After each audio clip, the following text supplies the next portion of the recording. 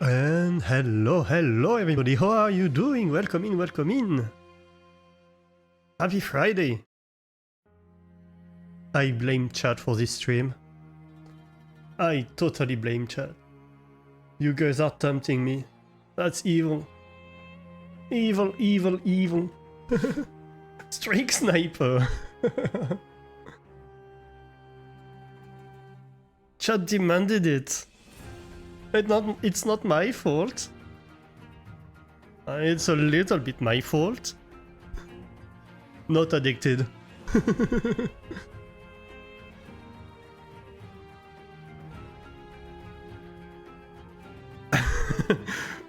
Flame is not amused.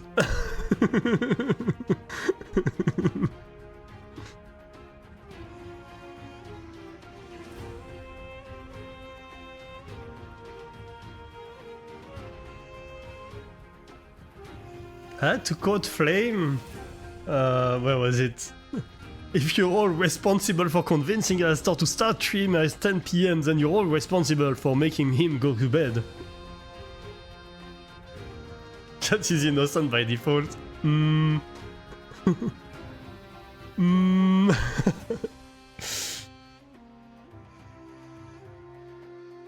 You know, I'm responsible of enough chat shenanigans to know for a fact that that's not true. So, where are we? We're still on the same map as yesterday. But we made a lot of progress.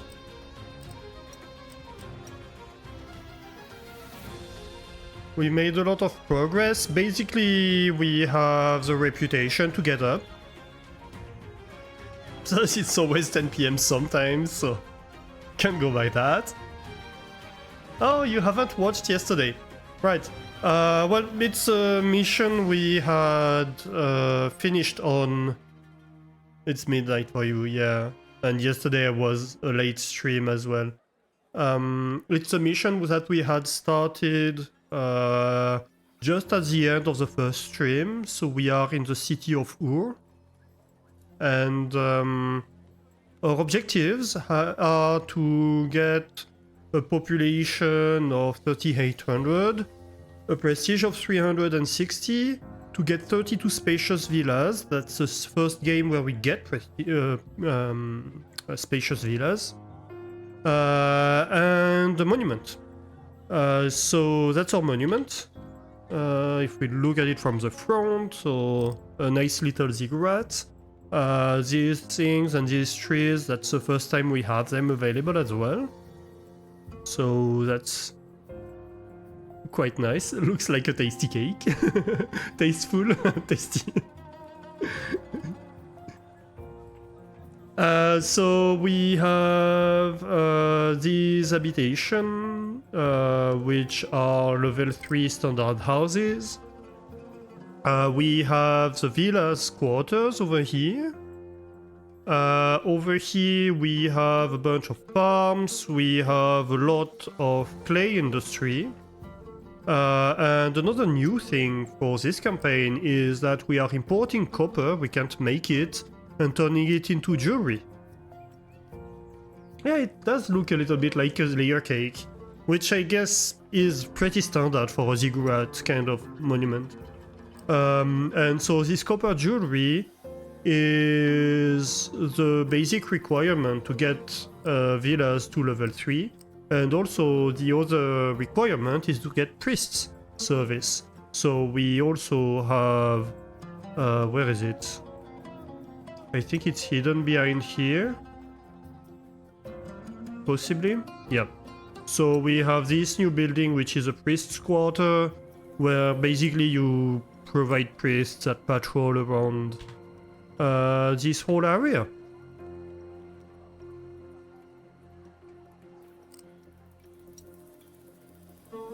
Ziggurat is the literal name of this temple.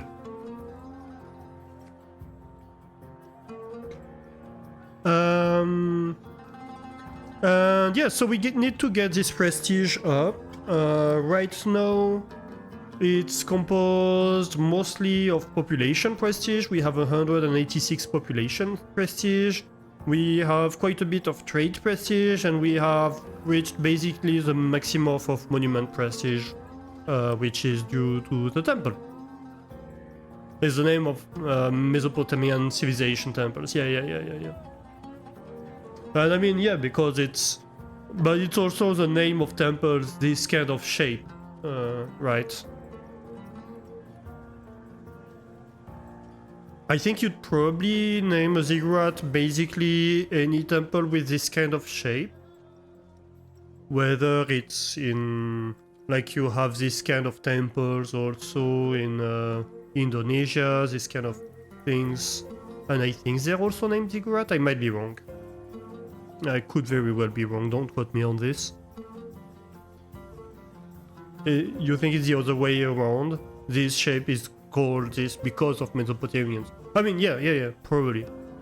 Very probably. But what I mean is... it's...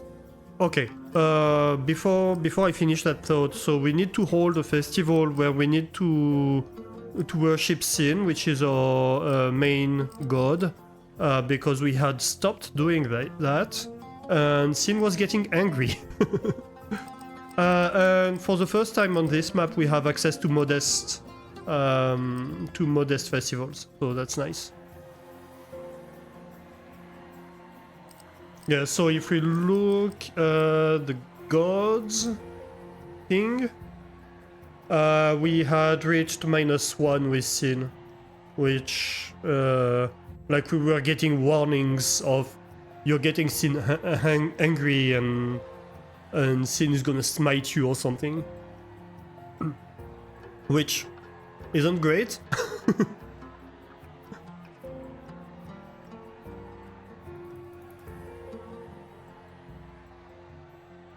Proper spelling is Sin. I see what you did there. Yeah, so that was my thought, is that, okay, yes, this civilization has obviously invented these kinds of temples, and so that's where we get the name from, but whatever civilization it belongs to, we'd call a temple that's like shaped with this layered construction a ziggurat either way, right? Unless it's a pyramid.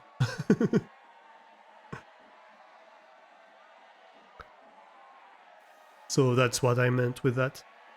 Right, and so trading, we sell a little bit...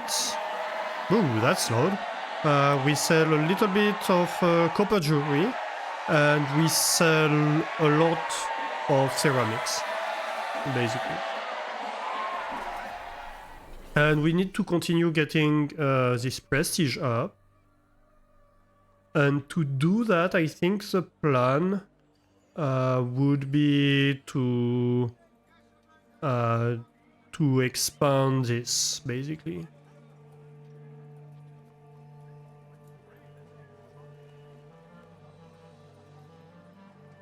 I think it, yeah, we need more housing for wealthy people, probably. And we do have a tax bonus around the temple, because we dedicated it to Inanna. So we could try to cram prestigious housing around it.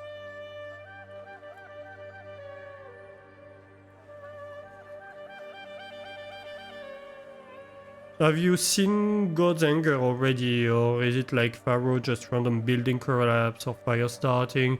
We just got a warning last time, right at the end of stream, of, oh, you gotta appease Sin, or bad things are gonna happen, but that's all we got.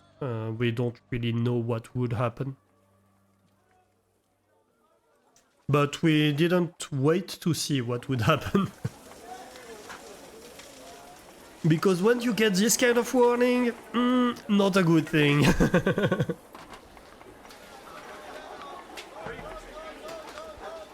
I hate these random spikes in sound. volume. Right, so basically we have room for one row of buildings. I guess we could squeeze two if we squeezed it like that, but then we would have trouble giving access to stuff. So I think it's probably wiser to have one row of buildings like that. We could do the whole length. That's not a problem.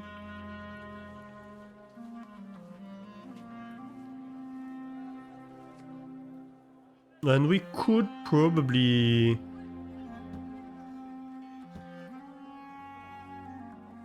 continue it like that.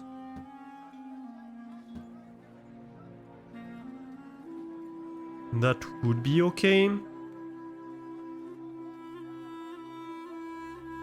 What about this side?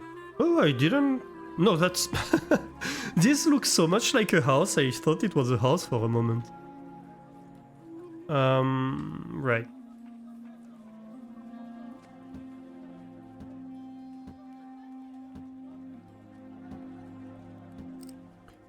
And we could do that and then start a whole area like that. Maybe actually we want to line things up. Yeah, probably.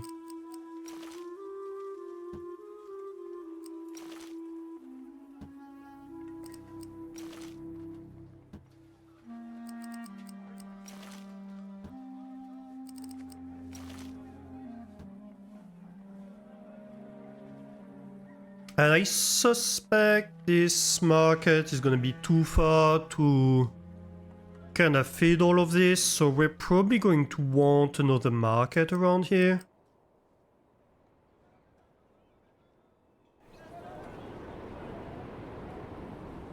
Yeah.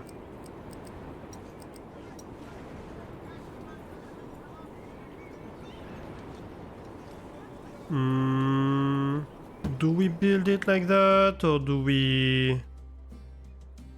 Actually, we might just want to do this. Help.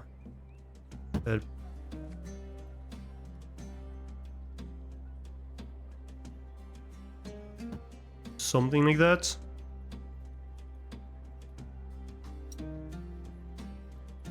I guess we can remove this one.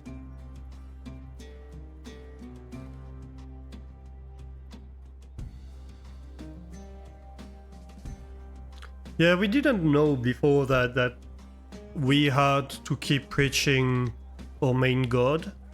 So that's a good learning experience, but I'd rather not properly anger it.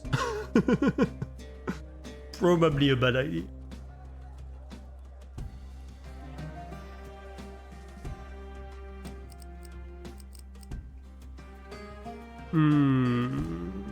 Let's see. I assume we could do something like that.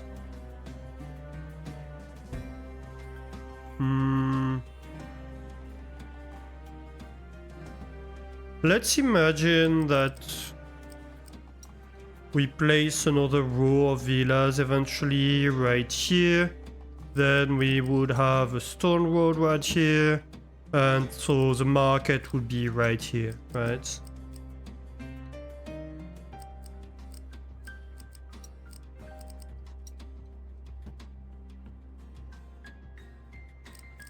And we can leave this one unserviced for now.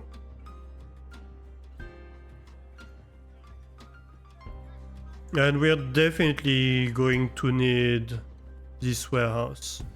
It's gonna have jewelry, it's gonna have dates and fish, no bricks, no ceramics, no milk, bread, and like basic stuff like that. So we can do a 12, 12, 12.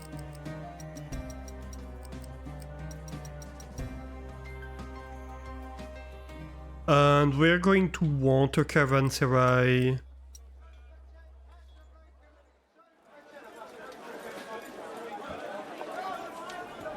To go along with it.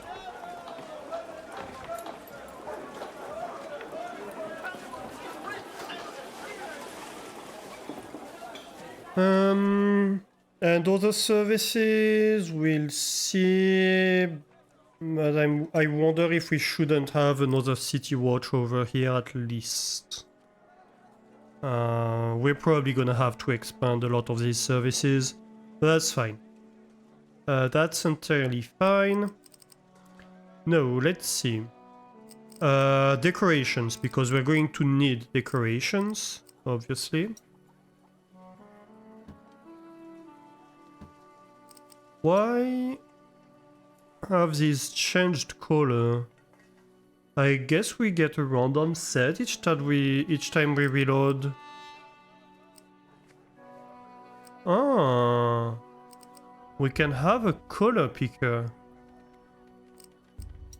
Wait, so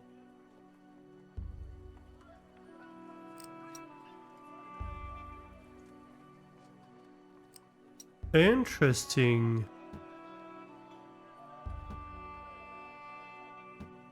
Oh, that's nice. So it randomizes the colors of these things. Oh wait, I'm being silly. It's not in this direction that this pattern applies. I mean, it kinda does, but also kinda not.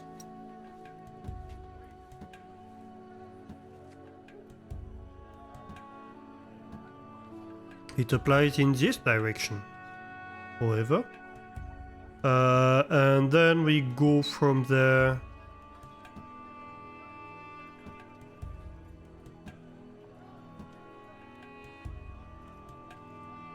No, that's not bad.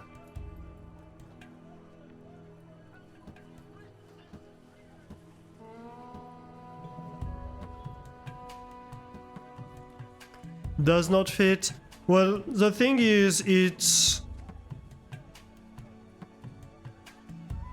3x2 buildings, right? So this pattern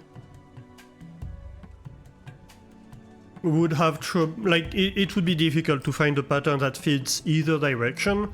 So what I choose is to have like a center point on this direction and to have something that's kind of infinitely expandable on this direction.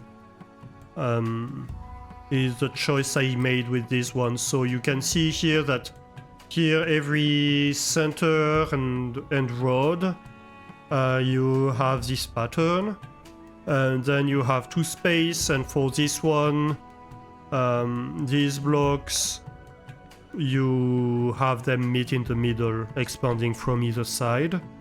And that's kind of what I have here, but it's slightly like it's an odd shape instead of being an even shape, so it fits differently, but doesn't matter too much.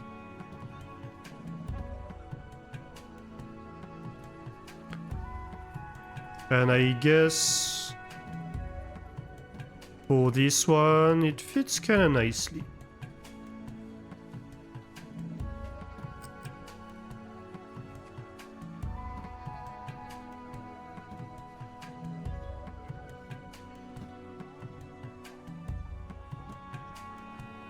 And here they meet in the middle like that. That's fine.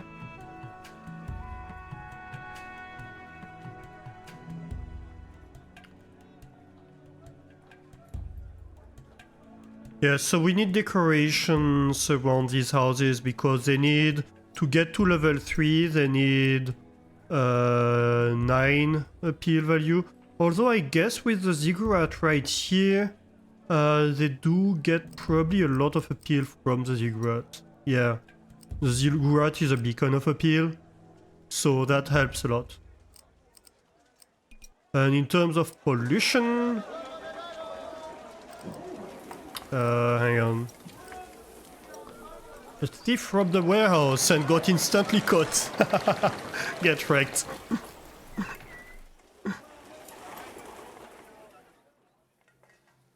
We barely had time to see the goods being stolen before the thief had to put it back. So I guess we don't actually need to do much more than that around the ziggurat. And yeah, they have a maximum of pollution, and so you can see that here, like the medical center The doctor's office is slightly a beacon of pollution. But right now around here we don't have much pollution. So that's good. So yeah, we don't technically need to do more than that. So we can... But I guess we still want to. Yeah, I guess we still want to. So let's see here.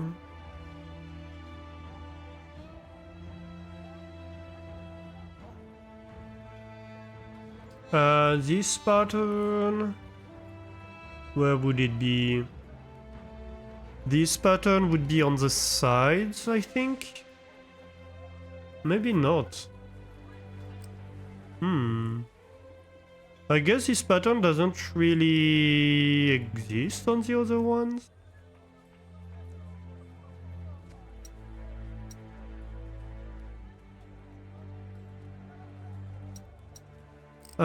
This one would be this one. So for symmetry it goes like this. And then this one would be this one, I guess. You would just use random and fill all the rooms with random pattern. I mean, yes, but at the same time, the problem is you need to select each of them individually. So it's like you can't just tell it, oh, select a random decorative road and apply random decorative road along the roads. Otherwise I would do that. That's kind of one thing I wish it would allow me to do. So it's probably better to just do a pattern. You're about to lay down for a nap. You think you'll just leave a lurk and nap anyway? Hey Rain, how are you doing? Yeah, feel free to leave a lurk. I appreciate it.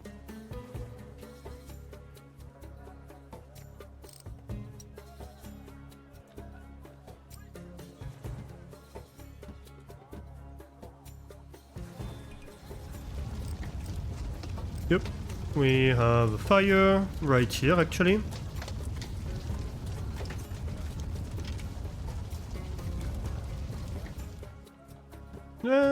Well, it degraded.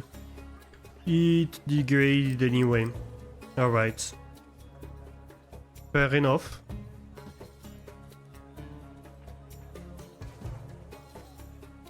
I was hoping they would be able to save it, but that happens from time to time. So we probably are going to need another fire brigade, if only so that they're close enough a lot of the time. Don't let us stream too long, in case your nap is long. Wait, are you streaming, Rain? If so, tell me, so I give you a shout out, and I put you on the shout out list.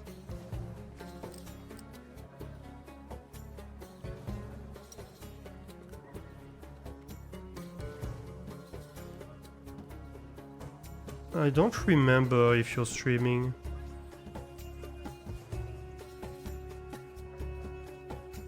I lose track of things easily.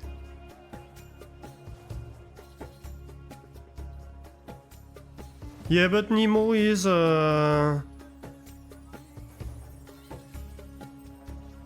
you did so for Rain at Nemo's, okay. So I need to put Rain Forester on the shoutout list. God's wrath is upon us. For too long, we have ignored our God. If we don't quickly organize a festival in his honor, we'll have to watch his to face his wrath. Oh no. It fell to 0? I guess we'll have to remove another god from the festival list. Which one? Ninhrosag is lower wages. I guess we can remove Ninhrosag from the list. It fell to -1. Yeah, basically when it reaches 0, it becomes -1, I think. You have a few times, but last time you did, it was, how to say, not as you wished. After about 2 hours, you get a bit tired out. You've been trying to figure out how to do so again. Okay, so do let me know if you... I mean, I guess that means you intend to stream. Let's give you a shout out anyway. Let's give you a shout out either way. And pull you on the shout out list, and I should give you a follow too. And let me see. Firebot. Roles and ranks.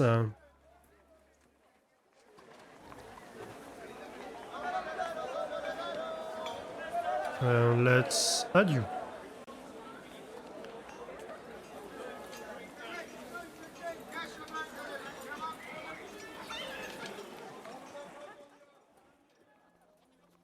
Here we go. Rainforest. Add. Save. Here we go. That way, you get automatically the shoutout, because I can't remember who to shout out. Or not.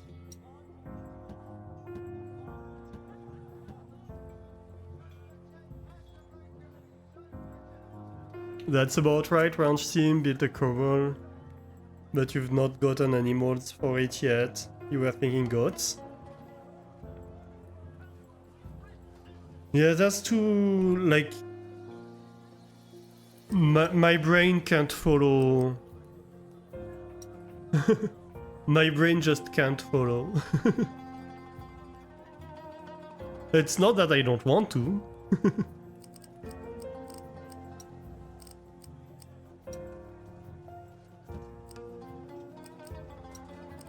But yeah.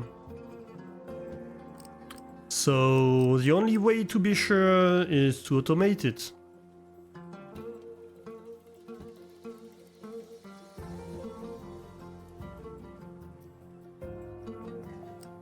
Which, to be honest, is a good thing in my opinion.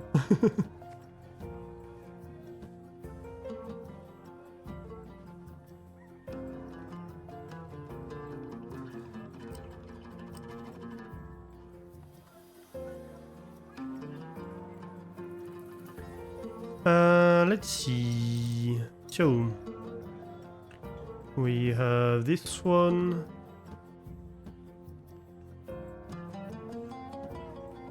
Like this, and then we have the last one.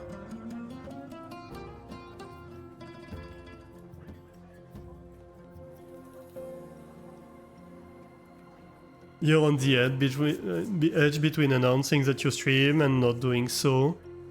Don't want to let anyone down when it doesn't happen. I mean, if you look at my streams, it's not very systematic. I try to be systematic on the Sundays, but I know I can't commit to have a weekly stream during the week all the time, so I don't. I think that's fine to do so. It's also fine if you're like, okay, I'm gonna have streams, but I'm not gonna have a schedule, at least initially, because you need to build up a routine and all that. I mean, it's not as good for followership, of course, but when you start streaming, it's not that much of an issue. Because you're not gonna have millions of followers either way.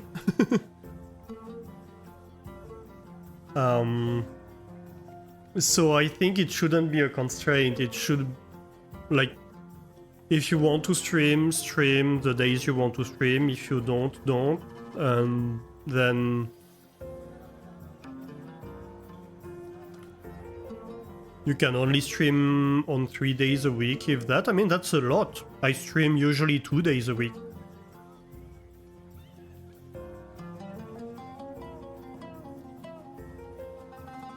Streaming 3 times a week is a large commitment.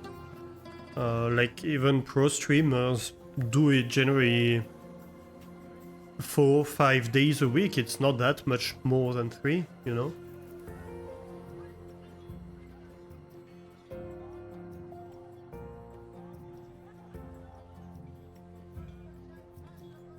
So yeah, I think if you're gonna start streaming, don't put pressure on yourself with silly stuff like schedules and so on. There's enough stuff to learn about streaming and all that already without pressuring yourself to even more, you know.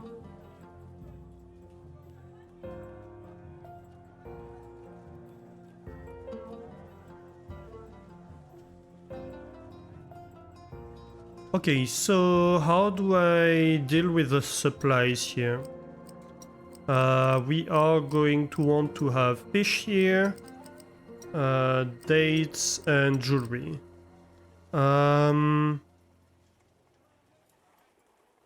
So there's 2 ways we can do it. We could go like at the production sites and send it directly to here.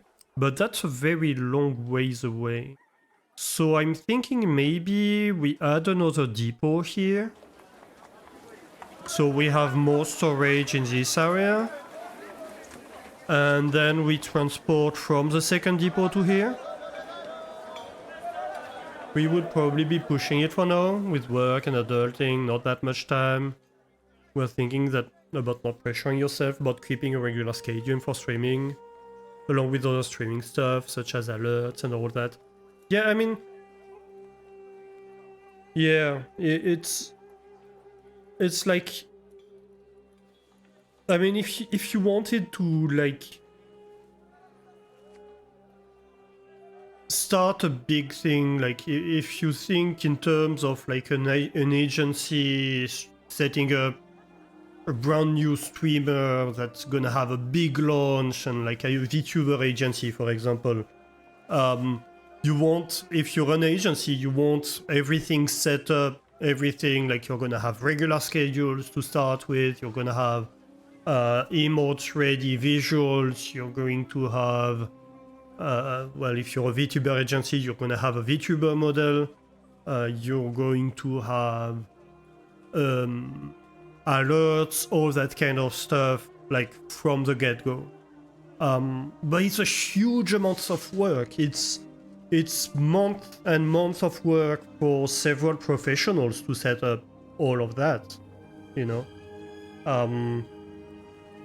And if you don't expect to start and have like hundreds of people from the first stream, which you should not expect if you don't have like publicity power like an agency does, it's like don't push yourself to that kind of standard. That's unhealthy. And you won't be able to keep up. You'd go turn too far into your head like that, but you realize that it's not practical. Yeah, it's not feasible at the scale of a small streamer. It's just not.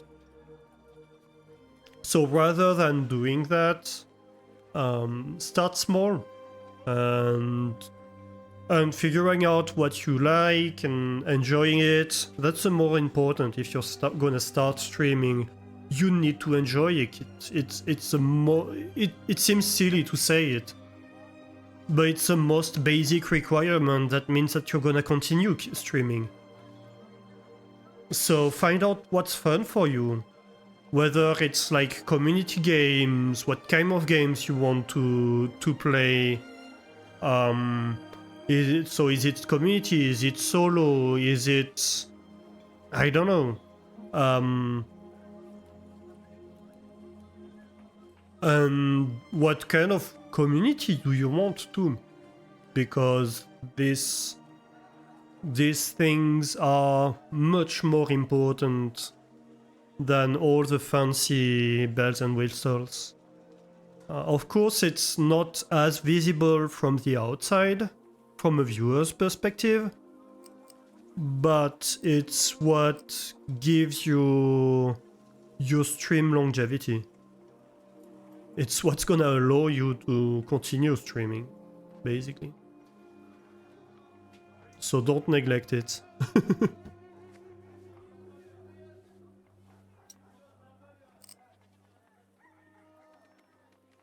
Let's see, so fish, we are going to add a second drop off here. Oh, I should 12 dates 12, right. Second drop off for dates and a second drop off for jewelry.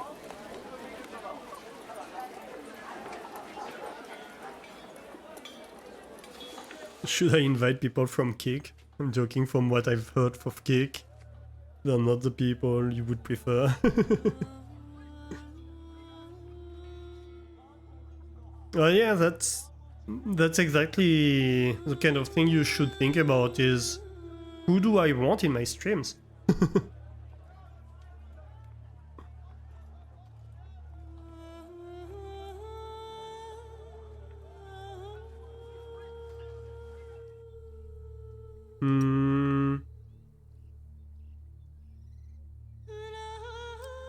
I'm thinking maybe we decrease this a little bit and we increase this a little bit. Alright. So we have 12, 12, 12 here. We have the merchants, so we're going to have them load up here, unload here. And that's gonna be the same route for each of them, basically.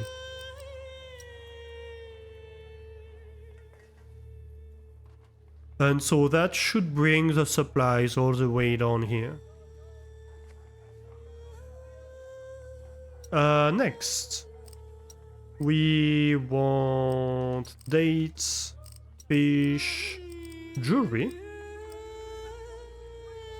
Do we have the supplies? No, clearly not.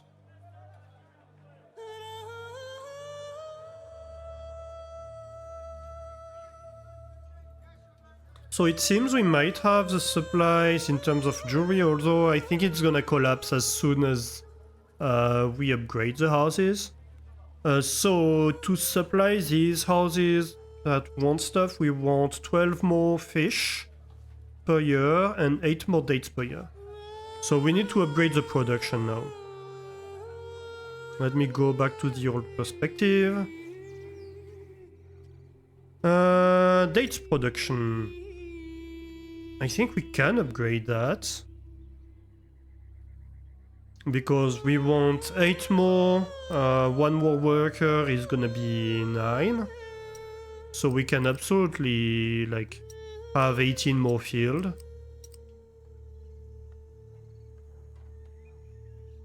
Just like that, right?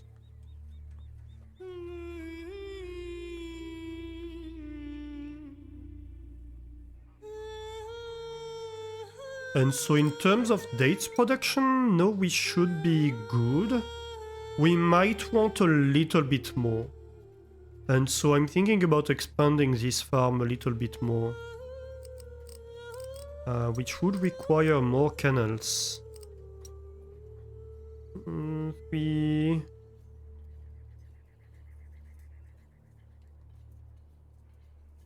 Something like that? Yes. Except we want more pumps.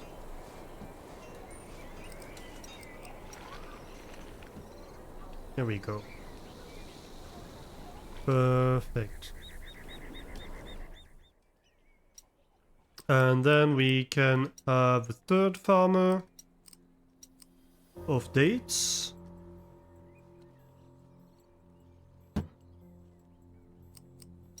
And the second holder.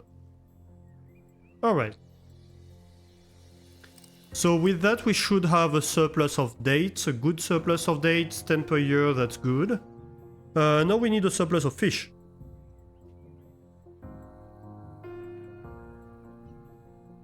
Build it and they will come. I mean, yeah, your community is gonna grow over time. It's not gonna go up in one day, that's for sure. And so if you build a place where people enjoy watching and want to come join you,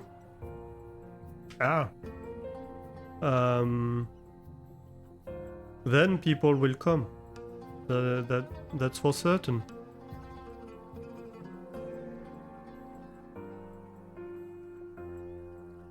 But yeah, you do have to manage your expectations. It's not easy when you start streaming and you look at big streamers, all the things they have built up, it really allows you to... It gives you a lot more respect for what they've built. Because growing a community is hard.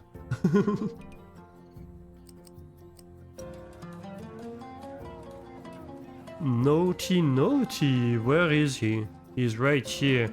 Come on, catch him. Did they get him? I think they got him. Yeah, they got him. It's full again. I don't get why this one in particular is always the one getting robbed. There's not that much crime.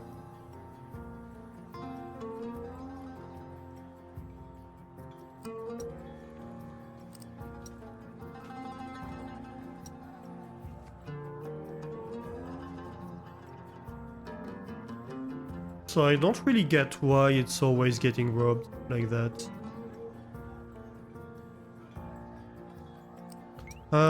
Okay, how are we in terms of fish? Surplus of 6, that's good. So I think we should wait a little bit for the logistics to absorb. Like, we have filled the warehouse, we are filling the inventories of all these guys. That's a lot more drain on the resources. We are filling this new warehouse. So that's a lot more drain on the resources that we are adding for a little while. So we should allow our city to catch up a little bit before we start the consumption, because that means we have a lot of surplus to backfill up this resource gap. And we might need to add another caravanserai to expand these trading routes here.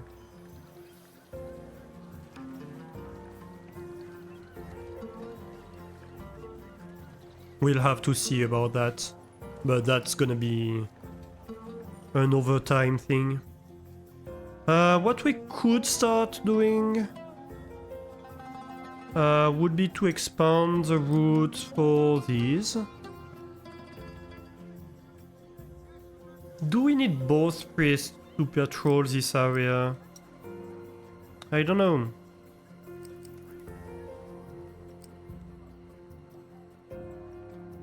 So right now they are doing this path. We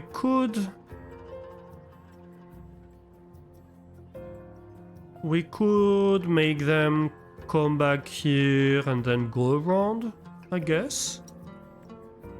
Sure.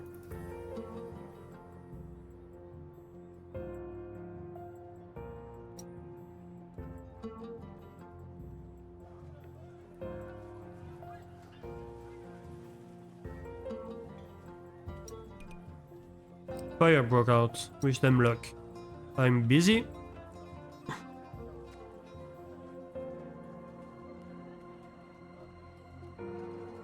I guess then we go here. And this. And this one can copy. Okay, so that's good. For these ones. What are we doing here?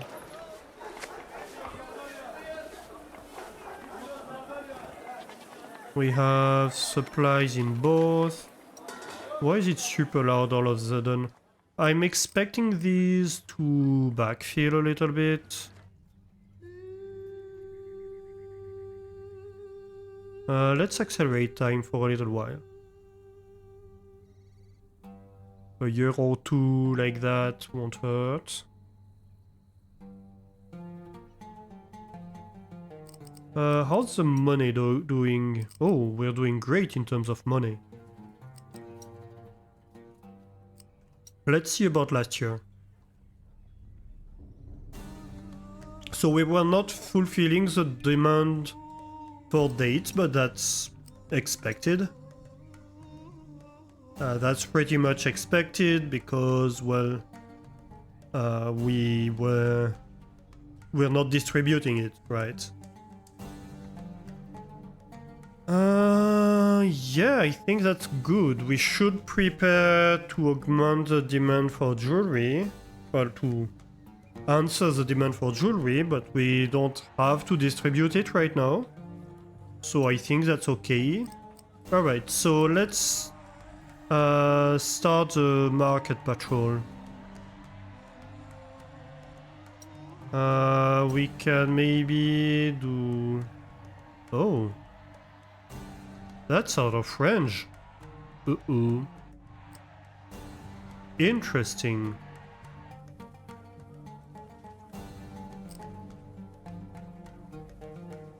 Interesting. How do we do that then? Maybe like this? But then I need to have this right here.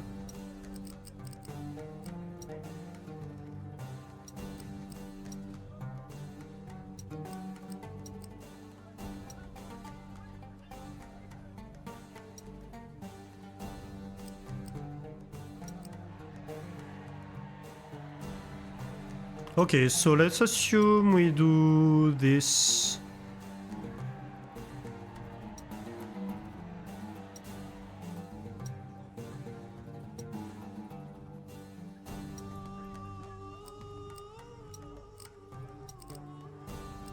Then we copy this route for fish.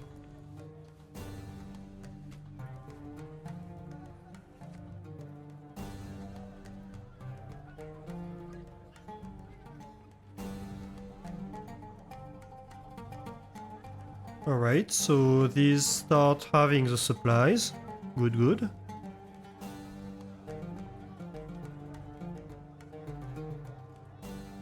Let's let them level up a little bit at level 2 before we give them the supplies for level 3. That way we can anticipate the demand for level 3. Because once they're full level 2, they're gonna have demand for level 3, and then we can see the figures in this stats, right? Right now we have 11 surplus. That's gonna drop down as the number of level 2s increase, because the consumption is going to increase, because they're going to want that.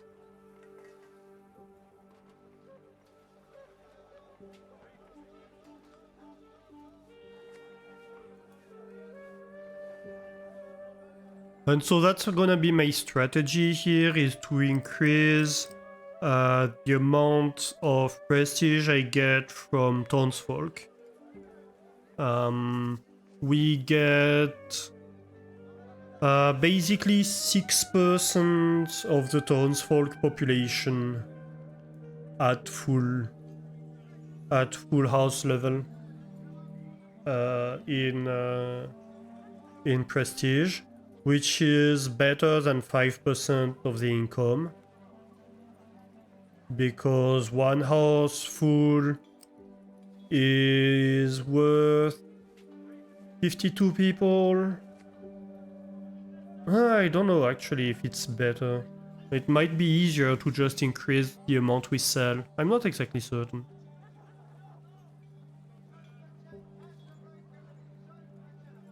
But, you know.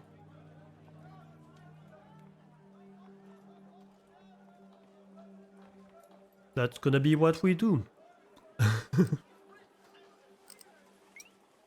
Yeah, so you see we only have one surplus now compared to the demand. It's okay, it's not gonna break things to begin with because we don't have these traders circulating. So it's not going to really drain the resources.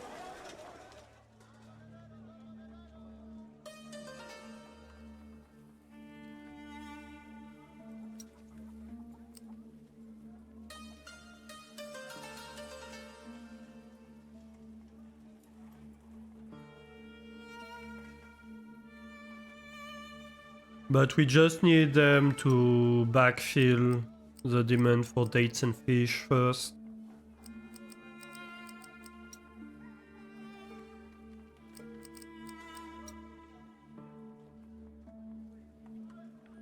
The problem being that we are having a little bit of trouble supplying everything.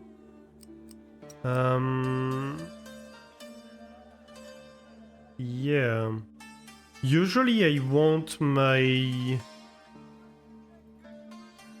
storage to be right next to the market to minimize this travel time. I might still do that. I might remove a house here and just add my storage depot here. That might be a strategy. I think we're going to do that. Otherwise it's just too slow to provide the resources. So before we run into more trouble,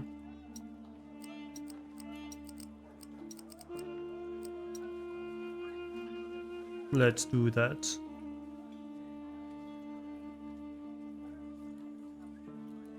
Which is going to prevent stuff from upgrading a little bit, because now we have to rerun the supplies. But that's okay. I deleted a lot of supplies doing that. Well, a lot. Not that huge of an amount, but, well, it is what it is. It needed to be done.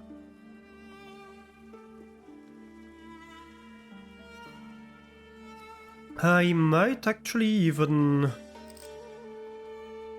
You know what? You move here. Load, unload.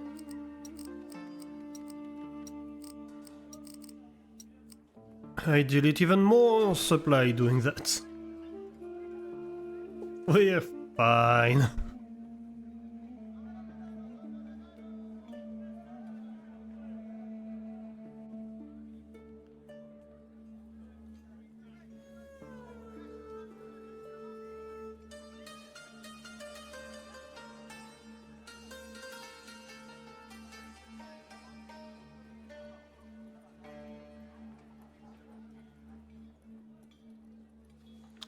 How's the prestige and the pollution doing? Yes, they're not... I would expect at least a warehouse to cause a prestige hit or something like that, but no. So we're kind of fine with that.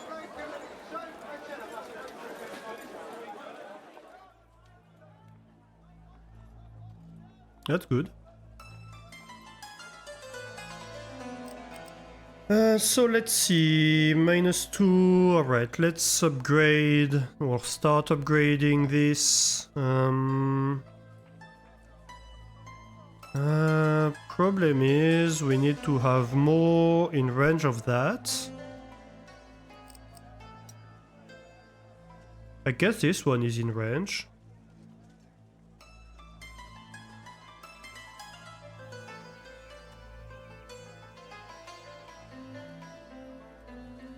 You know what? Sure.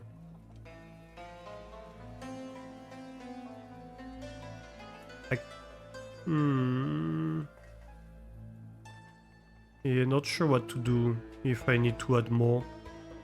What's my demand for copper now?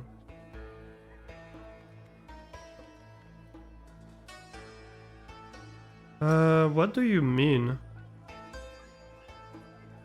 Jewelry doesn't have a surplus. Wow. I had a surplus of copper? I'm surprised with that. Okay. I guess we can still buy a bit more.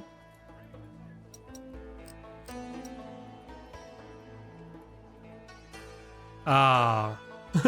It had not updated. Oh, because we were in old territory. Okay, okay, okay. So we need 10 more. So we need 68. I see. That should give us a 19 surplus, which is not bad for now. We want to keep a 10 surplus, I think. Would be okay.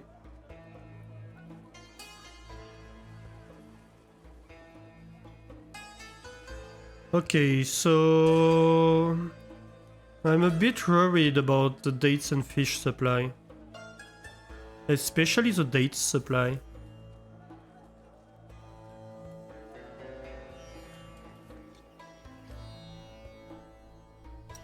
Is this in range?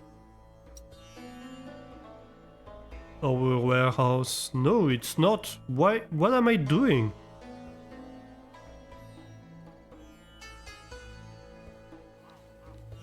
No wonder I don't have dates. I have a full farm that's not in range of any warehouse.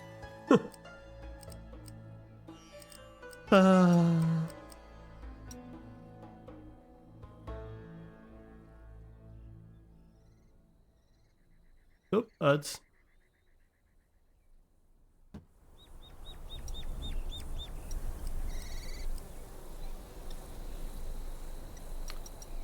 I guess you can be... You know what?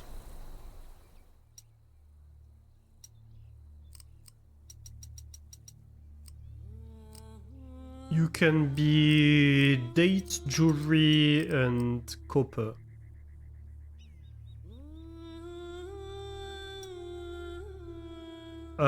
Which means you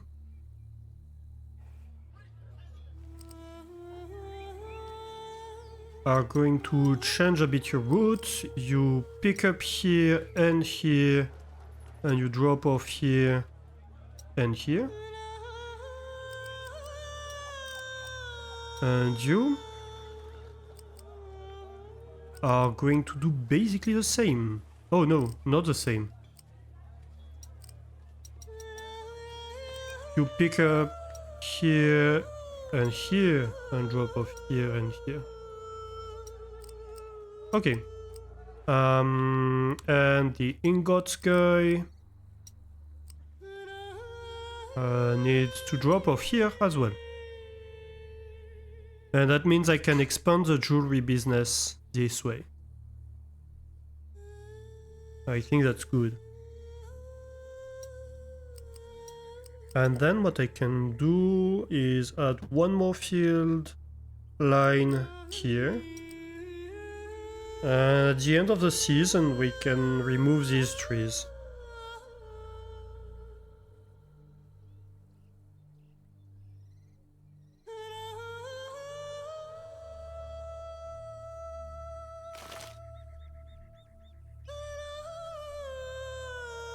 And that way we can have industrial buildings here. Alongside an outbreak of the disease. Where do we have disease? Oh, in here. It seems like a random outbreak.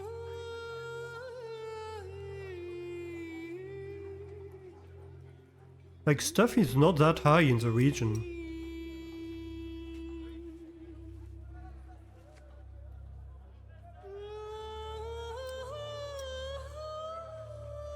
Yeah, it seems like a random outbreak. That's fine. As long as it's random, I'm fine with it.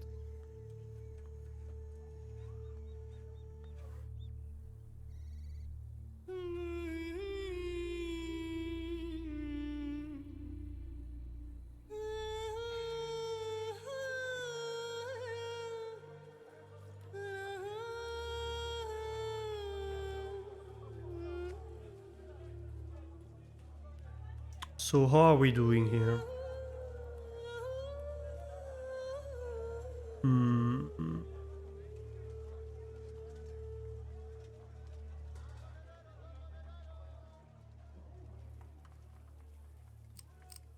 I have a feeling we're not keeping up with the supplies.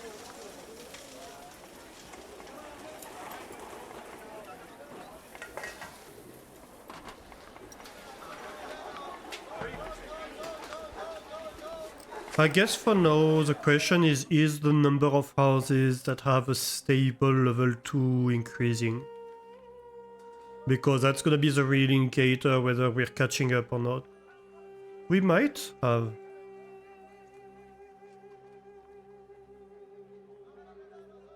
Yeah, that seems okay. Alright. So let's assume that we're good with that. Copper jewelry, I think we need a second new artisan.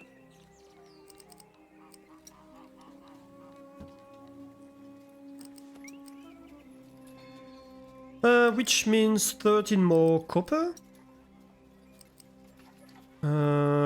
Control to add 10. 1, 2, 3.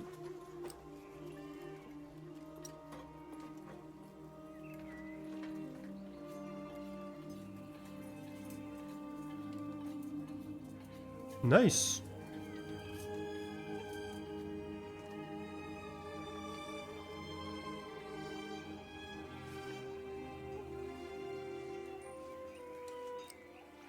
I think we can probably sell like 6 more to increase our profit and still be good.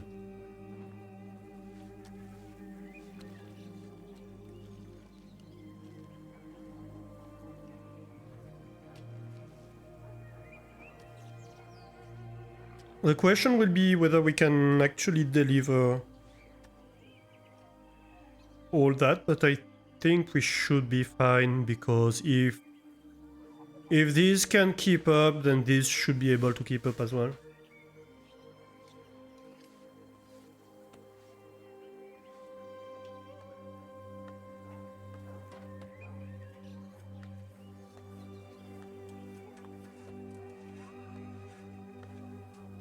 Alright.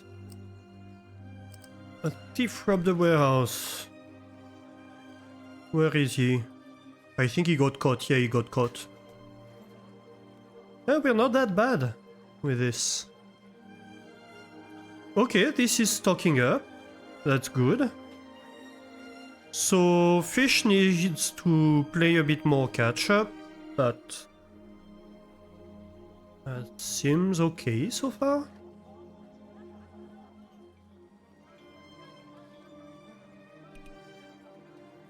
New festival available. Nice, nice. So with modest festivals, I guess we can keep up only with 2 gods.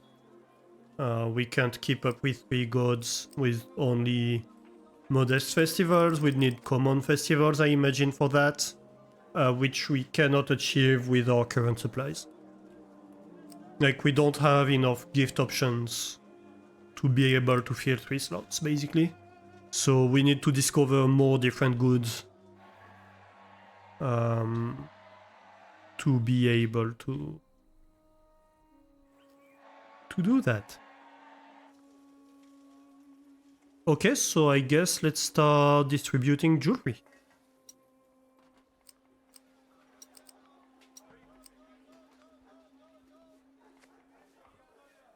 And we also made quite good progress in terms of prestige, so I'm happy with that.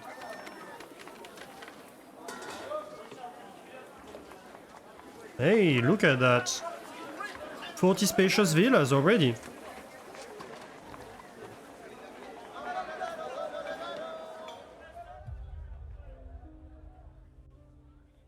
Nice. That's very good.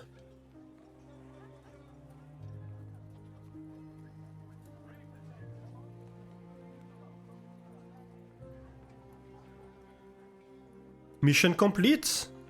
There we go. And I got an achievement scribe for that.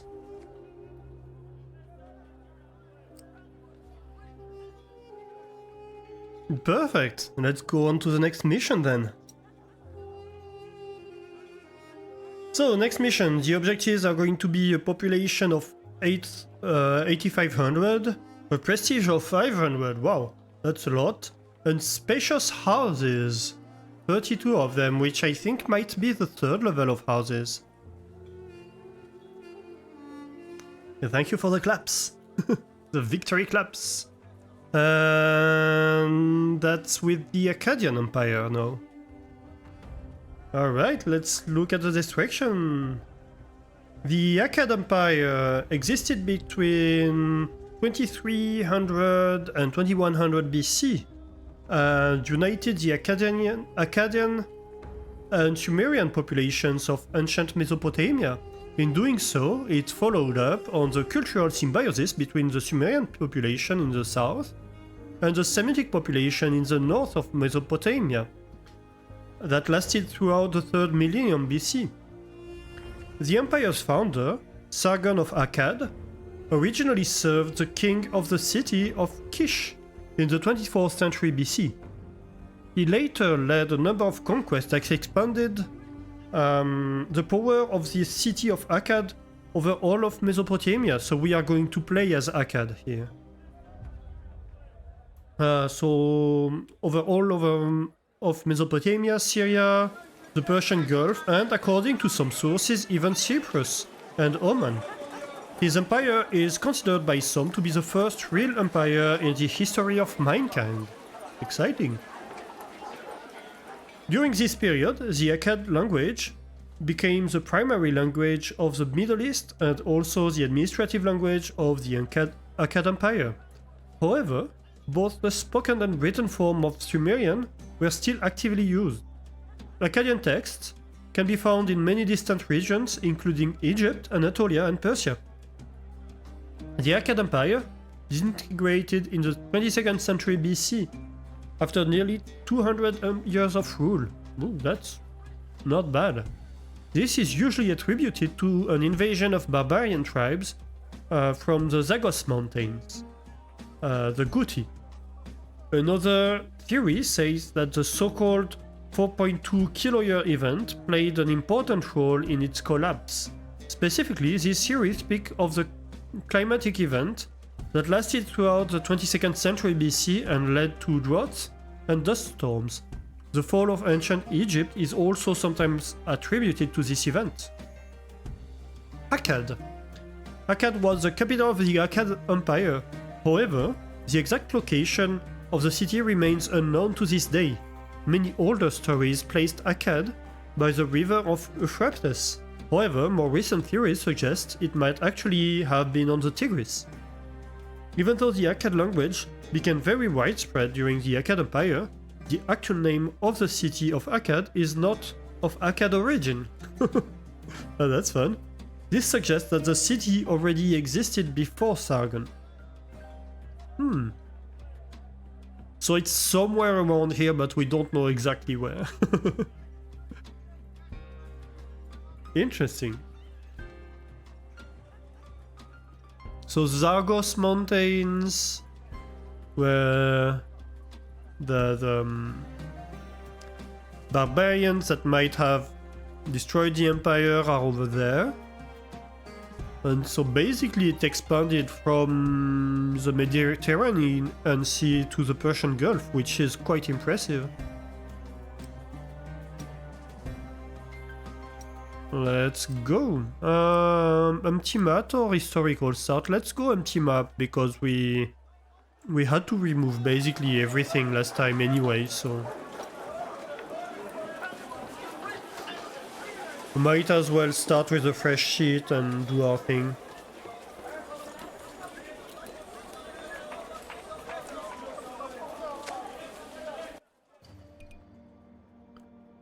A royal messenger has just delivered an urgent message. A message from Sargon himself. As of this moment, you are designated the administrator of Akkad. You are to turn the city from an empty desert into a place worthy of being a capital for our new empire. Long live Sargon the Great that sent me into the desert with a bit of money, to be fair. Alright, let's pause this, zoom out. Oh, we have walls, war and barracks and companies available now. So I guess we're going to discover about war. Walls provide additional protection when defending a city. Parts of the city that are enclosed by a wall will be spared any damage during the siege. Other parts may be damaged. You can see which part of the city are enclosed by a wall in the warfare info layer. Alright. War. Wars allow you to conquer other cities and then to integrate them or to collect tribute from them. Tributary. The tribute is the goods of your choice brought by the merchants. The only difference is that you don't pay for it. But beware that if the total military strength of the cities that pay you tribute is too high compared to yours, they may declare war on you.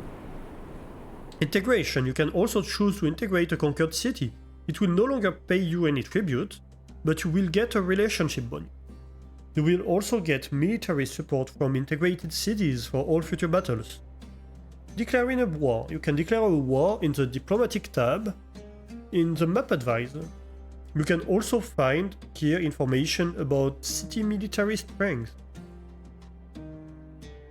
So Diplomatic tab, okay.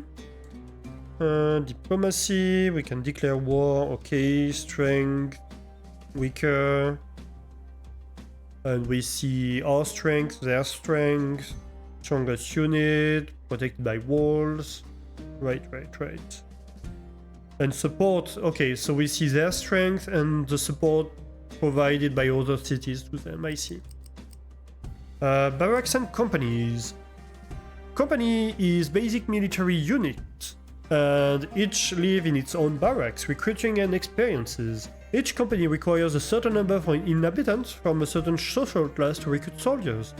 To maintain experiences and to allow recruiting, you have to supply company with specific goods, and an officer must be assigned. Wait. So to maintain experiences, right? So they have a level, each of them. Alright. You have to supply with specific goods. So these ones are weapons, I assume. So they tell us how much they have, or how much they consume, or maybe the maximum they can have and the current amount they have. And an officer needs to be assigned. Where is this? Where is he? Oh, officer assigned. Okay. I see. Morale, to maintain and improve morale, D. So we have a morale gauge. You have to supply the company with specific goods. Okay. So you have goods for it to exist and goods for its morale. Well, goods for its level and goods for its morale. I see. The final strength of the company is then the product of its base power, size, morale, and level bonus. I see.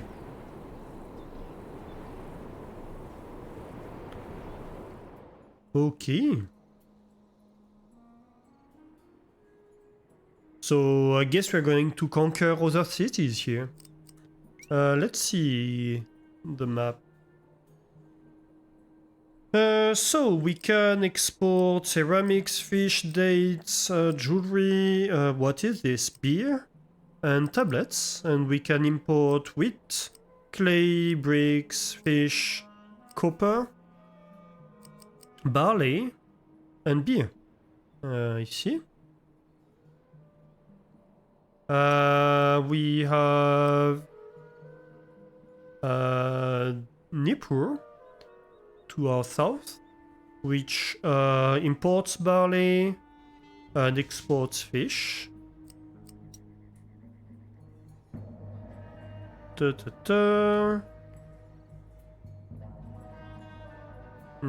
don't see the war things here. This one imports wheat and clay and exports beer.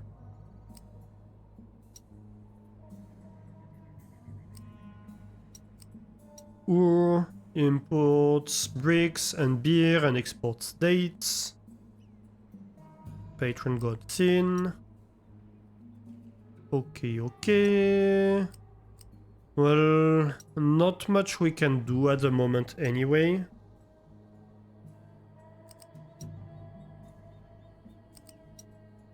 I was expecting to see if like some had alliances or anything like that, but there's no warfare in this mission, so why is it telling us about warfare if there's no warfare? I'm confused. Okay, houses. So we have shack, pool house, standard house, we already know that. We have spacious house. Oh, okay. So it's a basic house, but to which we produce, so it's a level 4. We don't have just 3 levels for each. We have a level 4 where we turn barley into beer. And we can turn clay into tablets. And with administration into administration. Interesting. And then for the villas, we have incomplete villas, standard villa with dates and fish, spacious villa with jewelry and worship, and that's it. Interesting. And it seems we probably can't produce copper yet either. Clay mine, yeah, we don't have a copper mine yet, so we're going to have to import the copper for our jewelry.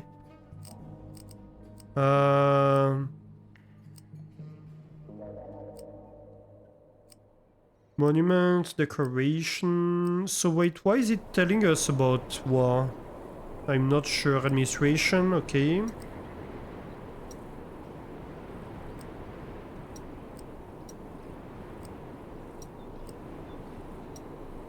Yeah, we don't have war companies unless it comes mid game.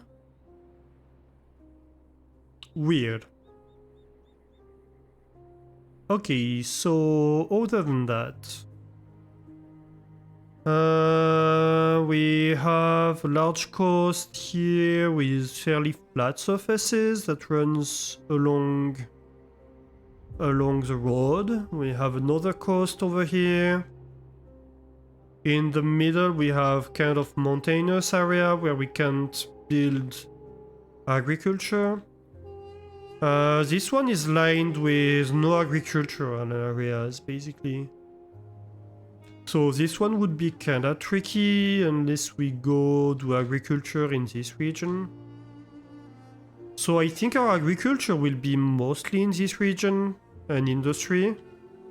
And maybe like habitation in this area over here that goes north. So we can maybe start. Let's see. A road like this.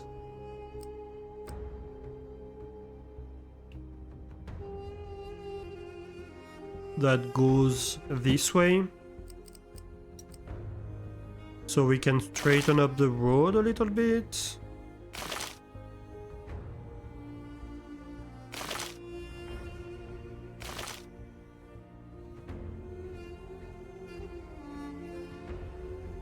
And then here, it's gonna be a business for later.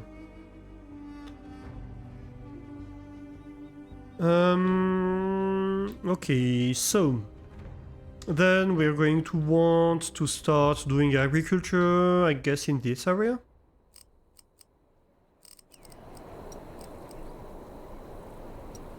So of course the first order of business is going to be to do crop farming and livestock farming.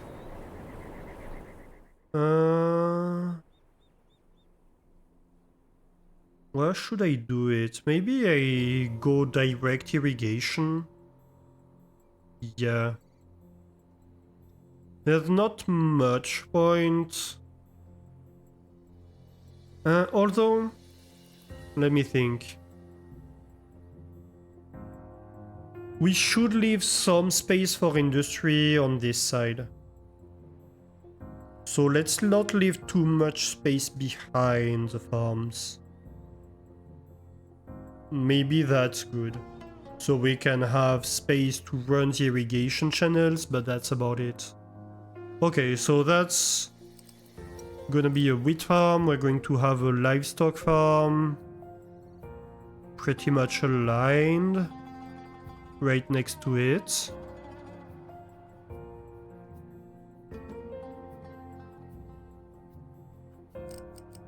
Then we're going to want a warehouse.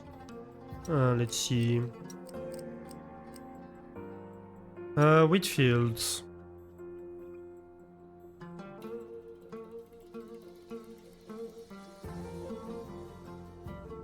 So 18.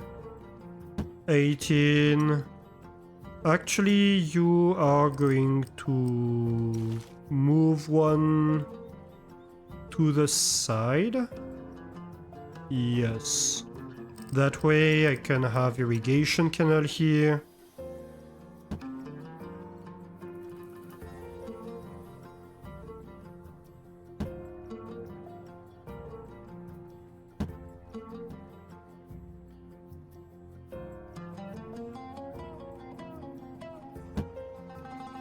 Alright. Then we want pumping.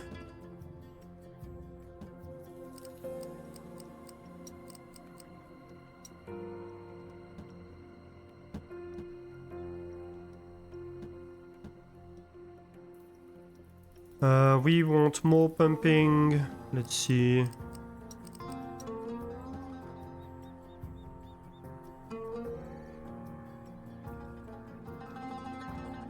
Here we go. So that's full. So that's an 18 patch. Well, 18 plus 18.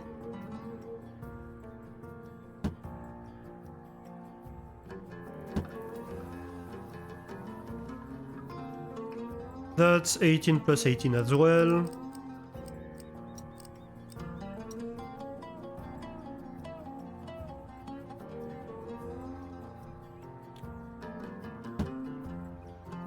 We can have both of these farms connected that way to a warehouse. Where does it go? Like this in the middle? Yeah, I think that's good.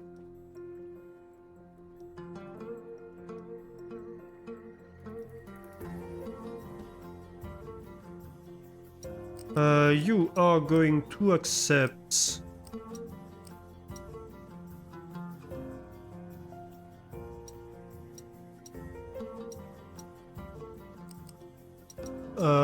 12 wheat, 12 bread, 12 milk.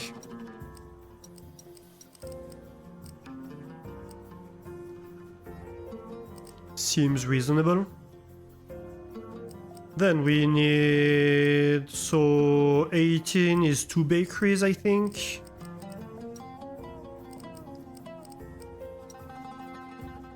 Let's confirm.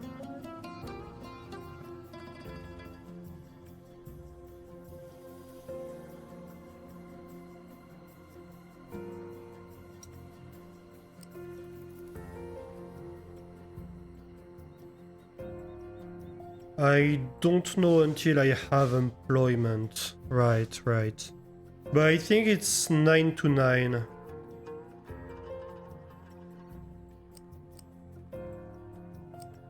For 2 workers, so it's basically 4.5 per worker. Oh, I haven't looked at the gods we have. More prestige from trade and higher taxes. These are basic gods, that's good.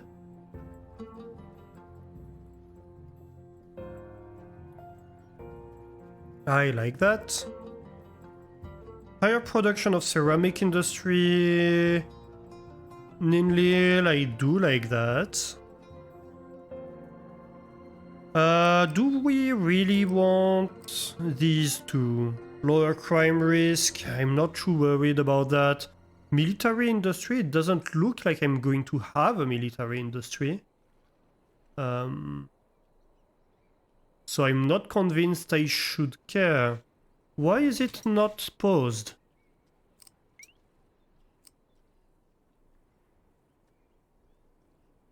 And lower crime risk, sure. Stronger army when attacking a foreign city.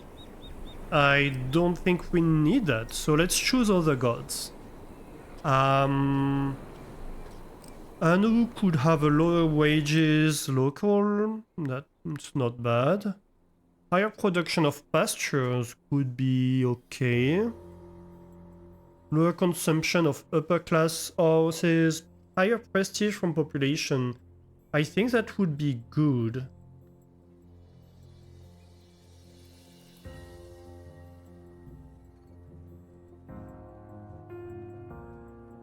Yeah, I do like that.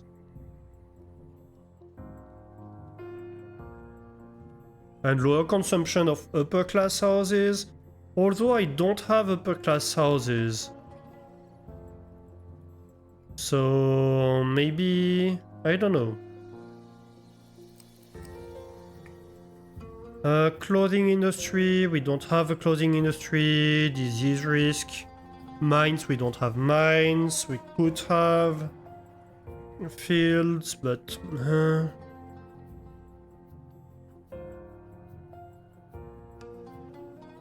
Ninhusak wouldn't be bad.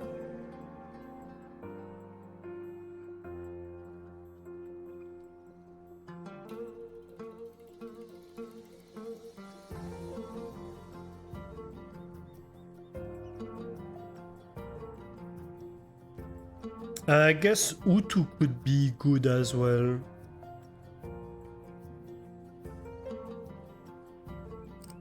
Let's go Ninhursag. And Utu maybe. Or Enlil. Because we are not going to be able to maintain all of them either way. So we can have Enlil with just one temple somewhere. One shrine active. And we get the global prestige bonus, but we don't get any other bonus. I'm not even sure we're going to be able to maintain Ninhursag, to be honest. Or Ninlil. Oh, and that's actually a global bonus. So we just need... Like, we don't really care about the fire risk bonus. It's okay, but... You know. Yeah. So we can have an Enlil Enlil global bonus and Ninhursag and Ishtar local bonus. I do like that. Okay. And if we can maintain 3 gods, then great. If we can only maintain 2, then we only maintain 2. Sounds like a plan. So... bakeries. I think we are going to want 3 workers in here. And that's gonna be like 4.5 times 3, that's like 13.5 production.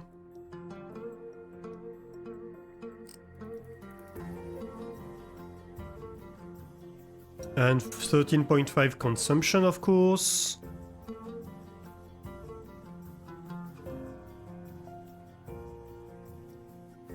I guess for now, actually, we just keep 2 and... No. This, and then we have 3 of them, and that's gonna do the job of 4 without these workers. Yes.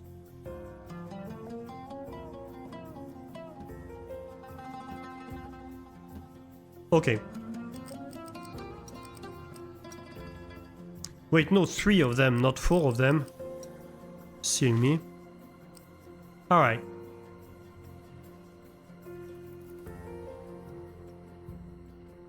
And so pretty much we don't really need to store the wheat, but...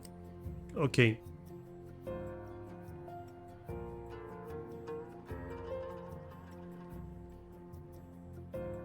We'll see. Then, we're going to need a pottery industry.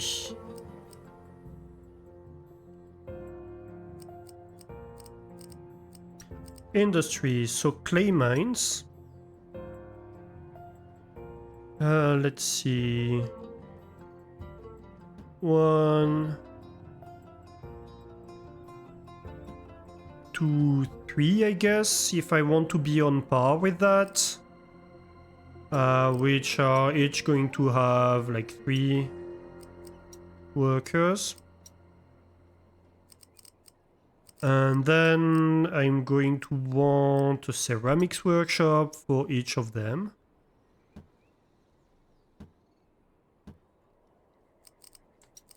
Of course, I want a road.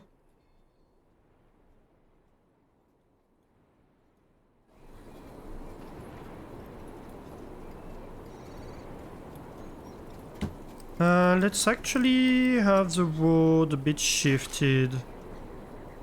No. It was good how it was. Because that way I have a space here where I can have a building. Alright. We are going to have another warehouse. Ooh. Alright.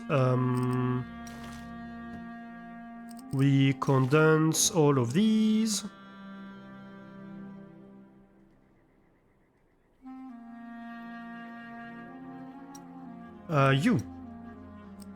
You are going to collect like 12 pottery for now, at least. Good. Next, we want housing, of course. So, housing. How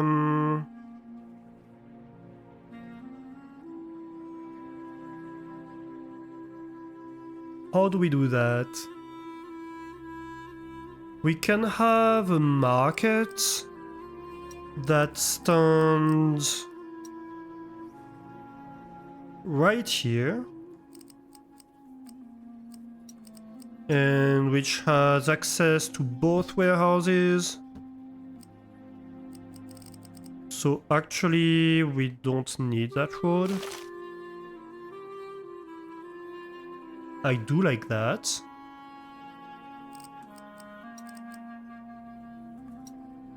And then this market can be on the edge of the housing district.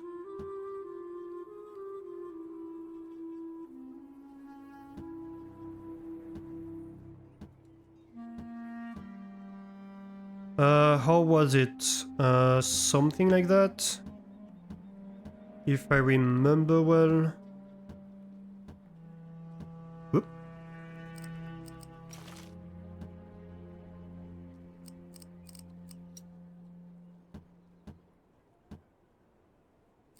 And then we have the temples in the middle. Which gods did we say we wanted to have temples? Ishtar for higher taxes. And in Hosag. Yes.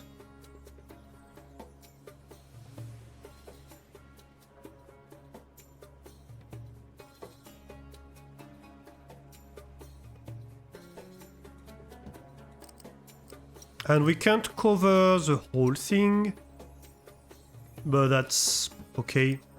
It is what it is. Then of course we need roads. Because where we are going we do need roads. Let it be known.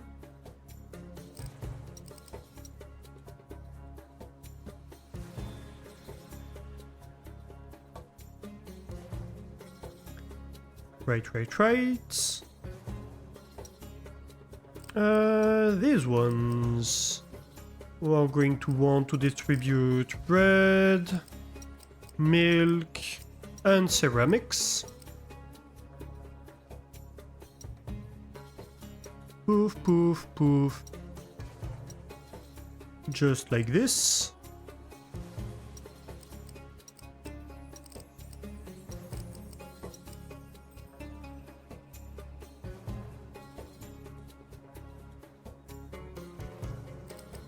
We want... what else?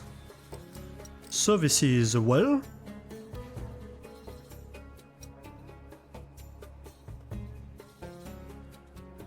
Oh, interesting, we can't build here. Oh yeah, I forgot, the well needs to be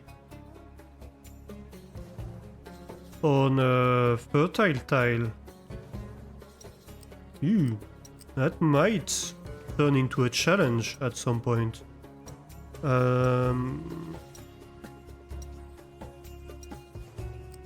We do have to keep that in mind, but for now that's fine. We're going to need a celebration festival place.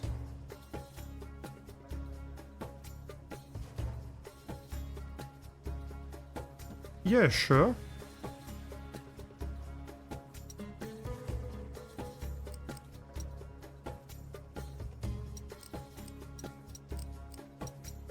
These need to update their roads, that's okay.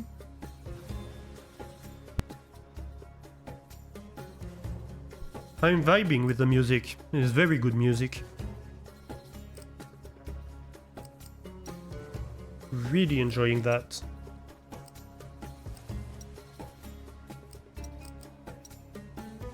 Decorations, we don't need decorations for that. Monuments, we don't want a temple yet.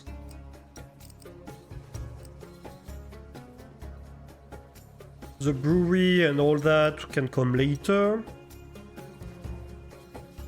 Fire station, healer, and city watch, we're going to have to see based on the needs. But it's gonna come at some point. I have no doubts about it. And I don't want to remove half of the city right now, so that's good. All that remains is to connect it to the main road, I guess.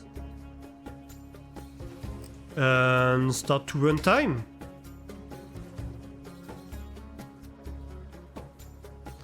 We might need to expand a little bit right away, and we can expand right away, I guess.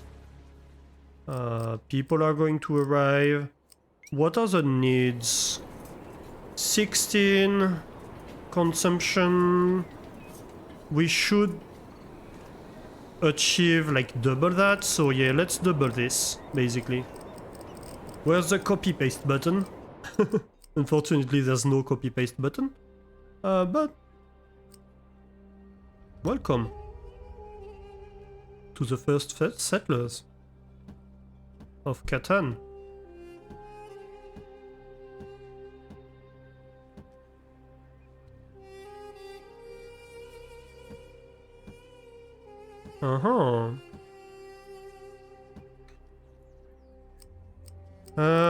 So the one we're going to remove is this one in this case, I guess.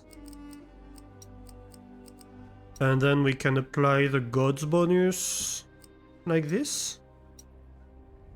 Sure. Ninlil and all that. What's the local bonus of Ninlil? Lower fire risk. Yeah, that's gonna help a little bit. Sure, I can live with that.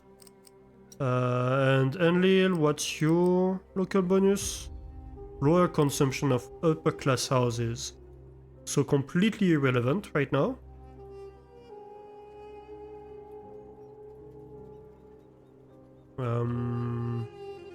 I don't know. Something like that, just so we have the global bonus.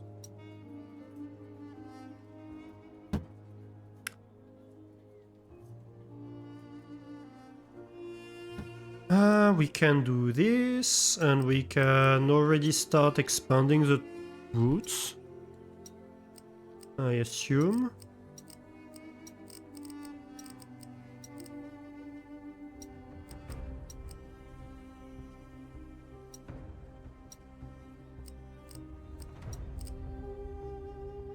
All right.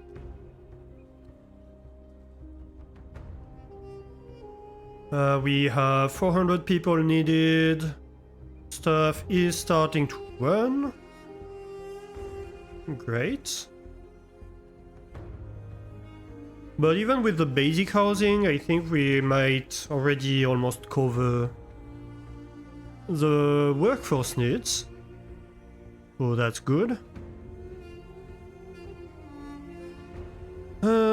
Clay pits start running, perfect. It's gonna start the pottery production, we start having milk, the bakeries start working, that's perfect as well. So we need a lot more wheat. I overestimated the bread production, I guess. Or the bread demand. Alright. Well, we might be able to do something about that. In terms of milk, we're missing milk.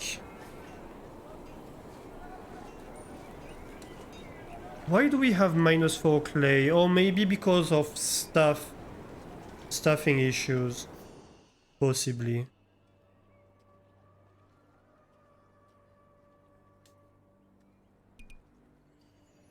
Fire hazard is rising. Right. We need a fire station. We can do that. Patrolling.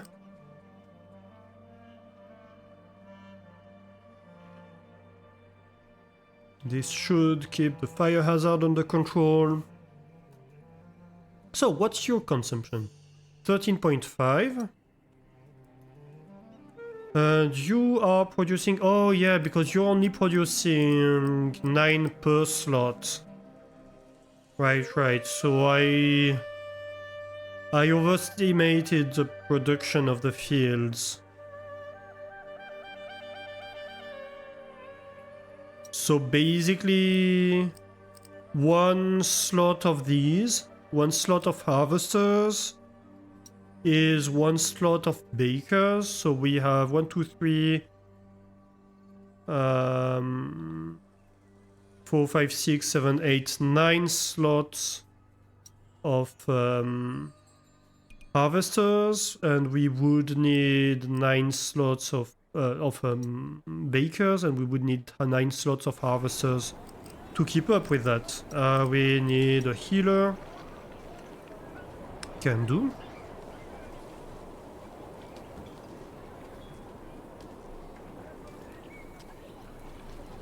Okay, so right now, let's see if we fire a bunch of these people. What if we stop that? We still don't produce enough.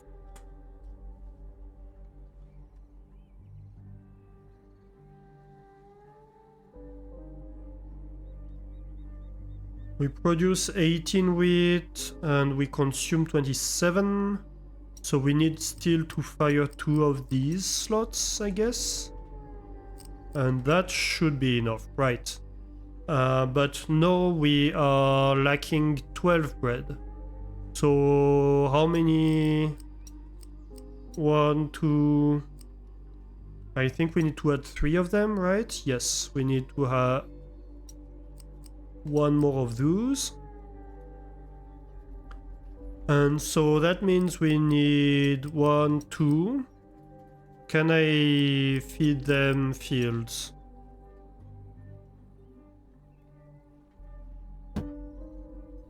No, is the answer. The long and the short answer. So let's not. And let's just add another farm. People are leaving the city. Don't leave!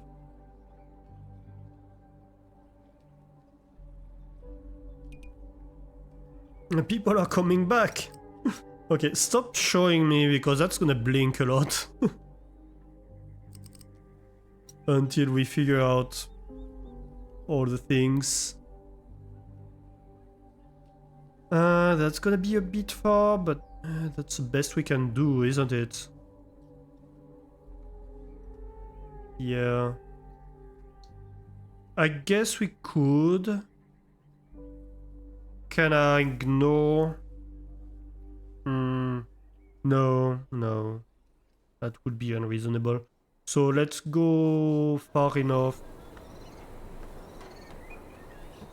Something like that. Then we build the canals. We don't actually need to go all the way.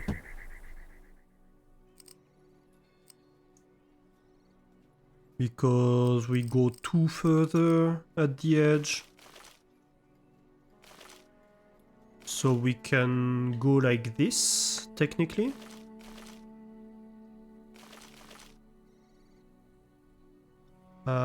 But we are also going to need to feed it on this side. And so that obviously means more pumping stations. Yay!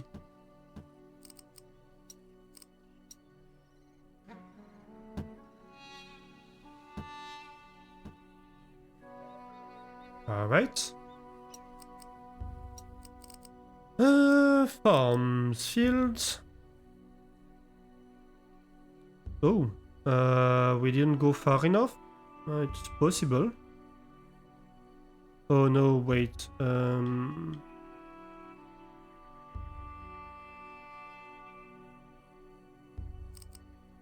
Did I go all the way here?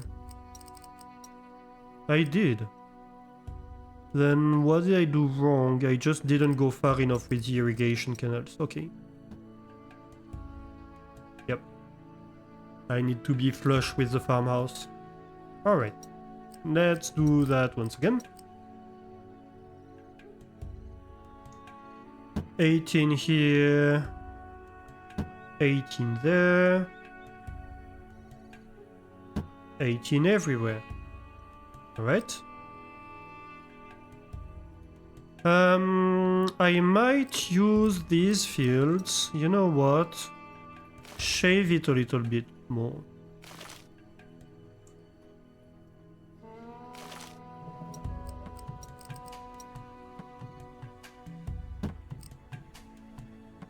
Just like that.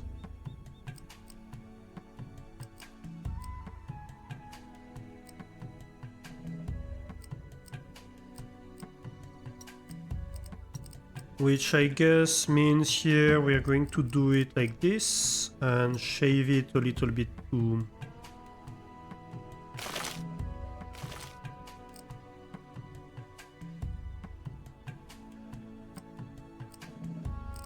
Which in turn means the irrigation canals don't actually need to go that far.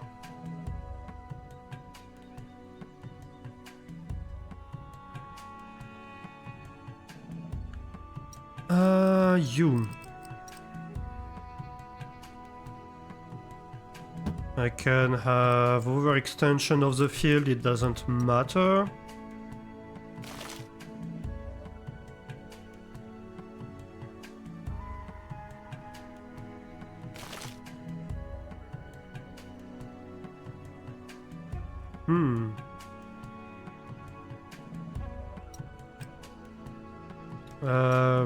Wait a minute.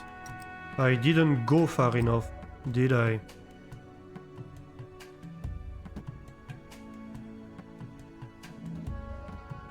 There we go. That's much better.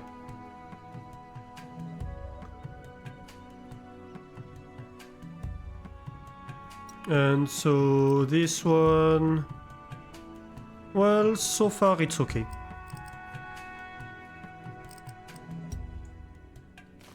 But then I can shave off a little bit of stuff. I guess this still is going to need to go one further. So we can have some more industry in here.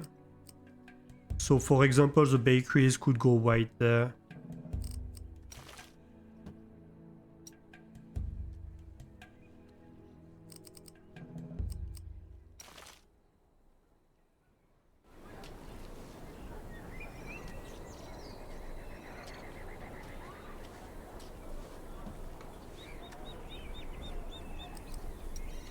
Okay, so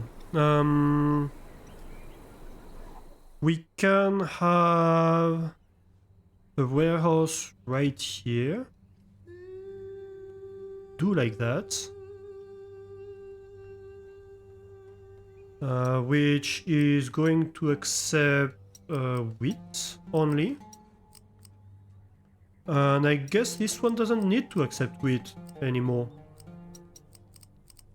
So it can be a 1616 milk bread. Yeah. And then we can do something like that.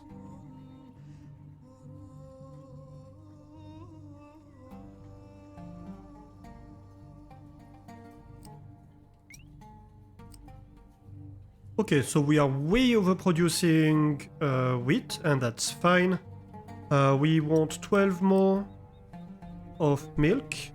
I think that means we're going to need another farm. We can have one more here. Add a few fields.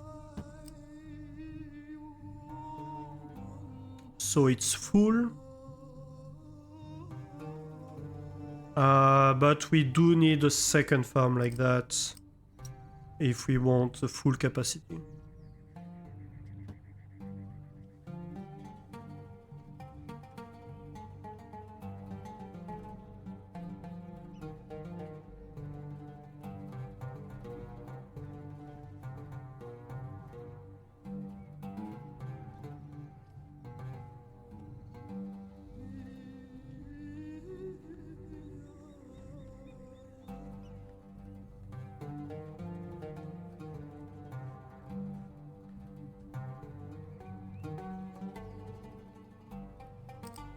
Which in turn might mean that if I go one further here and can expand the field like that, and then I can remove this, and then I can have another warehouse which is going to accept only milk.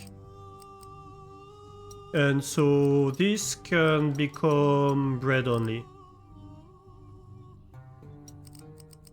36, I guess?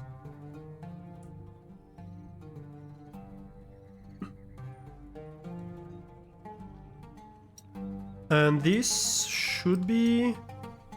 Oh no, that's not gonna be in range actually. Wait. Cut this.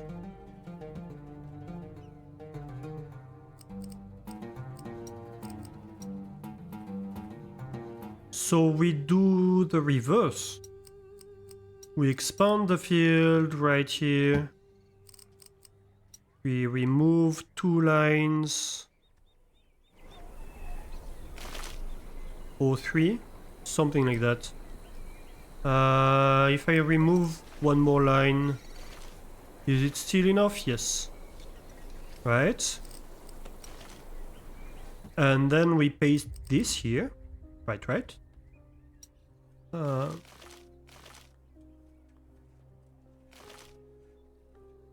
And that would be okay.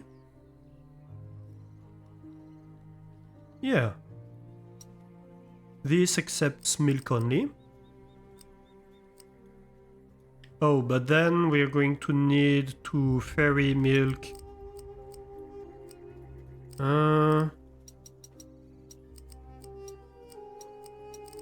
Sure.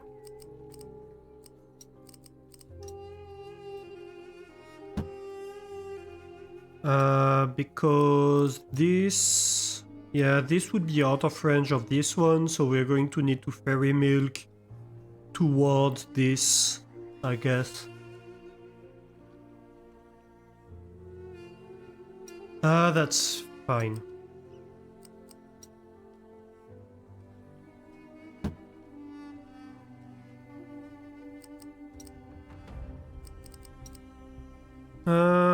How is production doing? We should have a surplus now. So we can remove a slot for now. But we are going to need a caravanserai as a counterpart to ferry milk from here to there.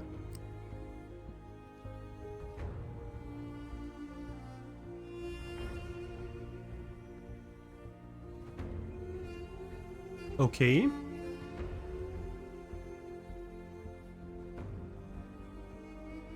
Hey, Cutie Wasp, how are you doing? You mostly lurk because you're tired? Yeah, you're welcome to lurk, I appreciate it. How is your Friday? Sorry, I missed you coming in.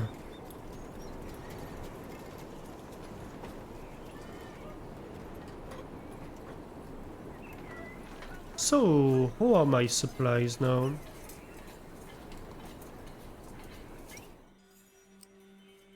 I'm not massively overproducing the bread.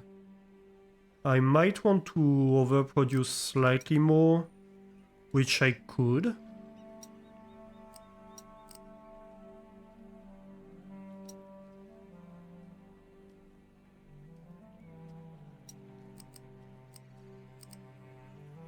Well, let's produce maximum, actually.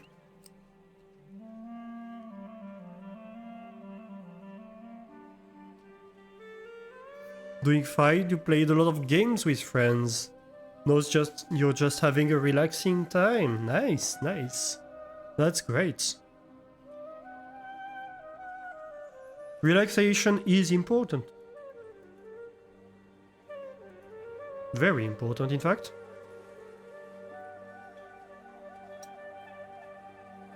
So these houses are level 3.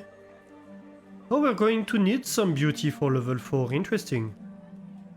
Even for the basic houses. So it's not just as the other games of the genre that were like, yeah, you don't need beauty for the basic population. For this game, you do need beauty, even for the basic population. That's fun. I think we can remove this road. People are leaving the city, don't leave. That's mean.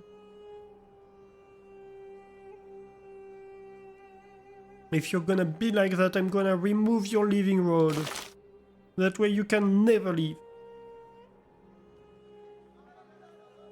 Welcome to the city, California.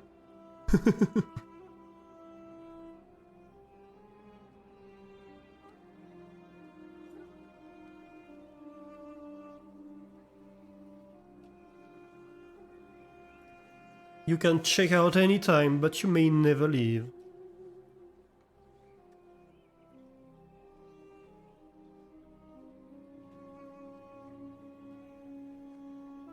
Is that a Babylonian city builder? Yes, absolutely. It's set in Mesopotamia.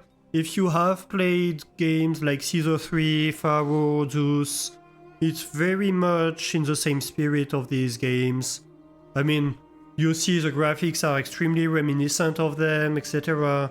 But I think with a much more solid logistics side. You have a whole irrigation system for your farms. You build like farm tiles. You have a whole system of slots where you can assign different types of workers on different slots in your buildings. You have to manually control how things get from one warehouse to the other. Logistics sounds like something I would enjoy. Yes, very much. So here you have this caravanserai that organizes a caravan that transports milk from this warehouse to this warehouse, because this warehouse is out of range of this market, so the transporter of this market only goes to warehouses in this blue range here. So it can pick up from these two warehouses, but not from this one. So that's why I have a caravan that's ferrying stuff this way. Which costs me workers and wages in turn, but ensures that things get to where they need to go. And so yeah, also you have a whole tab which tells you like how much of this you're expected to produce within the year, how much you're expected to consume within the year, how much you're expecting to import, export, how efficient it is compared to what you'd expect at this time of the year, etc. So you see that here I expect to overproduce 13 wheat, to overproduce 11 bread, 6 milk, 14 clay, and 1 pottery. So I might want to overproduce a little bit more pottery so I can expand my my housing. And so this consumption is basically the consumption you expect from the housing you have at the moment. You see that here some of these houses have not yet been serviced by milk. So they're only level 1, so they're not... I have no demand for ceramics, for example, from these houses, so it's not integrated. But as soon as they're going to reach level 2, then I'm going to see the demand for ceramics in the tab. And so, yeah, you have a little bit of complexity like that. But you have a very fine control over what goes where, who transports what where. Sounds like a great unique idea for a game. You wouldn't probably play it yourself because of ADHD, but watching someone who knows what they're doing seems fun. I mean, yeah, fair enough. If logistics is not the type of games you enjoy playing, might not be worth it. It's kind of the same for me with like grand strategy games. I don't usually play them because I don't trust myself to actually continue playing them, if that makes sense. And they kind of scare me a little bit. But games like this I can get hyper focused on them very easily. Yesterday we finished at like 4 AM. Granted, I didn't start very early, but still. I didn't intend to stop that late. Let's just say it like that. And so yeah, but if it's a kind of games you enjoy playing, then I very much recommend it. I think the logistics system in this game is much better than, for example, it was in Foundation.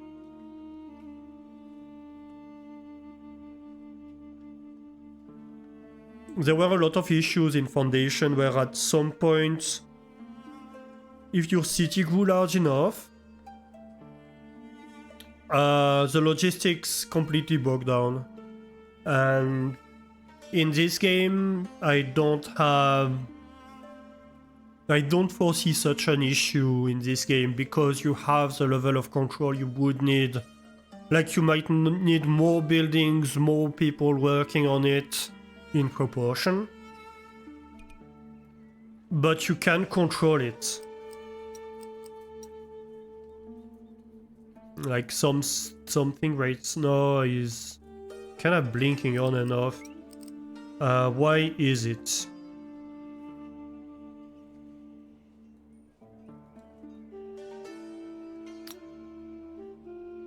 I suspect it's a timing issue.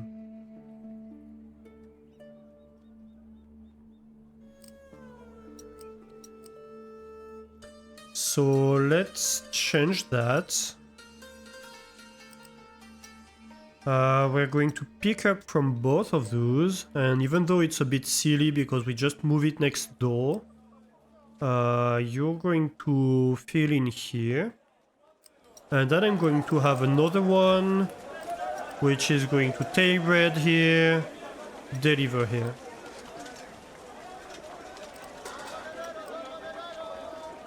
And that way the transporters from the market just have to cross the street, right? How about money? You can see yourself obsessed with something like this, but only in a right mood. Yeah, I can understand that. I can absolutely understand that. And kind of the same, to be honest.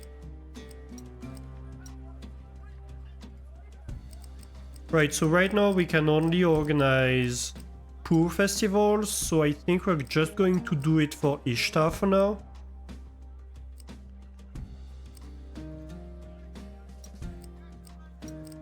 Because Ishtar, yeah, more prestige from trades, higher taxes, that's gonna be a good bonus too. And then later, maybe we can have Ninhursag added in. Let's celebrate that. I think this should maintain Ishtar happy. Because the Pooh festival only can accommodate one deity, I think.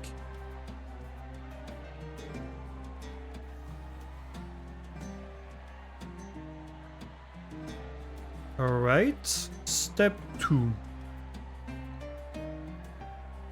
I think we increase the population, maybe?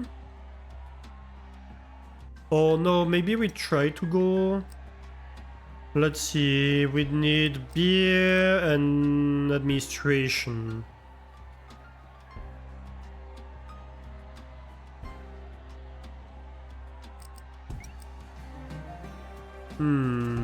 Oh, we need more. Alright, so let's see here. We have... Oh.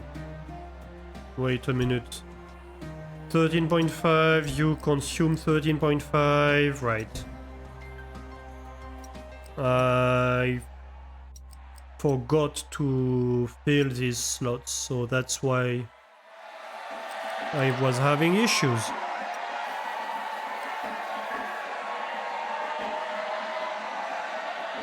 So I guess what we can do here is bring this on par with these in terms of overproduction. So the sum here is basically my overproduction, so it's production minus consumption, plus imports minus exports, basically. And so if I bring this on par with the rest,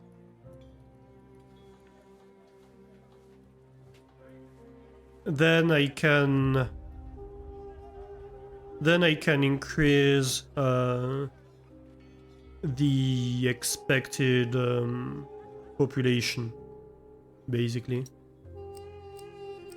So let's add another.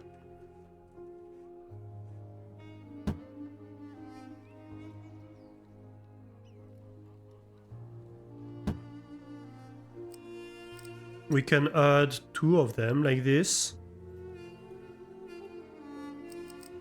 And then we expand the canal.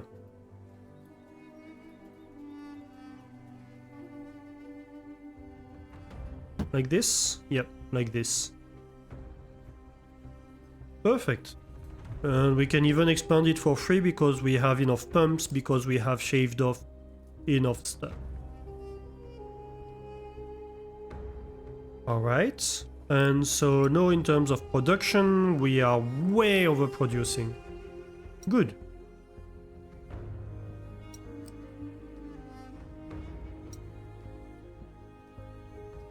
And if need be, we can have more transporters. But so far it doesn't seem necessary. Okay, so we can have, I guess, more houses.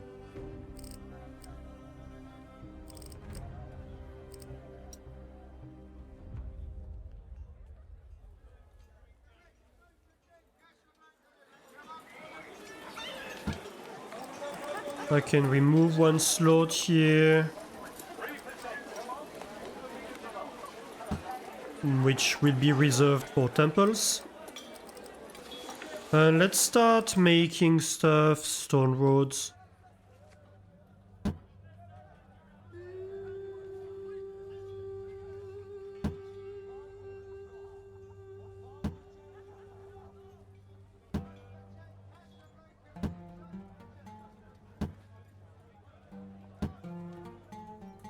And I think here as well, because I think stone roads are higher speeds. I've never found where it explained anywhere, but I think that's the difference with dirt roads.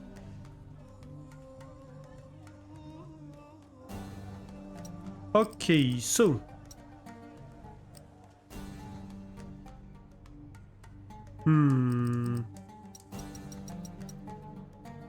let's see. If we go directly here, that might be for the best. And then we zigzag our way along.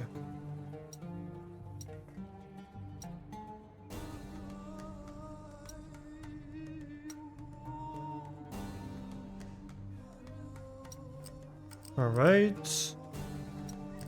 And then we copy the route. So for these traders, we define where they go. So we have very precise control over that kind of things. We need to do the same for water.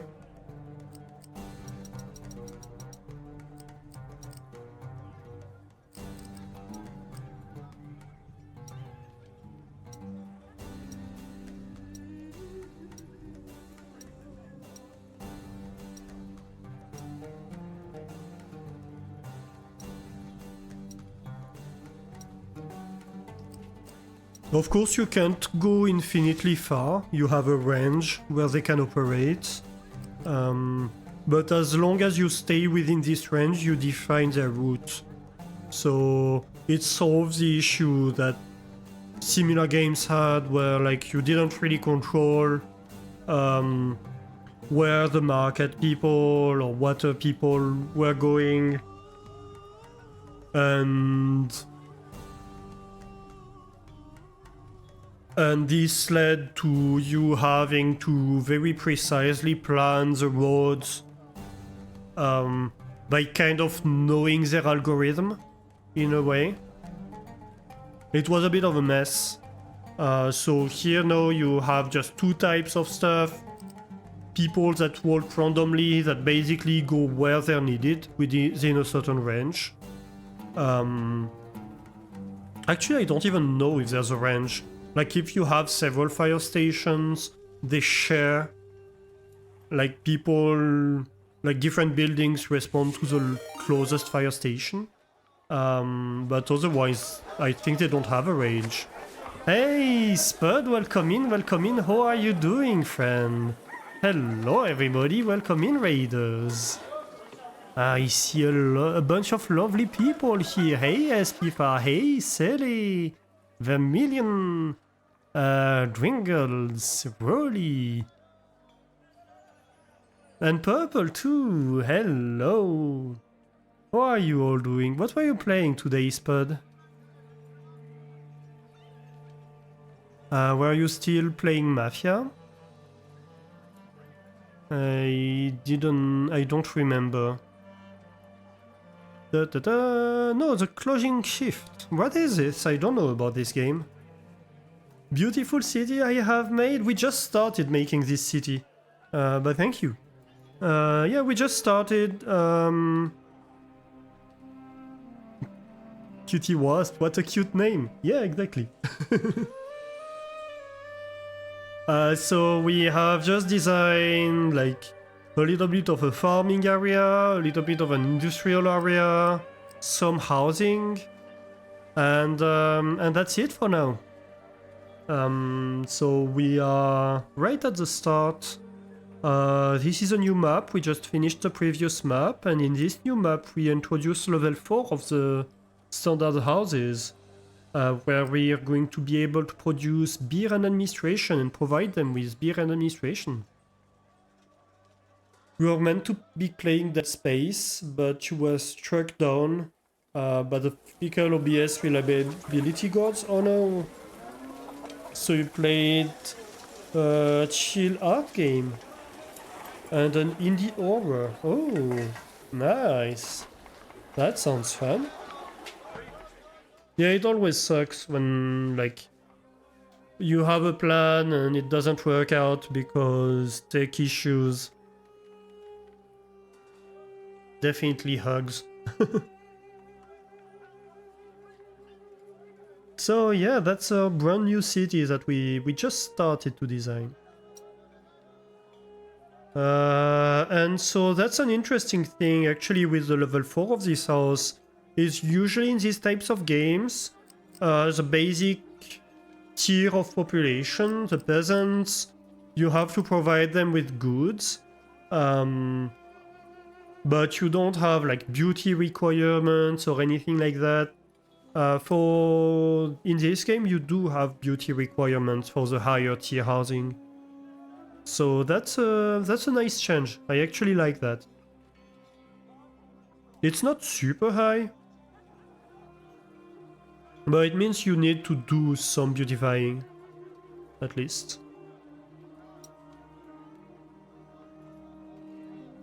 So what do we do?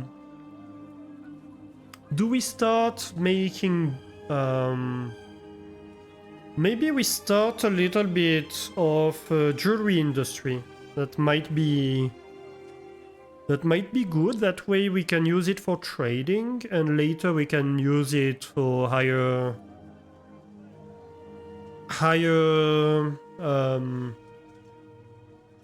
housing, like for the townsfolk. But that said, the jewelers do need townsfolk as employees, so we would need to start making townsfolk if we wanted to do that. Are we sure we want to do that? Because that means setting up the dates and what was their other requirement?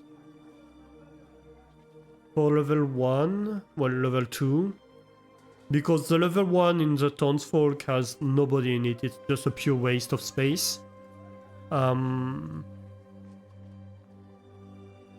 level 2, I don't quite remember. How's the ziggurat coming along? We just finished the map with the ziggurat, so we finished it yesterday.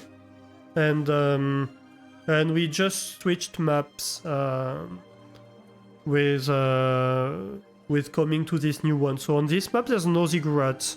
You can see on the minimap, basically like the whole city is on screen right now. Very small town at the moment. Oh, I need more doctors. Interesting. Okay. I can do that.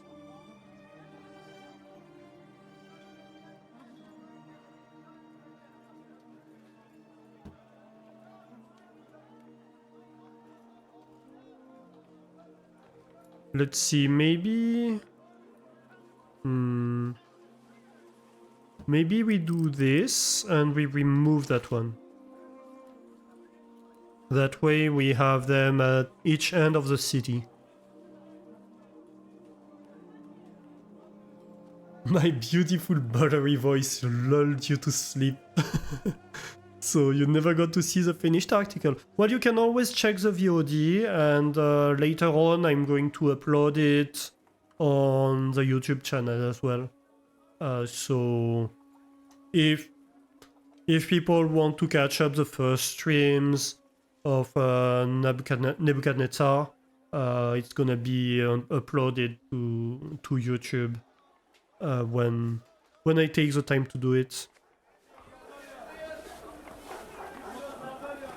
Basically as soon as I've made the highlights, but at the moment it's available in VOD, so that's always a possibility.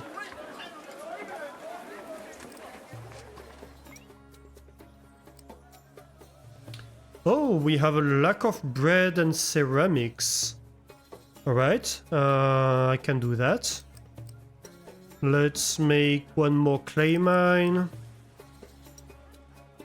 Oh, that's gonna be out of range of the warehouse. Dang it. What if I put it right here and then I can put the clay mine like maybe here? Yeah. So it's in range.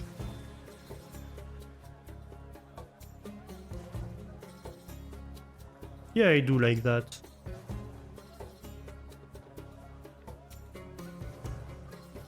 And so that should be good for the pottery. Yeah, I have a surplus of 8 now.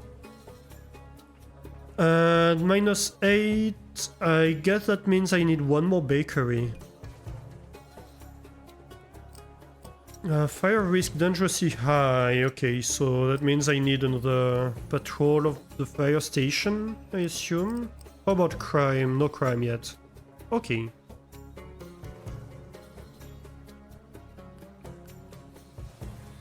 I love the music in this game. I know I keep repeating that, but I really do. It's great. So are these all full? Yes.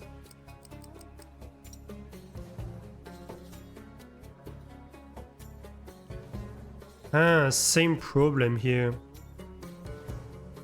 I guess I have to put it here or here if I want to be in range of both warehouses. Sure, you know what? Let's do it.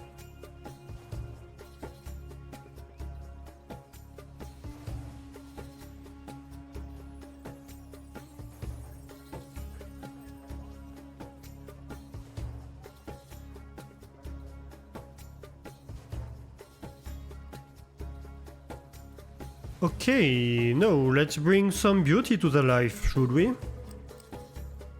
How are we doing in terms of money? Because that's gonna cost a lot, actually. Yeah, not too bad. We could make more pottery and export it.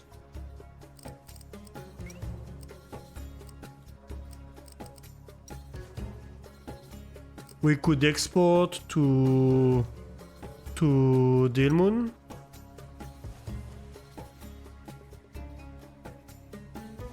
Open a trade route with them and export to them. Wouldn't necessarily be a bad idea. And then we could open a trade route with Magan, so we are ready to import copper.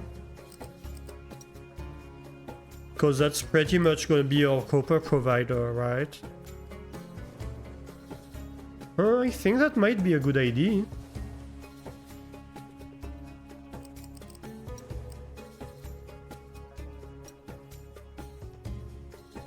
And that way we're ready to start doing jewelry trading. That's gonna be good for us because jewelry is very high worth. Although not that... Wait, less... Oh no, that's for buying fish. If I want to export fish... Yeah, fish is not worth that much to export.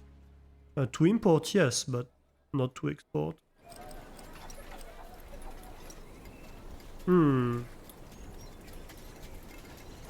Yeah, so that's gonna enable jewelry trading. I think we do that.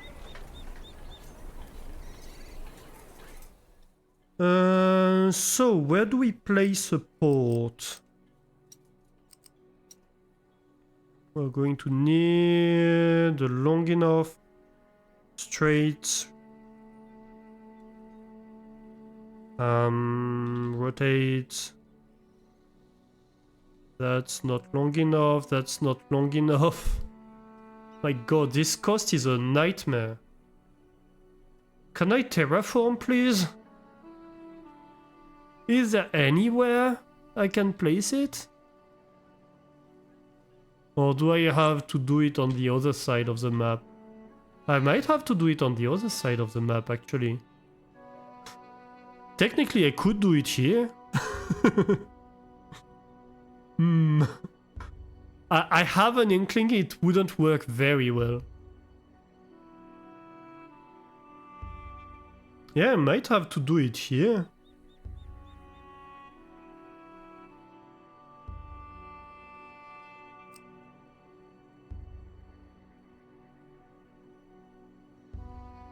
Sure. Need to hop off. You have a gig tomorrow. Well, have a great night, Espifa. Thank you for dropping by.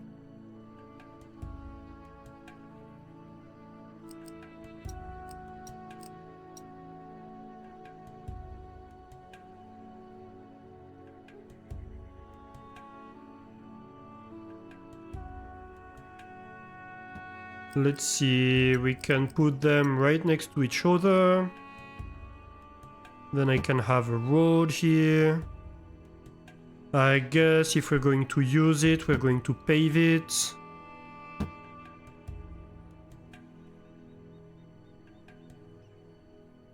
Alright. Which means we're going to need a caravanserai. Might actually even move it.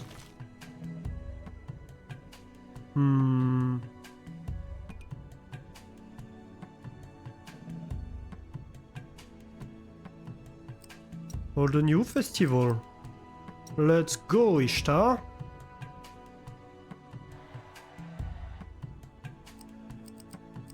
Okay, how about a straight line from here to here? It doesn't quite work out with my housing districts. But I guess that's fine. Yeah, I guess that's fine.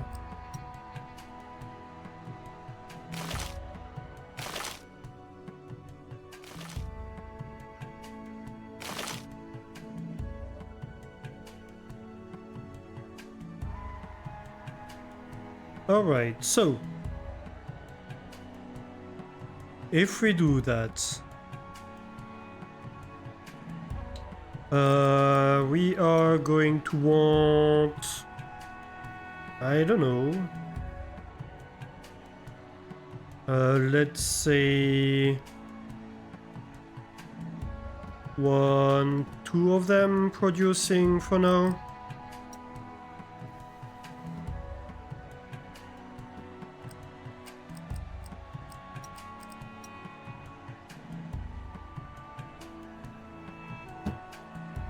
for an export warehouse. Where do I put it?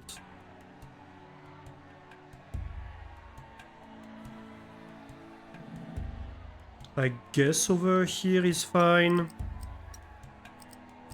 And you're going to have... You're going to be filled with this. Filled with pottery. I do not want clay in here. Last thing I want, pretty much.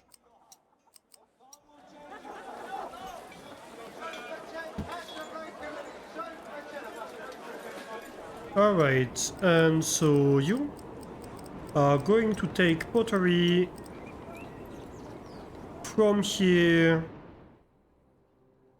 to there.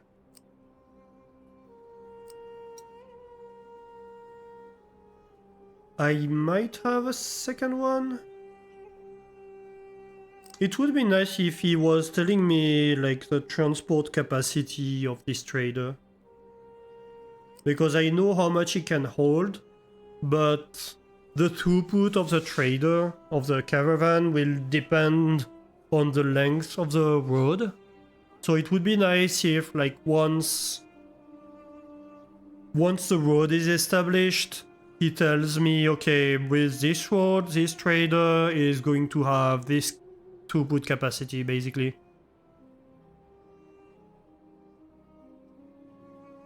An impromptu stream. Hey, Blue Squid. You'll play the role of an impromptu chatter. Welcome in. How are you doing? Yeah, I streamed yesterday. I expected to stream on Sunday, but people in Discord were like, how about a stream today? And I was like, that's very tempting. I kind of want to continue playing the game today. And so I did. I'm not strong-willed enough to resist.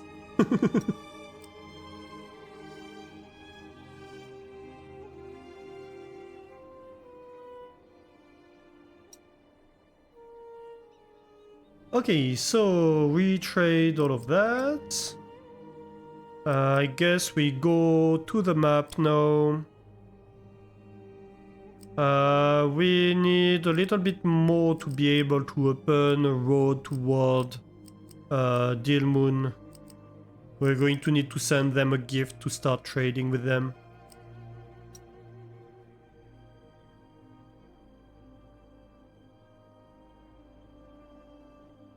Just like that.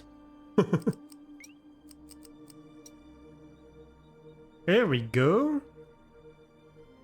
What do you mean? Relation bonus.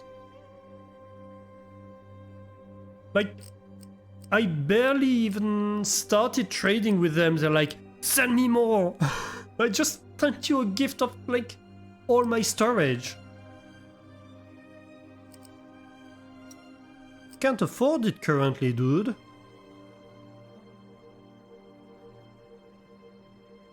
Soon enough, but not yet. Gosh.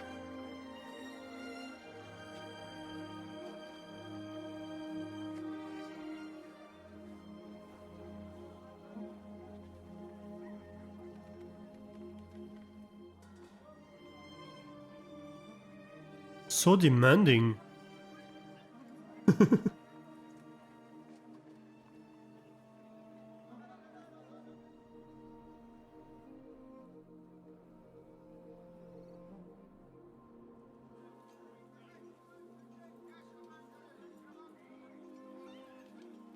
Well, the prestige is already 61, that's not bad. Before we even started trading, before we even built townsfolk housing.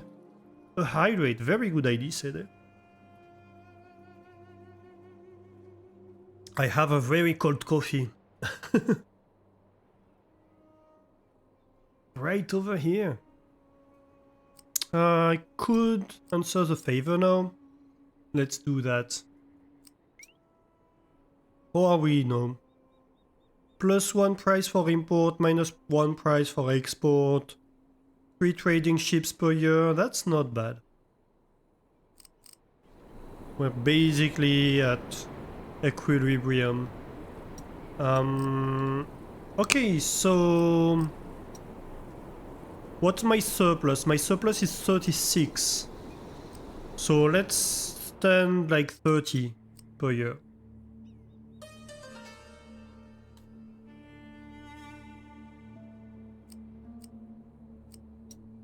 And so my surplus is now only 6. If we do everything we expect to do. So I expect to sell them 30 per year. I might need a second caravan, to be honest. A shower time, nice. Nice, nice, nice.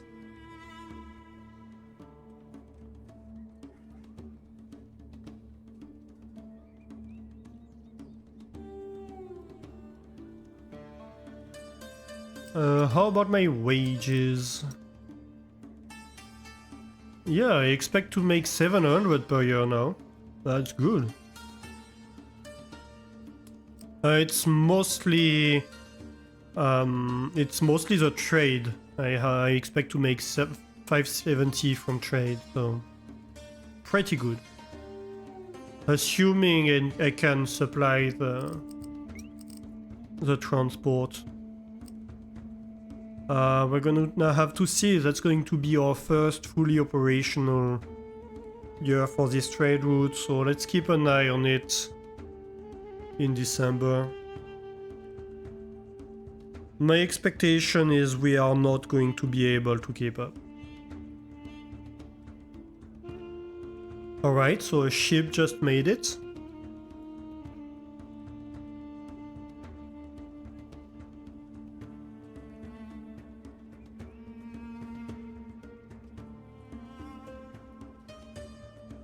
Hey Spark! Walking in, looking fabulous. How are you doing?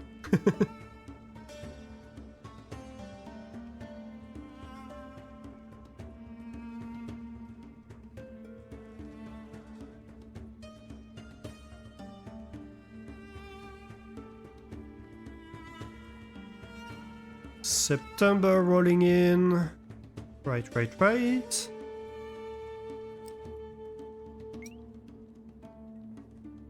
What are we doing now? Let's see, there's another ship coming. One just went past. There's the ship.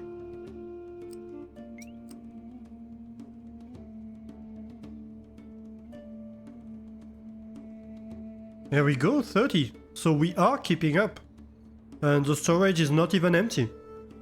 That's absolutely great. New trade opportunities. An envoy from the city of Nippur has just arrived. They would like to start trading with you.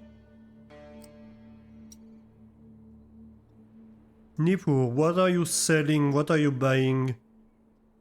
You're importing barley and you're exporting fish. So you're doing absolutely nothing interesting for me. Good. Good for you.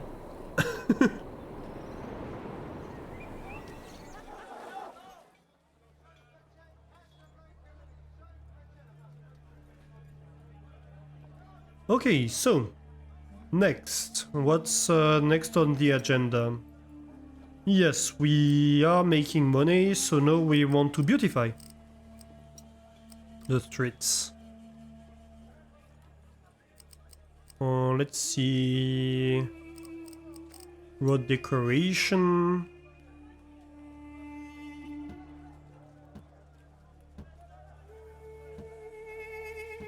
Let's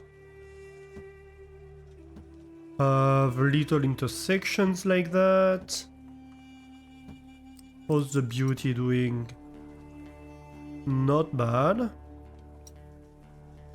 0.94 though. That's not quite enough.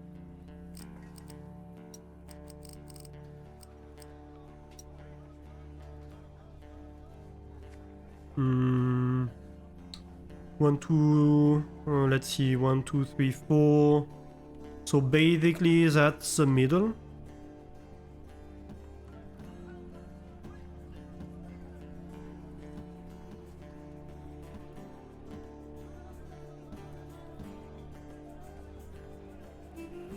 Alright.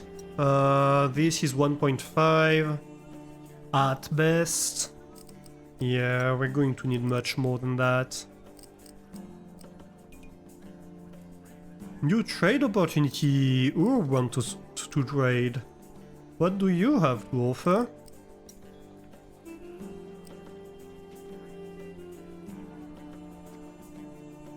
They do import beer and bricks.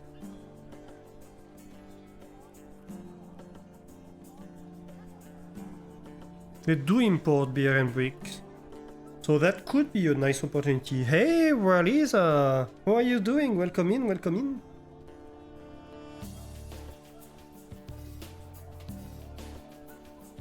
Beer could be a good moneymaker.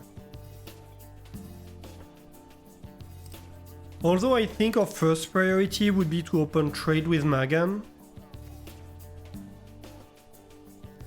Because they sell copper and we are going to need more copper. That's the only ones that sell copper.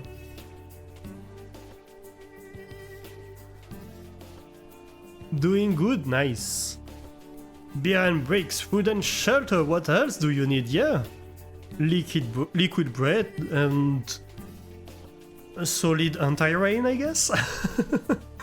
Just curious what I'm playing today. So this is Nebuchadnezzar. So it's a game. If you know games like Caesar 3, Pharaoh, Zeus, it's very much the spiritual successor to these games. It's not the same developers, not the same publishers, I think, but it's very much a spiritual successor, and it plays in Mesopotamia. It's basically a city builder where it tells you a little bit about the history of early civilization in Mesopotamia, so early civilization altogether, basically.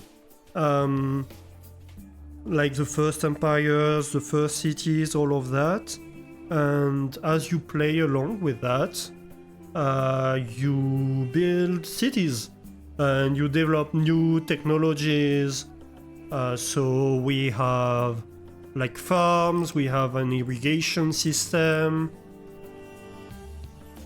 we have goats to make milk, we have warehouses where we store the stuff, we transport it from one warehouse to another, organized in caravans. Then we have markets to supply housing with water, all of that. Here we are making pottery at the moment, and we have bakers making bread. And so each house has, when you start providing, so you build the house, it starts at level 1, right?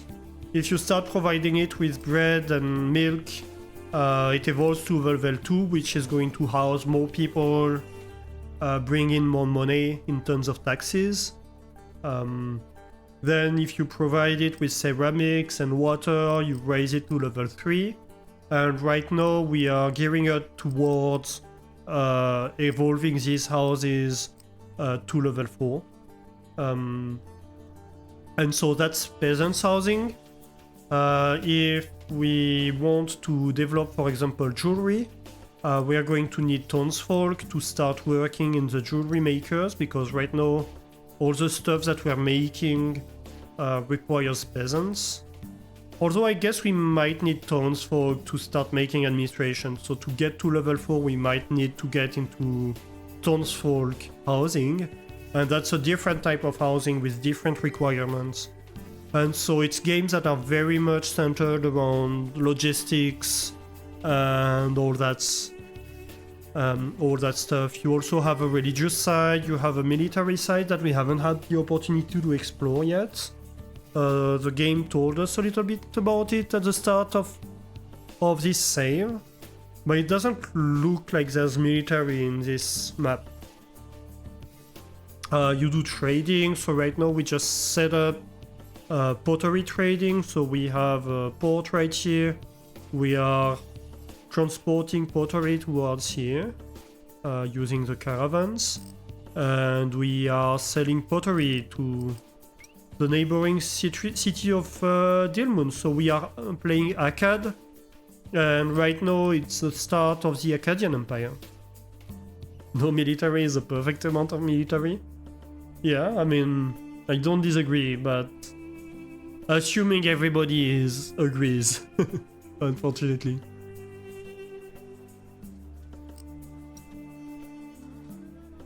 As soon as somebody disagrees with that, then you're in trouble if you don't have any. So yeah, we're beautifying the city at the moment, and the reason for that is to provide enough beauty. So you see that here, this house has 3 beauty, and for level 4 it's gonna require 3 beauty.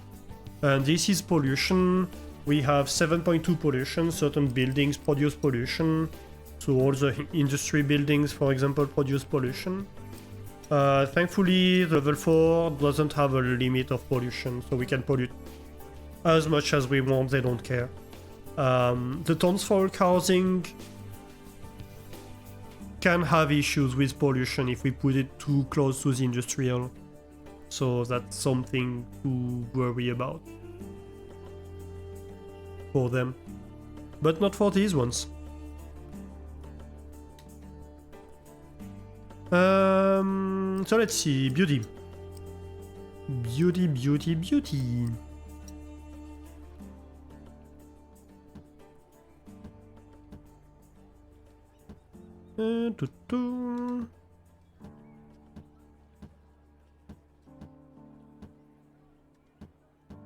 Making little patterns.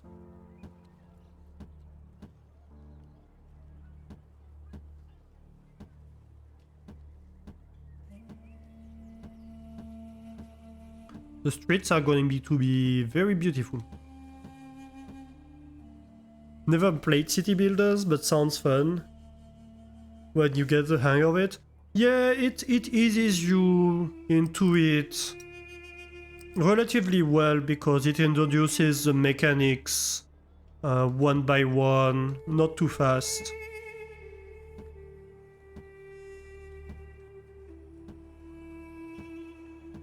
So it helps a lot.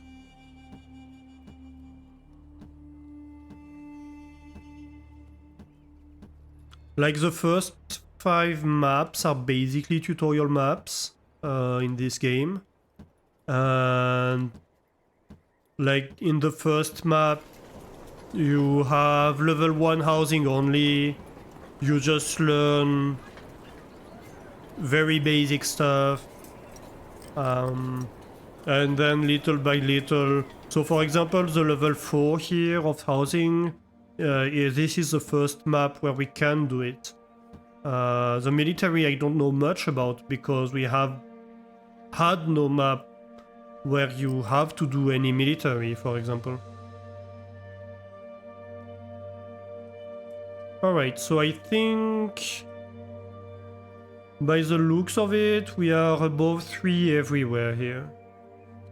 So I think we are high enough that all these houses can go to level 3. So next I guess is beer production. Next on the agenda. It's all about logistics in the end, yeah. And what I really like about this game is that the logistics system is very good, very solid. You have a lot of control over it. And that's very important for these games. You don't want the game to be like, oh, the logistics, don't worry about it, I'll do my thing and then mess it up. That's the issue I was having with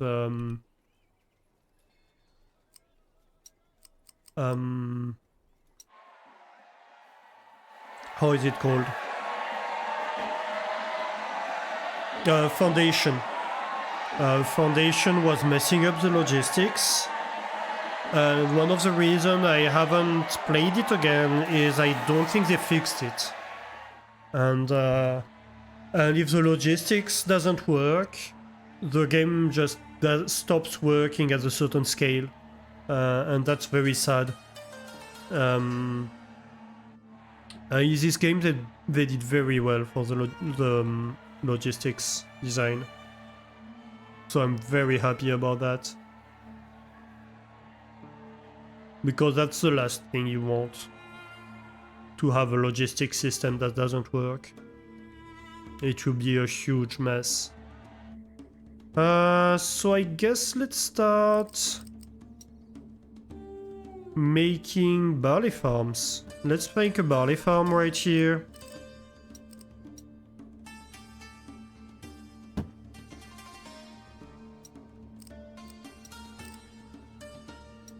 Barley field. So each worker can work 18 field. Let's just have one for now. So how much are we producing? We are producing 9 barley per year. Okay. Good.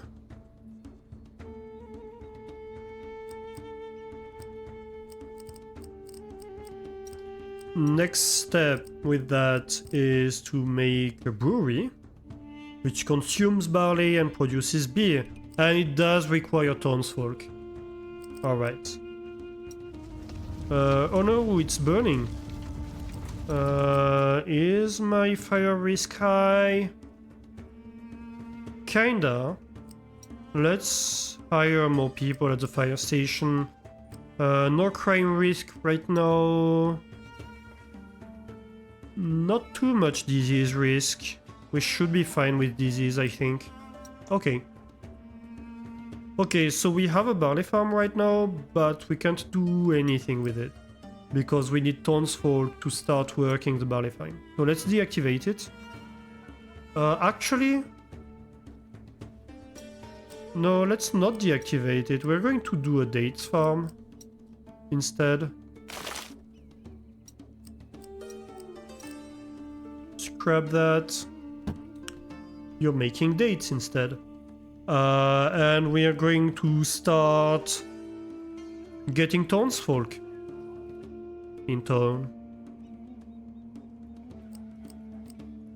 Okay, so villas is the next level of housing. Let's leave a little bit of space on the side. I think 4 is good. And we can have slots of 4. We are going to need to leave a space in the middle. I think... yeah, we do 2 rows of it. Should be good.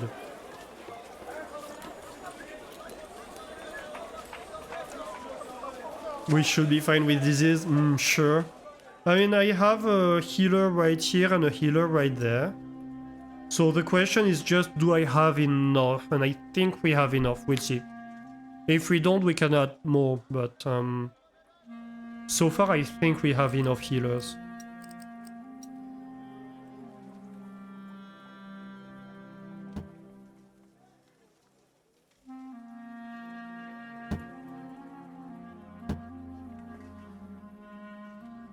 Okay, so that's gonna be my little pattern for these.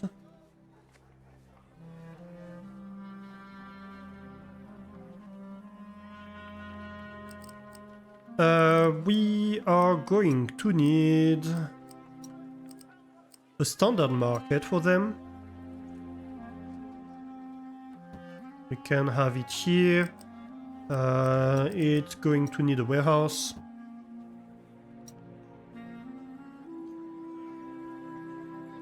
So right now it's incomplete villa, that's level 1.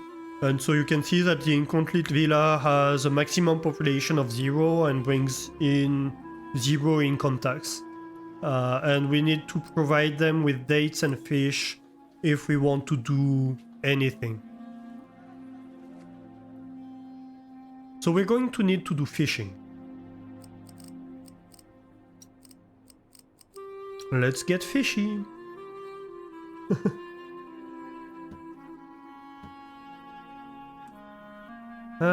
Do we do 3 of them to start with, or 2? Maybe 2 is enough to start with? Yeah. Sure. Come on. We obviously are going to need a fish warehouse. You don't accept just anything, but you do take fish. And we are going to need a fish transporter in the caravanserai. You load it here, you unload it here. So that's for the fish. Then we need dates. So this is gonna be producing dates. Actually, dates we're not producing enough at the moment. We need to at least double the production capacity. Yeah, so we did need two fishers at least. Right, so I need a second one here. Which means I do need more irrigation canals.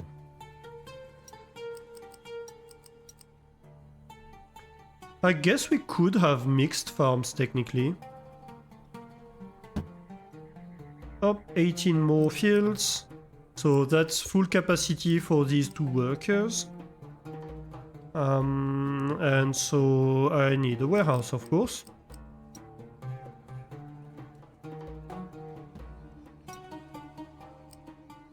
The warehouse, that's gonna take dates. Let's say 12 limit capacity. And you probably want a road so you don't have to go all the way around.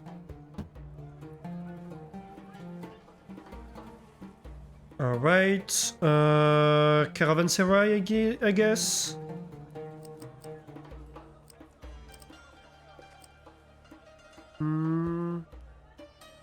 Which caravanserai does this guy belong to? Oh, this takes just anything. No. You take 12, 12. And the next requirement is going to be jewelry, so we are going to limit it to 12 jewelry as well.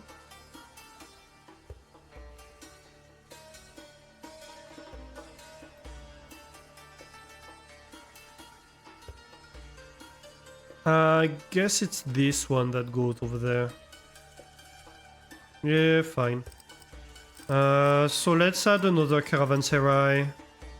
Maybe here. And you can transport dates from here to there.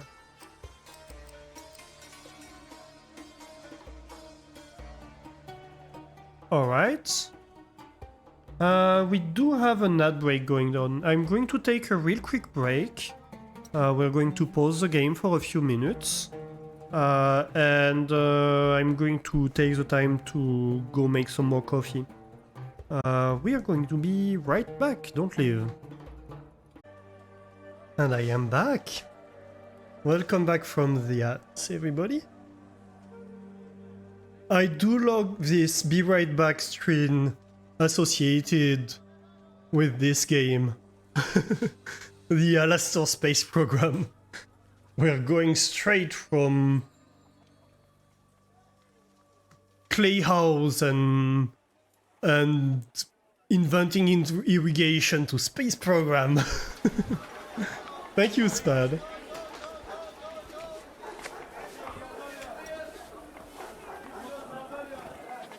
It would be fun if at the end of the game you were throwing rockets.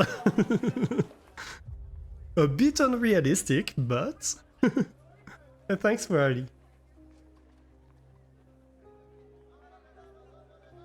Okay, so we have fish and dates here, so we can start providing fish dates. What's gonna be my route? Basically, we do a little bit of a zigzag. And that's it. We can copy the route for the dates. And as soon as they have both of those, we are good, I think.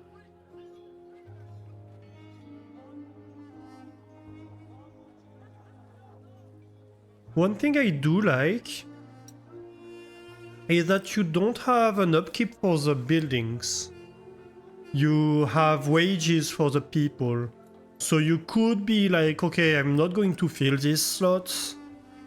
And that way have space to upgrade if you want. Then it's just a matter of having enough space in your city, right? And managing the space, but that's okay. Oh, I don't have enough beauty. Yeah, of course.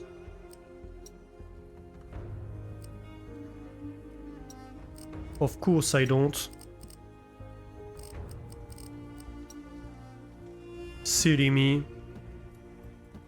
Thinking I might get away with not beautifying this part of town. To start with. So disappointing.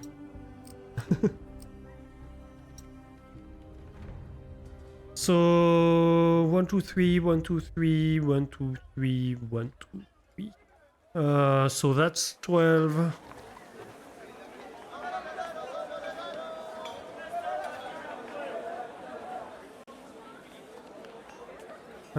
What if I do? What if I leave 3 space? No, that would be a 4 space. I can do that though. And so a 3 space on each side, a 4 space in the middle. Yeah, I can do that.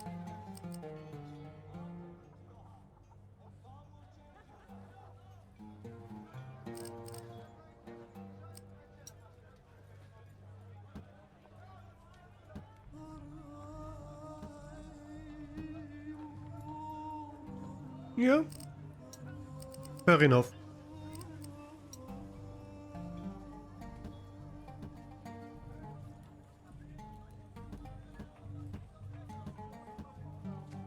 And so here I have the intersections like that. And maybe the center? Sure, I can have the center like that too. I think it's well balanced.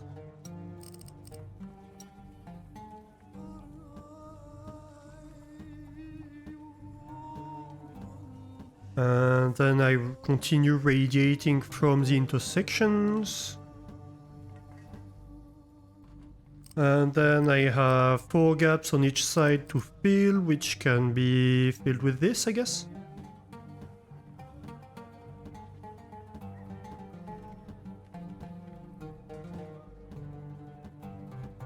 Yeah, why not? I convince you to move this from your wishlist into your library. Apologies. Hashtag sorry not sorry. Okay, so let's see, we do have a bit of pollution here, so it wouldn't be bad to have some flower beds, maybe some trees.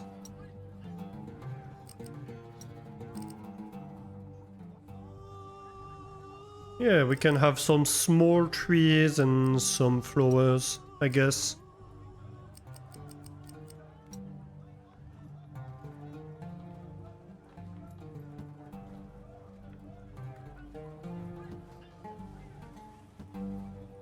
So that's in the space I left between the houses, because I knew that I would need this space.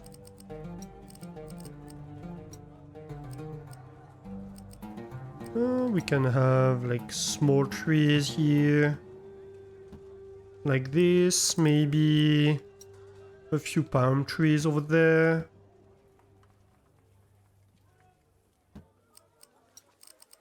And maybe like I can rotate that. And another type of stele. Something like this? How does this do in terms of beauty? Oh yes, that should be enough. Yeah, look at that. That's already level 2. And we're already fitting the requirements for the level 3 in terms of pollution and beauty, so that's good. So if we want to go level 3, we need to provide priests and copper jewelry. Copper jewelry is going to need a new industry that's gonna work from the exports. And the priests are just another buildings with stuff patrolling. I think I'm going to move this one.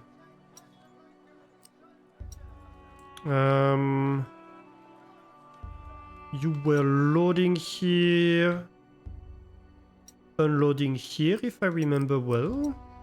And you were loading here, unloading here, that I know. Alright. And so let's start making jewelry, right? So we're going to need a warehouse. Maybe somewhere over here.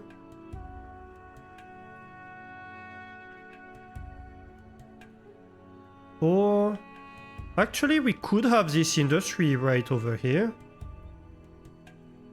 That's maybe not a bad idea. Yeah, I like this idea actually. So you are going to have half copper jewelry. And then my copper workshop is going to make the jewelry. And is going to turn copper into jewelry. 9? 13.5? Yeah, 13.5. Seems about right. How much jewelry do I want? I want 16. Right. So I want at least 2 of those. I'm going to make, let's say, 4 of those.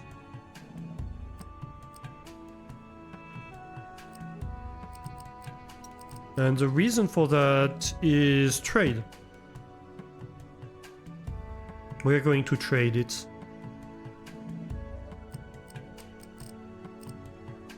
And so we are going to want a caravanserai over here. Like this, maybe? You are going to take copper from here to there. And copper jewelry from here to there.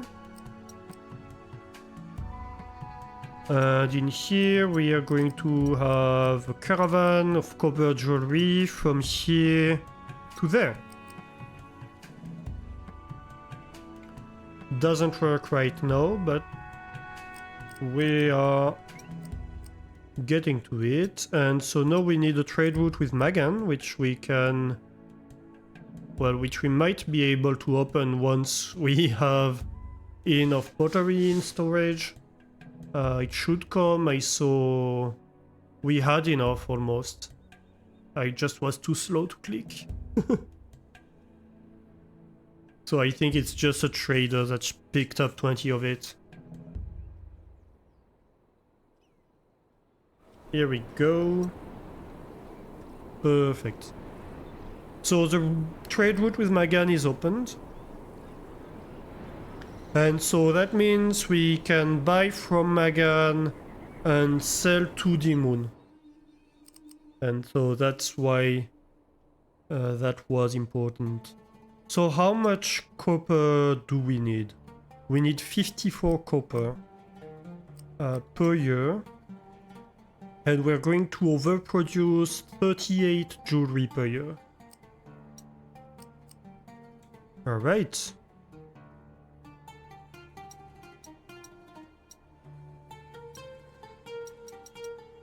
And then we can sell 33 maybe?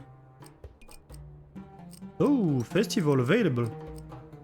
We don't have the jewelry yet to be able to organize the modest festival, so let's... Oh, I just unlocked an achievement, God's Blessing. I guess Ishtar is very happy with us. Yeah, we unlocked having 4 active shrines. We get plus 20% prestige from trade. That's nice.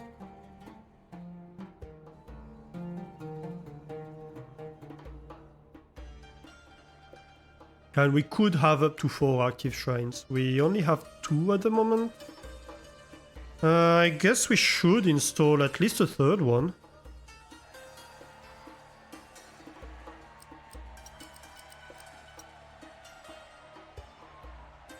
In here. And maybe one in this region.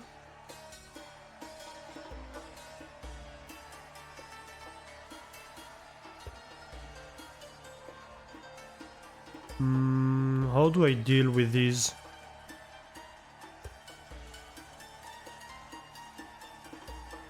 I don't know. I didn't leave space for them. Maybe I should like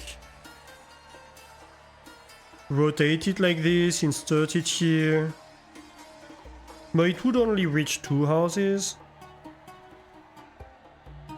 The ideal would be to be able to do that. Can I do that? Maybe. If I remove these gardens. Oh, what does this do to the beauty? Yeah, I can do that. Yeah, so then I can have an Ishtar temple like right in the middle here. Nice.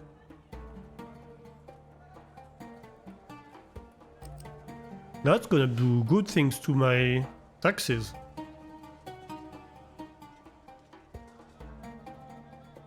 Alright. Let's see. Yeah, so that's doing well. Oh, yeah. I haven't set the rules for these. So, 16. You're just gonna keep 12 of each. Only 12 of these. And only 12 of these.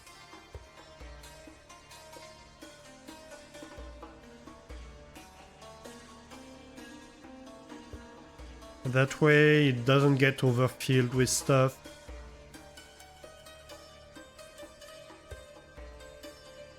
Because right now there's just not enough space for the pottery.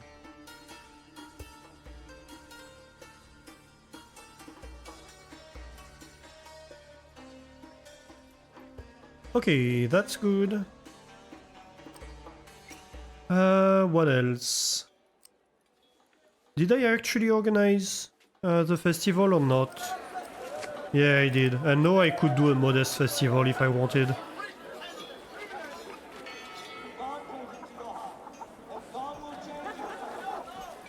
Yeah, the one thing I'm not happy about with this game is that the volume of sounds sometimes has a huge spike for no reason.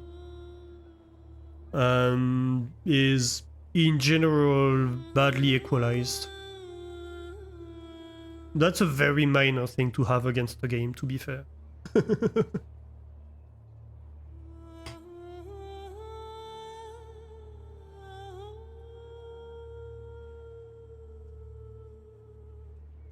But yeah, that's the one thing I would like them to improve on.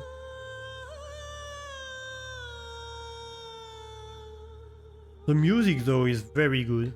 And funnily enough, the music is, well, one of the musics at least is very, very reminiscent of the music of Filament. It's like Filament but plus other things on top. It's kind of fun because that's the other game we have going on at the moment.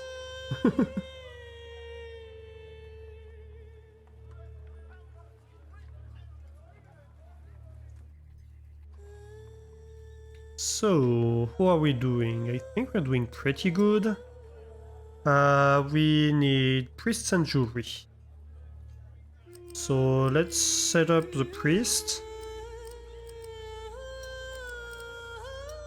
Priest quarters. Can go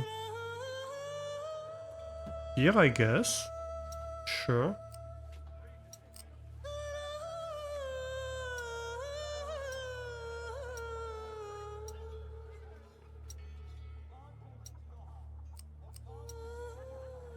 There we go. So priest should be fulfilled. Yep.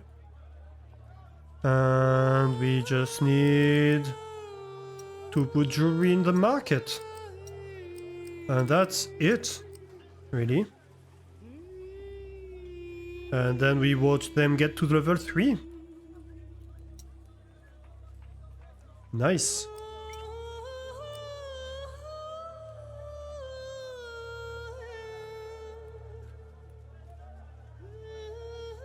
Very nice. And so now we need to make beer and to make tablets.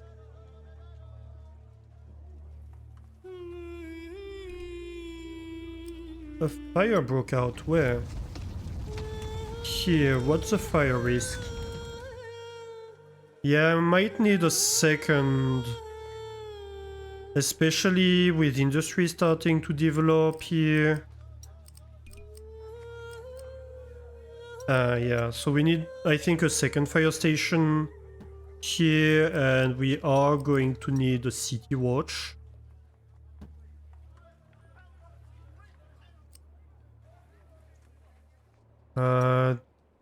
We might want a fire station over here as well.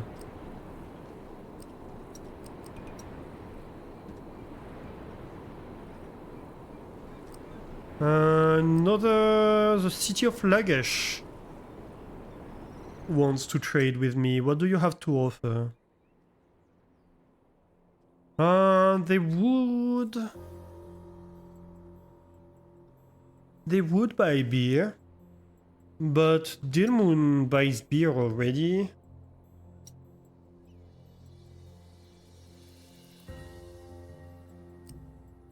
So I'm not sure I actually want to trade with them, at least in the short term. Yeah, so that it's this music. It's basically Filament's music. It's uncannily similar. So I don't know what happened. I don't know if like they have the same composer or something, but like something happened.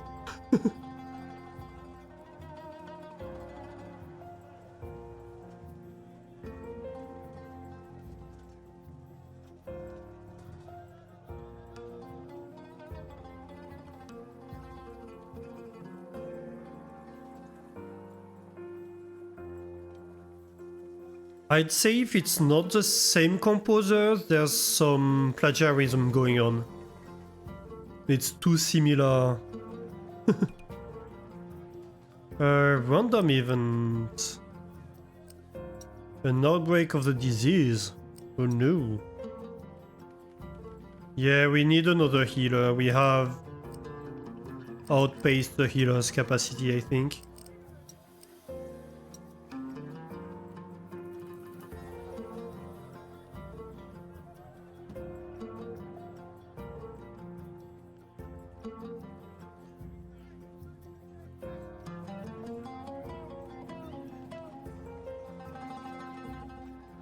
I need to check out who the composer of this game is and who the composer of Filament's music is. I'm very interested to find out if it's the same person. It has to be. It has to be the same person.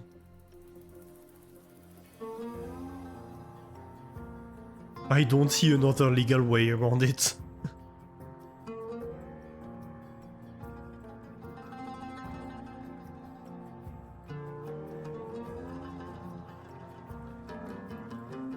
Hey Infinity, how are you doing? Listen in.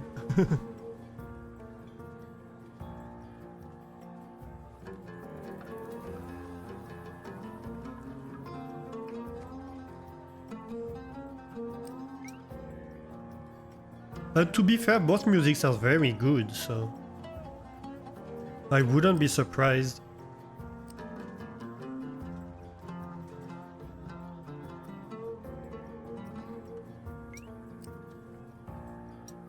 Let's see, so we are selling this, so that's okay. Last year we made minus 300.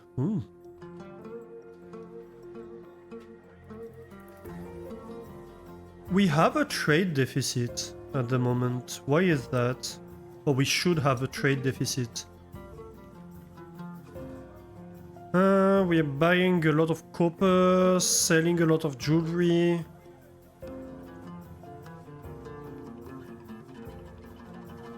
Maybe our exports are not high enough. We could export more pottery. I could just make more pottery for export.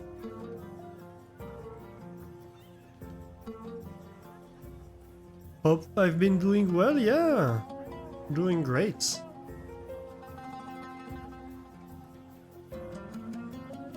Yeah, I did start pretty late. Well, I didn't plan to stream today.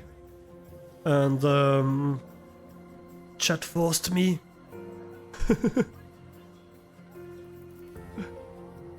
Not really, but yeah.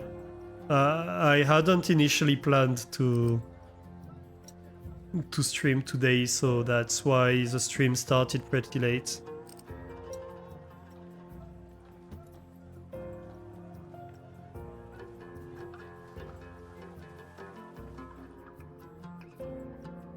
That's my excuse.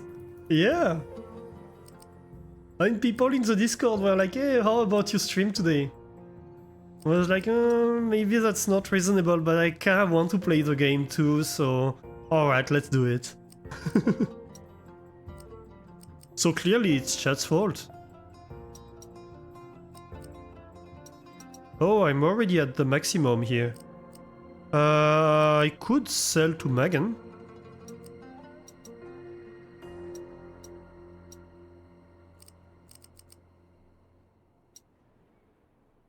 And I keep 5. Yeah. That sounds about right, and no, I should have a trade benefit.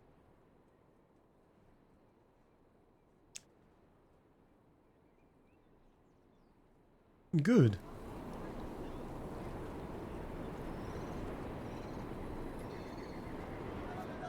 So, what's next?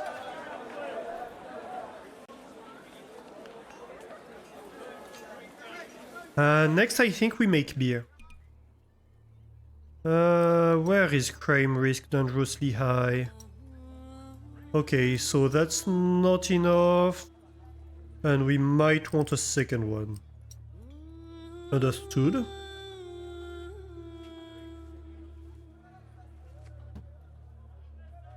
We can do that.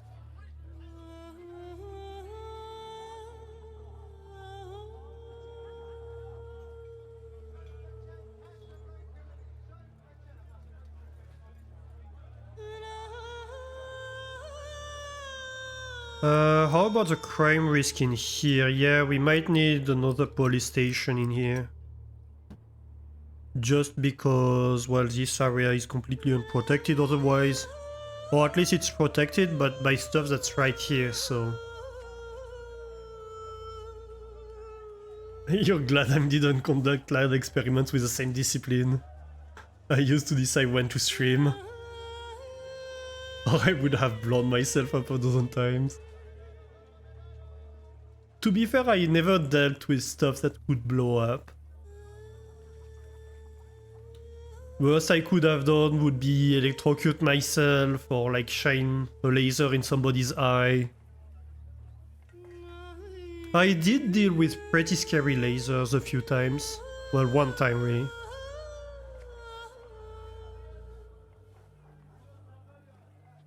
Like adjusting a laser cavity when you have a 10-watt laser. 10-watt laser is enough that the reflections on the walls are dangerous. So that's something you really gotta respect.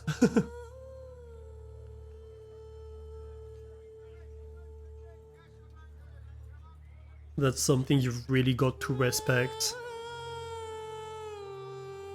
What do you use them for? So it was a pumping laser. Basically, we had a sapphire titanium laser in the lab. And what a sapphire titanium laser does is that it's a laser that you can adjust in frequency. You can adjust the wavelength of the laser because you pump a green laser inside a crystal, and depending on the angle of the crystal, you can amplify different wavelengths. And so you can adjust the wavelength of the laser you create like that. But if you are adjusting the laser frequency, or not the frequency, you can adjust it with like the cavity completely closed off. But we had at some point to adjust the laser cavity because it was off. It wasn't working. Basically, the laser wasn't lasing anymore. So we were like, okay, I guess we have to adjust the laser cavity. And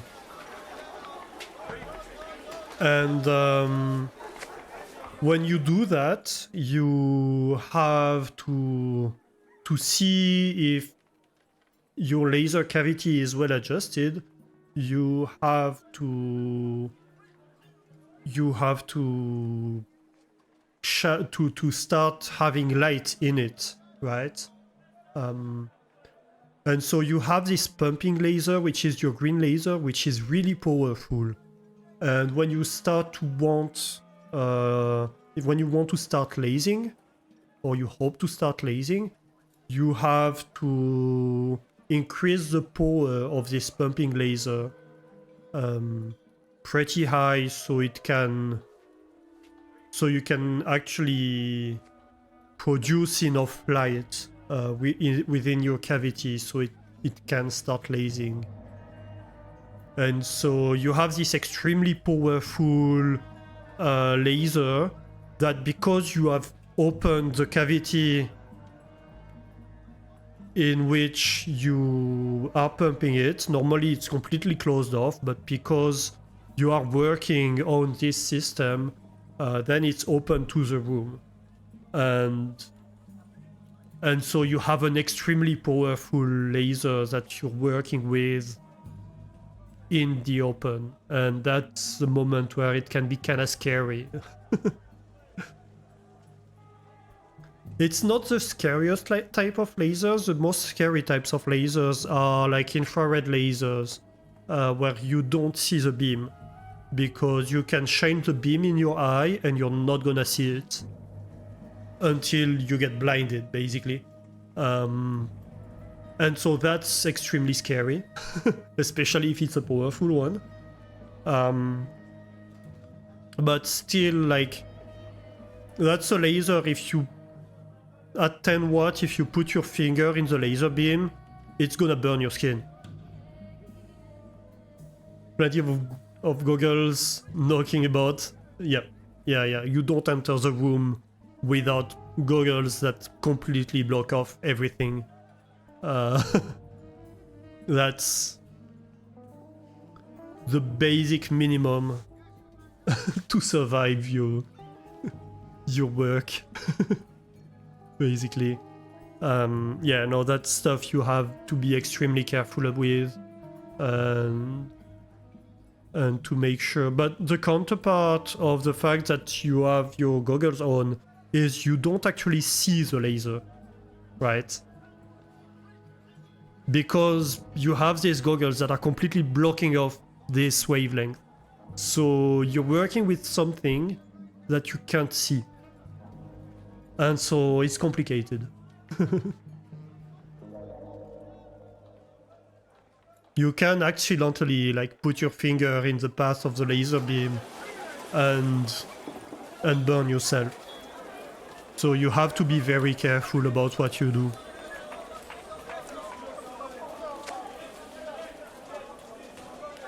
But it's an interesting experience, to be sure. Okay, so this is full. I'm not sure my transport efficiency is high enough at the moment to sell all the pottery I'm supposed to sell.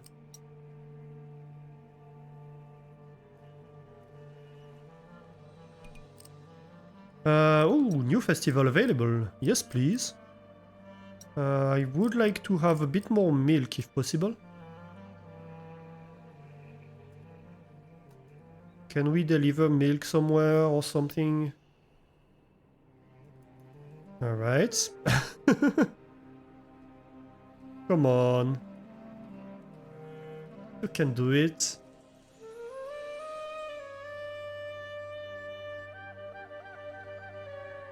Alright, let's see about the milk. It looks like we're not transporting enough, I guess. Like, we should keep this topped up. I want this to be full, pretty much. In theory, we're overproducing this milk.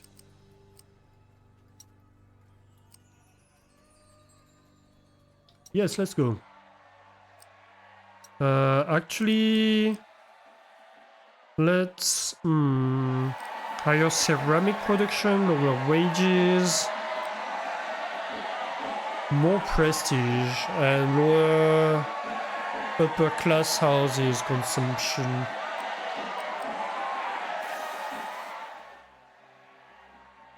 I guess we do that. Enlil is gonna be our second festival god. And from now on we're going to do modest festivals. And the good thing is we're going to be eventually able to do third tier festivals, so that's great. That's the first map where we can do that.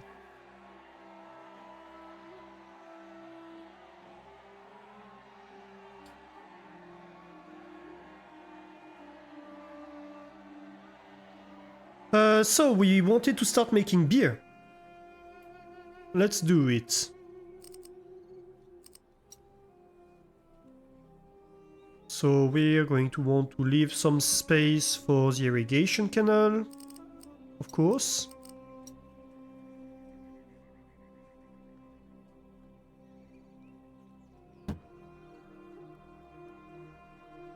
Which means we need more irrigation pumps. I think I'm not going to be able to connect that one. Let's try anyway, but I don't think it's gonna work. Yeah, no.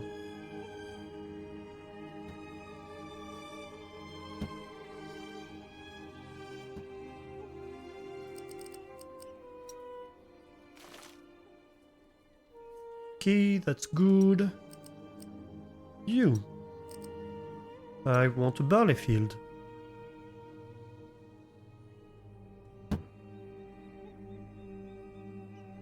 Pretty good. That's one worker worth.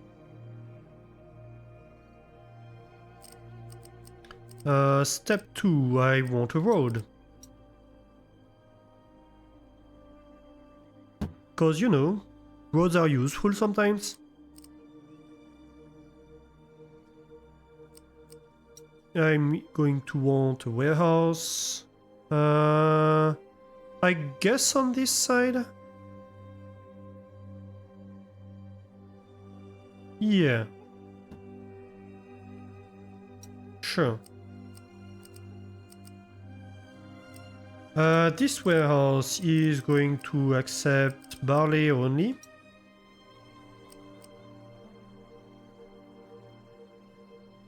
You remember you went to a small telescope observatory when you were in astronomy group in school? Up on the highest hill in your area? You had to walk up the grassy side of the hill. The operator aimed the telescope at the side and said anything going through the beam at the back will not be burned. If you tried to look at the beam, your retina would be melted in a fraction of a second. And to think a laser is that powerful in just a single wavelength. Yeah, it's a lot of power. I don't know how long it would take, but yeah, class 4 laser is extremely powerful and is something you have to respect. But I mean, it's the same. It's the same thing if you're working, for example, with, I don't know, if you're working with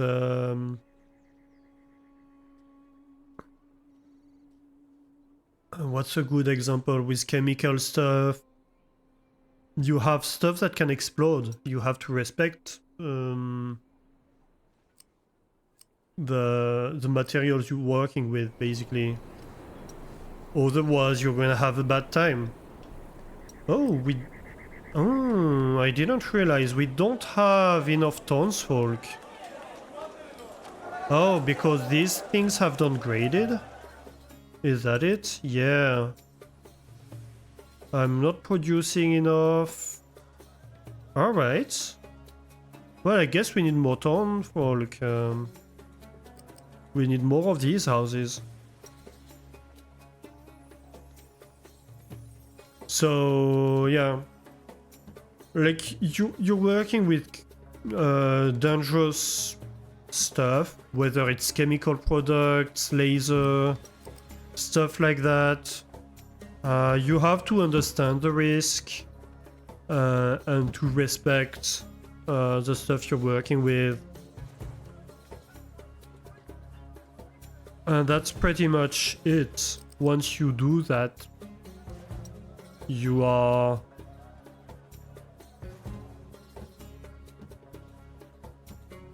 Like, it's a risk that can be managed, right? It just means that you have to understand what the risk is and to accept it and to accept that it has consequences on what you do.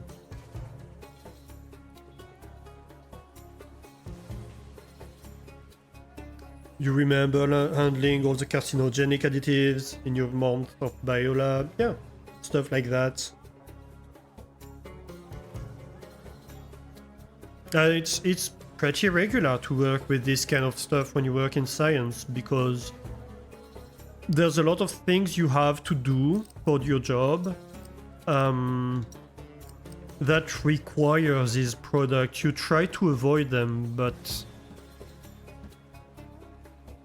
in a lot of cases it's just not possible to not have to handle this kind of stuff.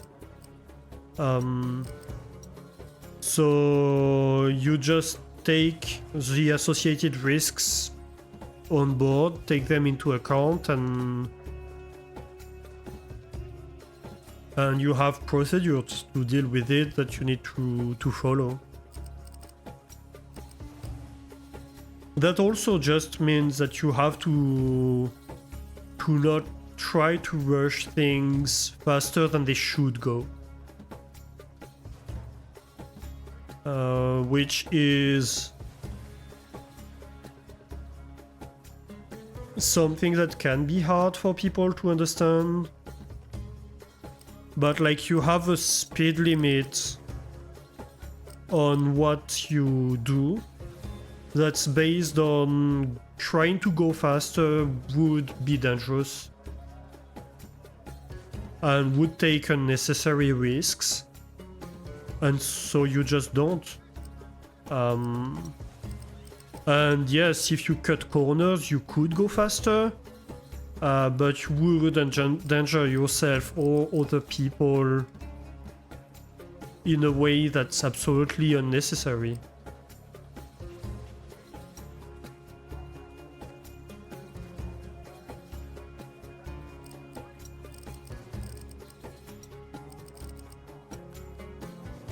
And that can be in a ton of different ways.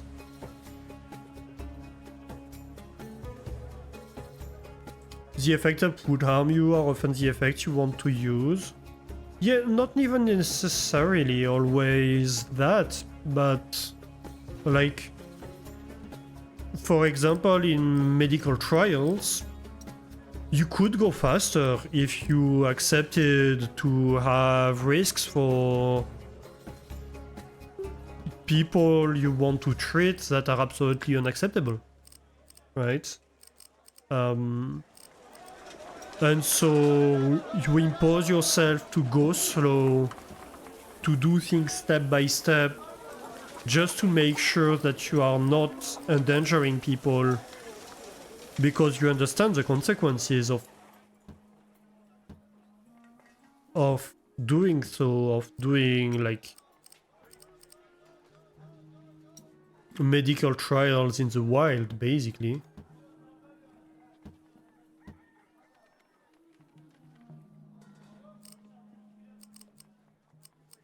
And once you have understood that risk, once you have mitigated it by taking the necessary steps to mitigate it, then you can go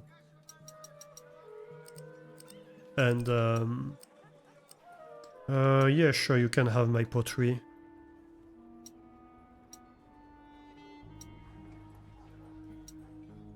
Then you can go and do the stuff that would have been dangerous if you didn't take the time to follow these procedures. But if you haven't followed these procedures to ensure that it's not dangerous, then it is, right? Or at least you don't know whether it is or not. So by default, if you don't know if it's dangerous, well, it's dangerous.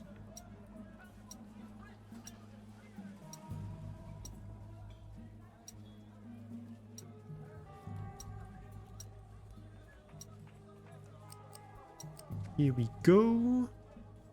I think that's it for the patrols. I think we're pretty much there. So why don't we have level 3s? Because we're not making enough jewelry. Why are we not making enough jewelry? We're selling a lot of it.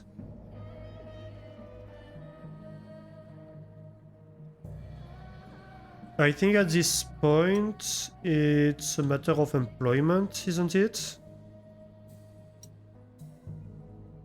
Or are we good now? I think we're good now. So we might just need to add more jewelry making. Oh yeah, because we added more houses, of course. Of course I need to add more jewelry making, but I also need more fish and more dates. Yeah. How much do you produce? 9. If I upgrade you to have one more worker, is that enough fish? Not quite. So I need one more fishery.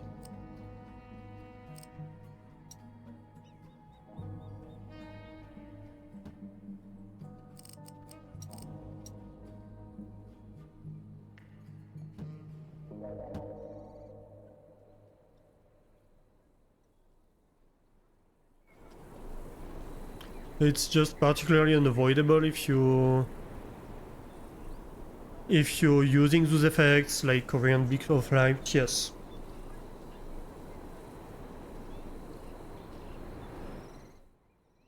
Though stage 2 medical trials in industry are not a thing you want to participate in as a patient, at least when you were studying, looked into it. They knew very well why they were conducting them in, say, rural India and in the countries of their jurisdiction. I mean, in theory, you have procedures to mitigate the risks, but there's always a level of risks that's involved with these things, of course. That's unavoidable, unfortunately. So I guess it depends. Like, if you have a disease where you're condemned, if you... with the current existing medication, it might be a case of actually the risk might be worth... the reward might be worth the risk, you know? It's very much a case-by-case basis. no, if you don't, well, there are countries where for some people, unfortunately, the reward is worth the risk, so that's why they do it in these countries, you know. But you have ethics committees and stuff like that that evaluate this risk and make sure it's not completely off the charts, you know.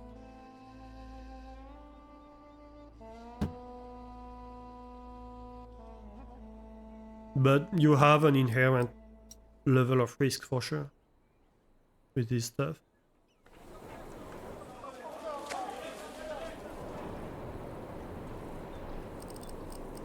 Okay, so how about now? We still need more dates. Alright.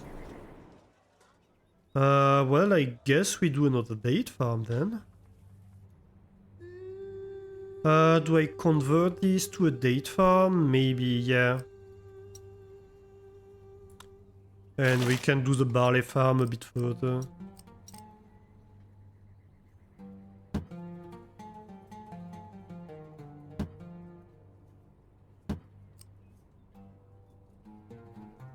Are you in range? No, you're not. Of course you're not.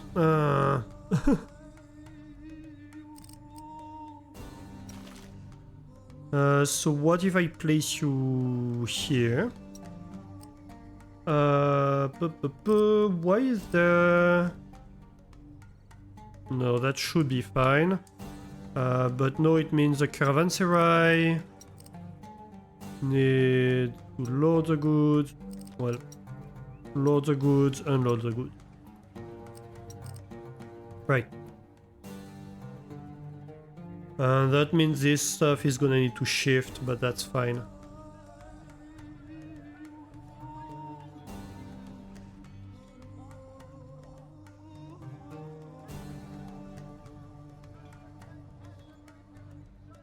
It's more about how you recruit or find participants at the very end of the chain, patients working with meds being pushed onto trials, in case they have debilitating effect, being left alone. That would be illegal, at least in France. In France, if a company is performing a medical trial, they have a duty, or a company or a university, it's the same for everyone. If you're performing a medical trial and it has adverse effects, you have a duty to provide the best medical care that you are able to if there are adverse effects.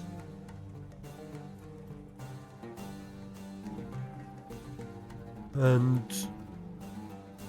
so I don't know, maybe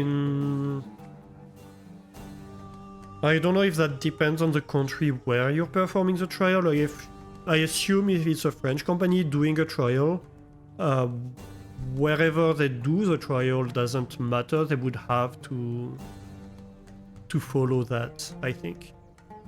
I'm not 100% sure, but that's my assumption here.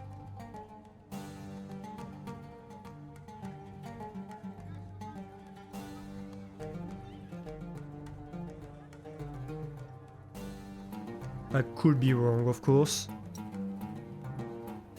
Okay, so I think now we should have enough dates. Yeah, we should, but we wouldn't have enough jewelry. So we need to add a jewelry maker. Which of course we can.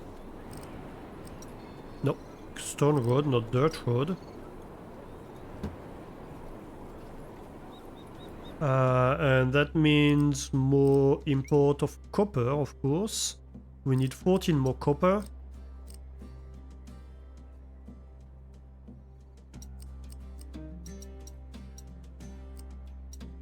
Is that correct? Yes, that's correct. And we should have a surplus of 5, which is what we want. Alright. Although that surplus may drop a little bit. Not too much, I think.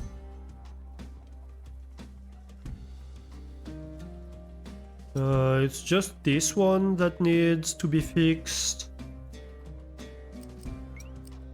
So worst case scenario, it's gonna be a surplus of 3. But I don't even think... Yeah, it's gonna be a surplus of 3. Okay. Good.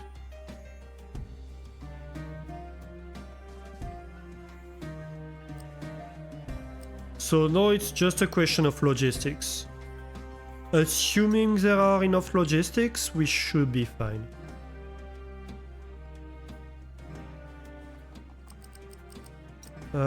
We should on the next irrigation canal. No, dang it. I selected irrigation canal, not road.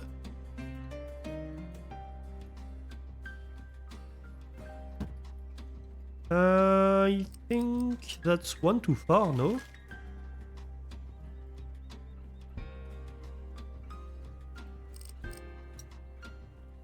Okay, can we do this farm now? Ah, here we go. Let's celebrate. Modest festival.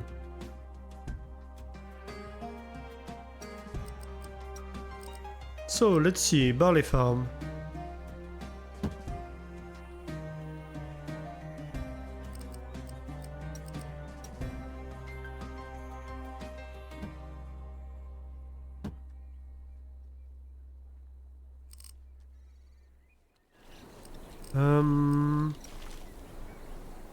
This can probably go like here, or even no, actually let's leave this space and let's cut this over here.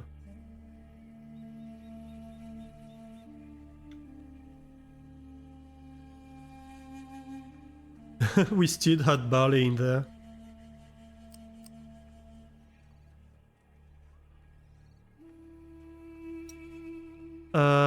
And now we do have the people available to do that. So this is gonna consume 9 per year. This is gonna produce 9 per year. Okay. And now is this in range? Just outside of range. Oh, that's frustrating. Fine, let's shift it by 1.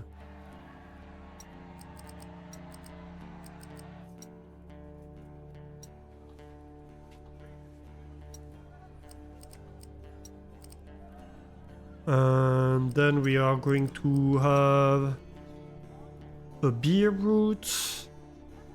So the question is, where do we deliver the beer? I guess we are going to have a warehouse here.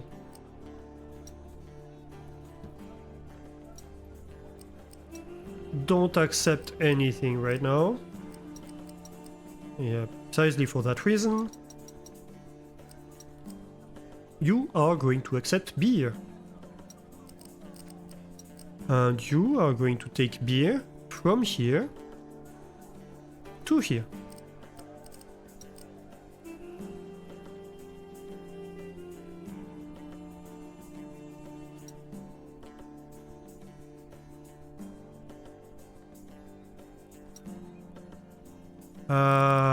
And you are going to accept beer as well, sorry. Forgot about that. Here we go. And that's a beer. People are leaving the city. Who's leaving the city? Who has the guts to leave this beautiful city?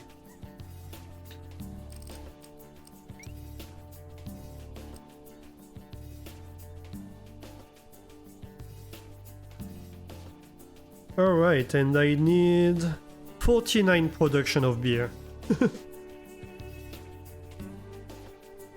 So it's gonna take a little while until I start actually doing anything with that beer.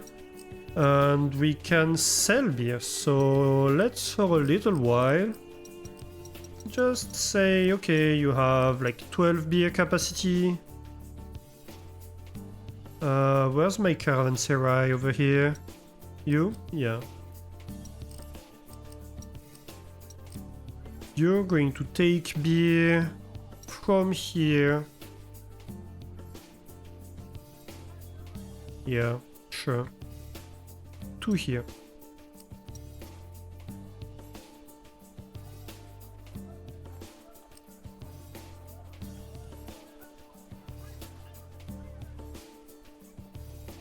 It's illegal, but the responsibility to make sure the originating company's requirements are met is with local physicians. I see. But yet, trades in industrialized country are done under fairly careful conditions.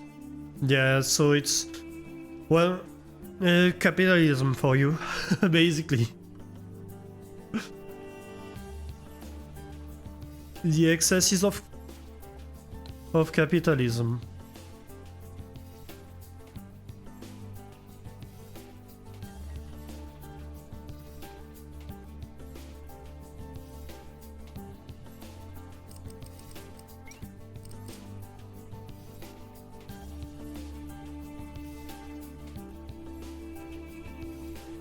So, yeah, 49 we need.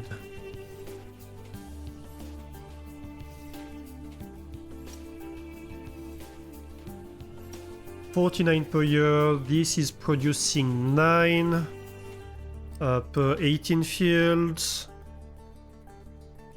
So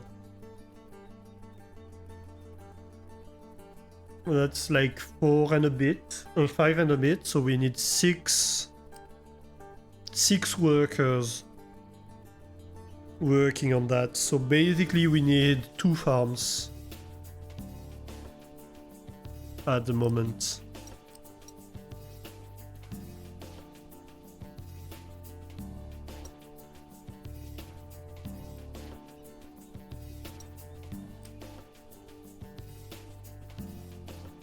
Two farms and 2 breweries? I think 2 breweries, yeah.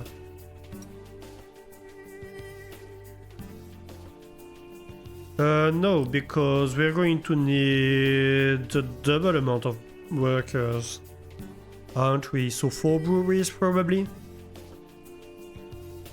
I think. Okay, let's do that.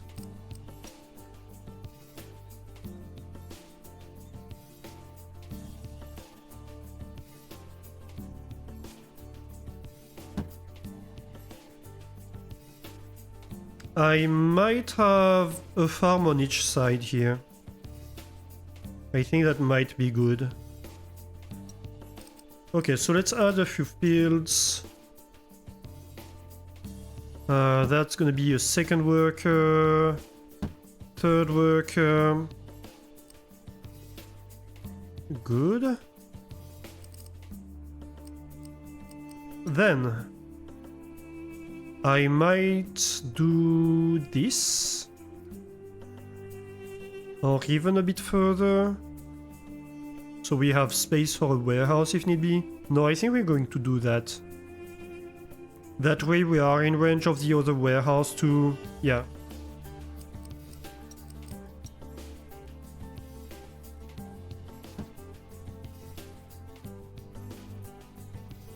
And that means... this?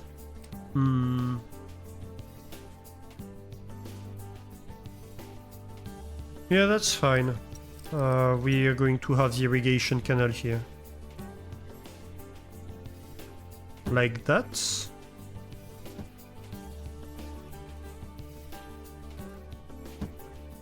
Basically like this. So we need more pumps, of course.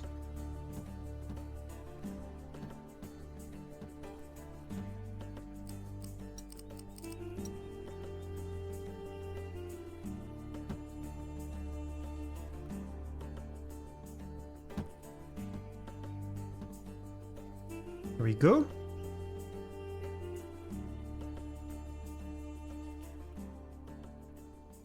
Oh, so you want fields, don't you?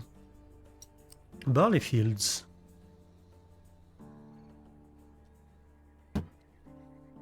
Poof. Poof. And just like that, 18 for everybody.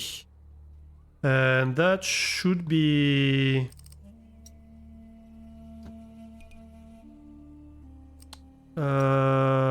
that should be 4 warehouses working. Let's look at crime.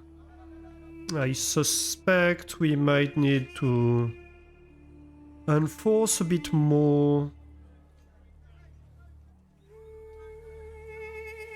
Like we could copy that.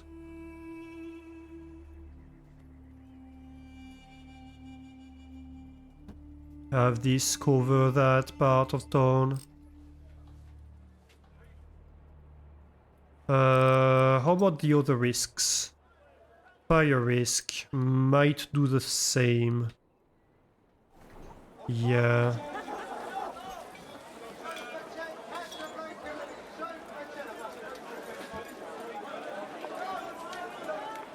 And disease. It's a bit high in certain places. I might want just one more, just to be safe.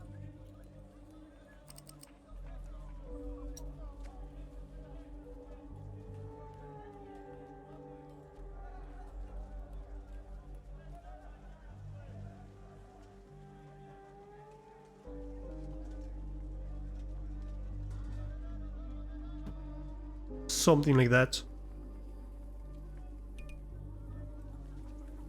Did we complete filament in the last stream? No, we took a little break. Yeah, disease risk is dangerously high, you can see. I took a little break from filament. I wasn't in the mood to play it. In the past few streams, we are going to return to it. I'm thinking maybe on Sunday we play filament. We'll see. But yeah.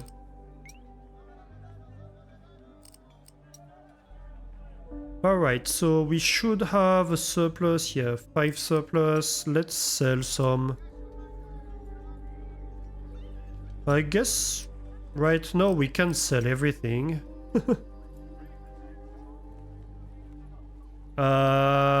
Though we are not producing 60 even. We're only producing 54.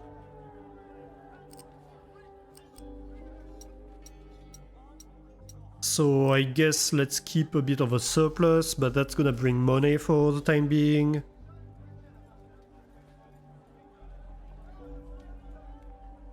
And then we can start making tablets in the meantime. So what do you need? You need administration. How do I provide administration? Is it a service? It is a service.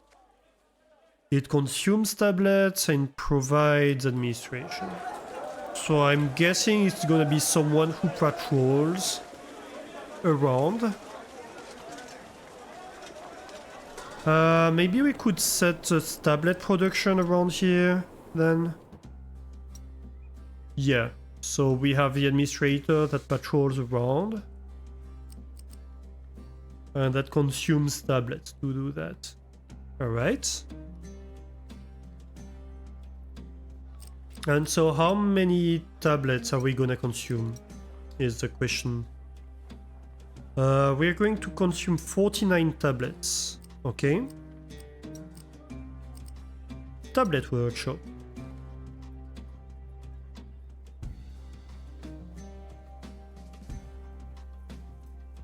So if we make a tablet workshop, how much do you produce? 9. So we need 49 divided by 13.5. It's like 4. We need 4 factories. Okay.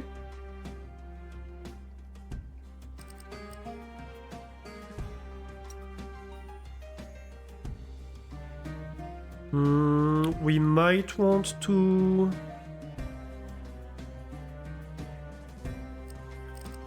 move this one here so we can have a storage area here. Like a warehouse. You are going to take tablets. Is this in range of the warehouse? Yes, barely, but it is. That means we're going to need more people. Right. But things are upgrading, so we should be fine. Let's deactivate them for now.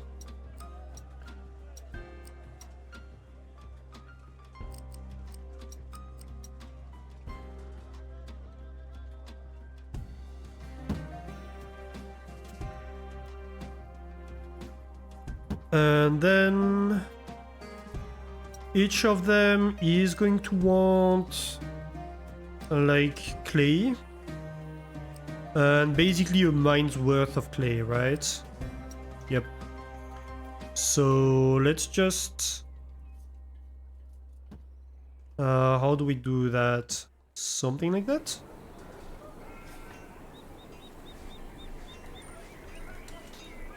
So each of these pairs with one of the tablet workshops, and that should be good, I think.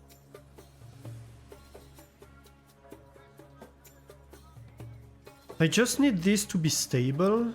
Why isn't it stable?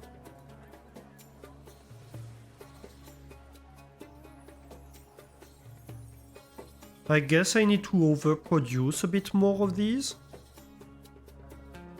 Might be a supply issue. Let's overproduce a little bit more than 5. Maybe it's just... So 13 more.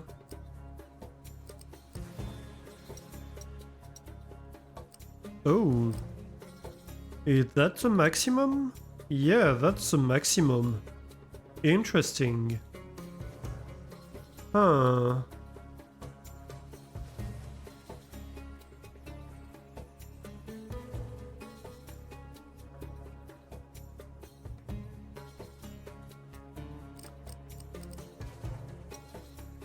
And they're the only one who are going to sell me any copper, basically.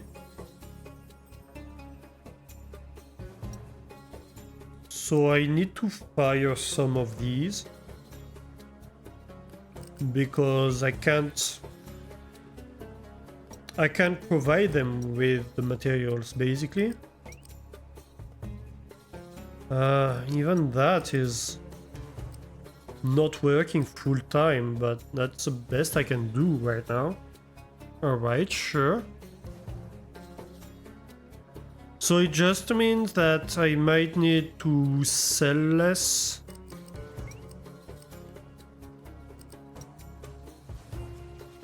If I can't really produce more, if I want to keep like 10 extra, for example.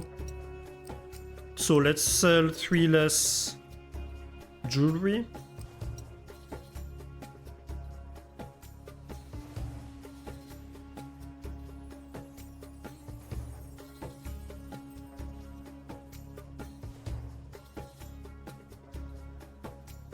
And even then, there's 2 I cannot produce, so let's reduce by 2 more.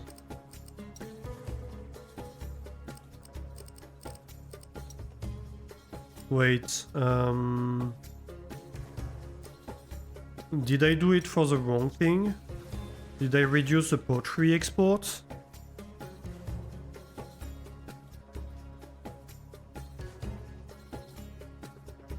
What did I do?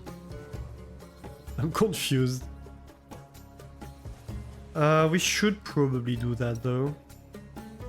How are we doing in terms of money? We should be great in terms of money. So even for the pottery export, we should keep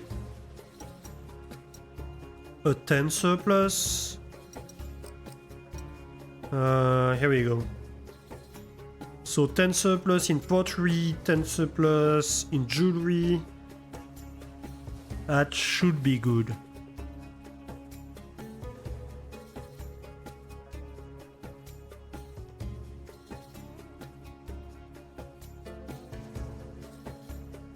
Okay, so next. Oh yeah, but we are selling a bunch of beer that we're not gonna sell eventually. That's fine. So what's the issue here?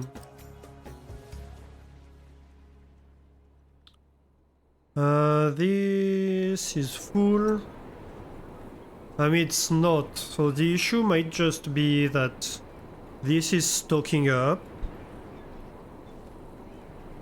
That I need time to stock up on stuff.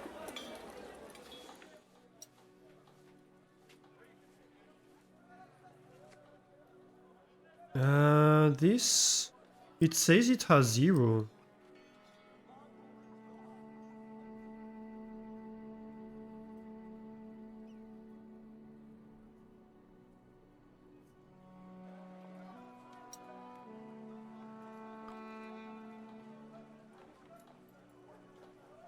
Yeah, so this is being consumed as fast as this is being produced, so I assume it's because this is stocking up. It's causing slight issues. Can we do a large festival yet? Maybe if we start a production of tablets, but we're still understaffed, so... let's not, maybe?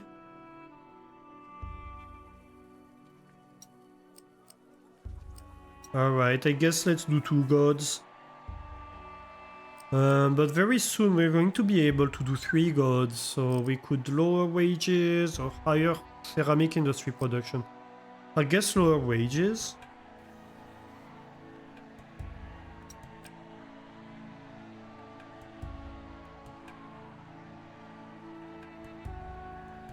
Is good.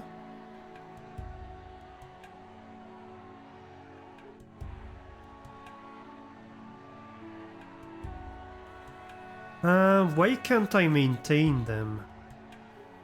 That's annoying.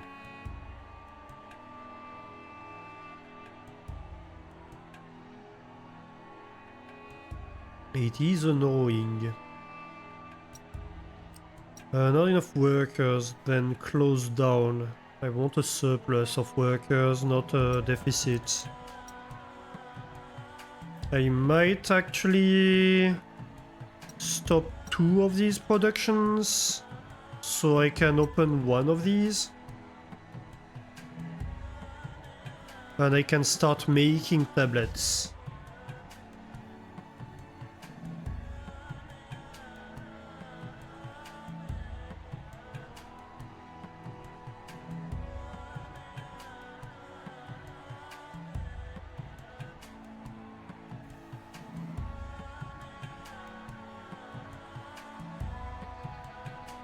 But yeah, the number of level 3 villas we can have is gonna be a hard limit on the number of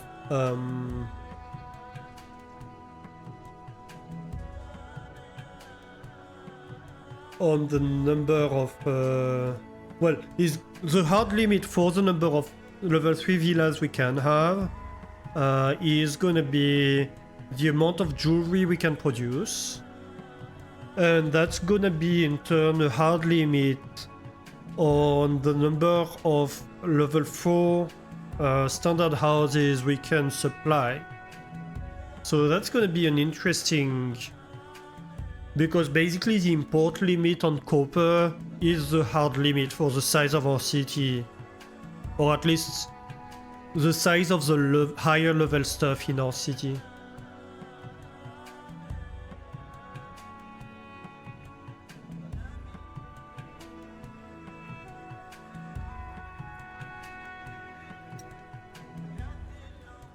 Lower consumption of upper class houses. But these are not upper class houses, right? These are medium class, I think. Yeah, I think so.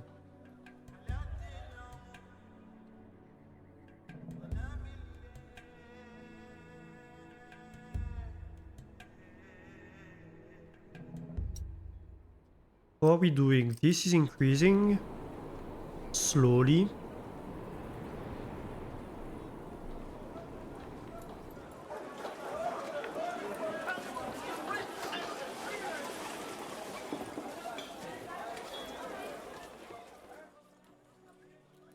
You know what? I made a coffee earlier and I didn't drink it. That's kinda stupid. Okay, so we have started tablet production. That's good. Very, very good.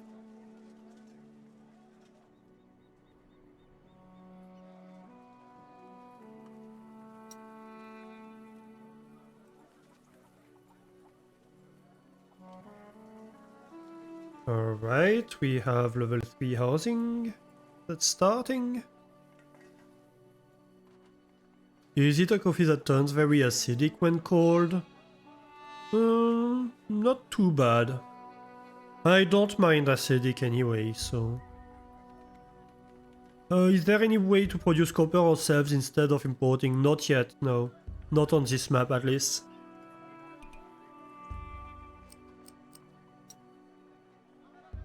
Is the risk high? No, it was a random event.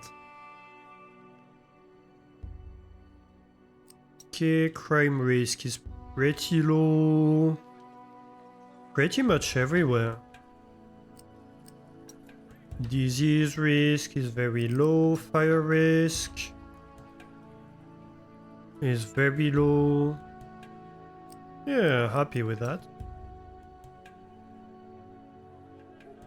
Right now, the only basic resources we can produce are farming stuff and clay. To be fair, the only other thing we can use at the moment is copper.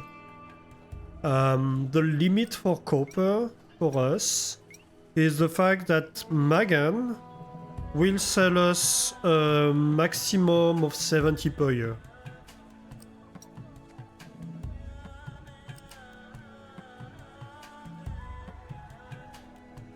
I guess we could ask for favors.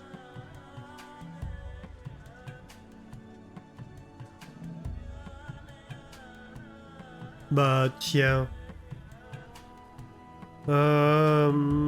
City relations. Basically, if we send them a gift, then maybe we could ask for copper as a favor.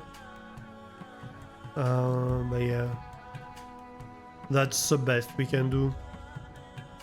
And that's the only city that's selling copper.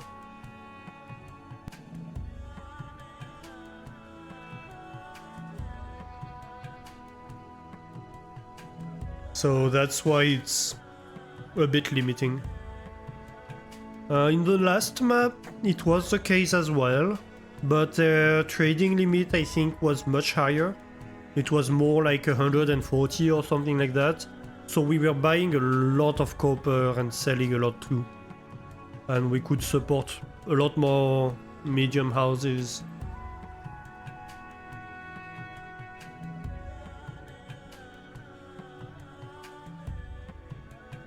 I guess we don't have to have them to be level 3, right? We could just have more of them be level 2 and supply them with dates and fish. That's also an option. Insert ancient low quality copper ingot customer complaint meme. I guess, yeah.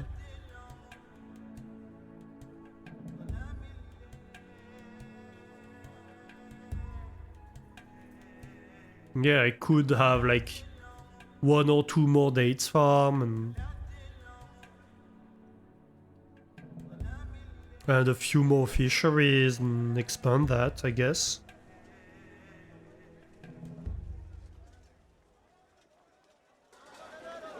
Don't know if it's actually a known meme. Wait, it's a meme that exists? I never heard of it. To be fair, I'm not very knowledgeable about memes, but...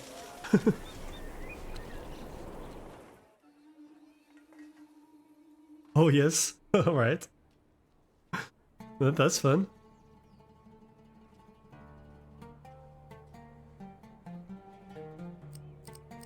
Yeah, let's do that. Let's increase the number of level 2 farms we have. Of level 2 houses we have, I mean.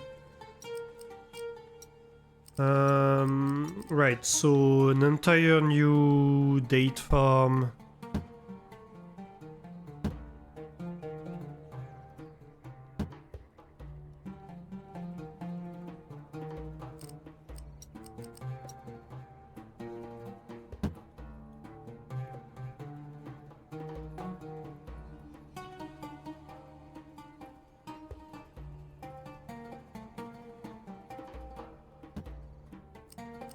Alright. This is not needed. Is this enough for everybody? Yes. I just need a road.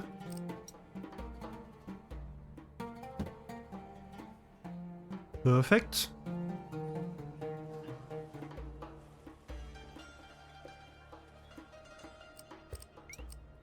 So, I have 40 extra dates, I need more fish.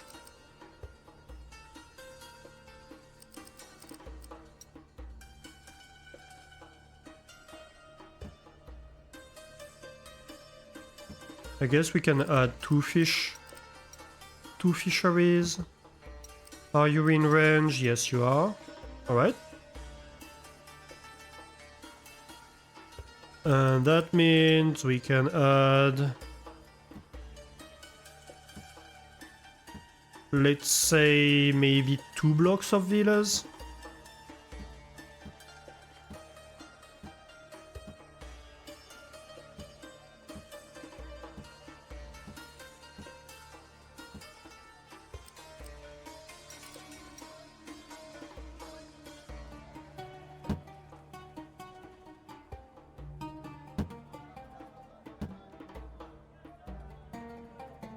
Decoration. First we're going to do the pavement.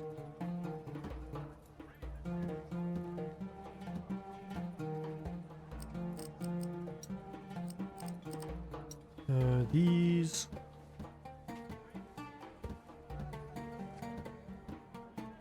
There apparently was a copper trader who hauled copper ingots to Mesopotamia sometime around 1000 BC, don't remember. And he sourced them from cheap and reliable sources.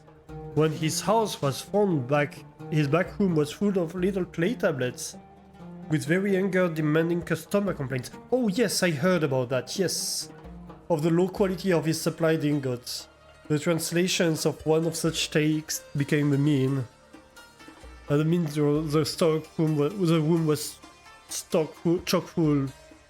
Writing such a complaint later and have it delivered to a remote long-haul trader wasn't exactly common at the time.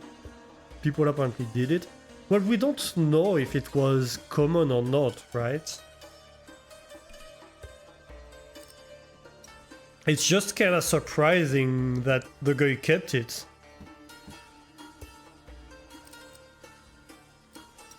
But yeah, I did hear about that one. It's a funny story.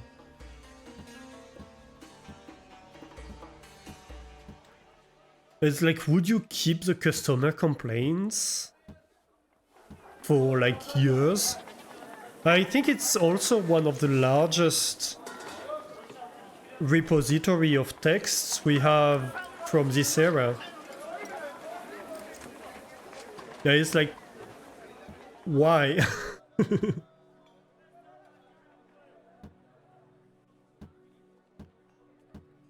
Why is this the thing that was worth preserving, that you filled a whole room of them?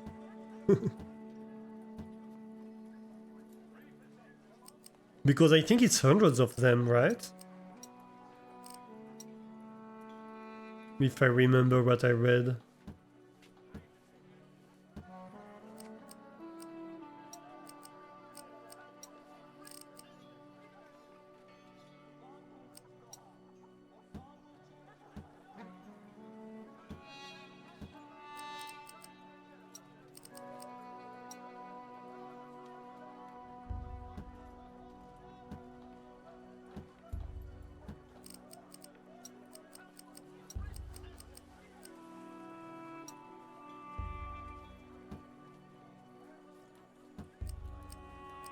A little obelisk. Maybe we could have some statues for these houses.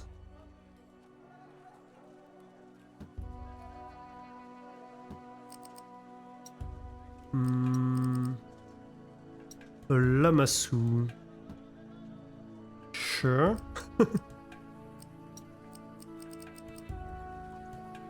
Maybe a little lion.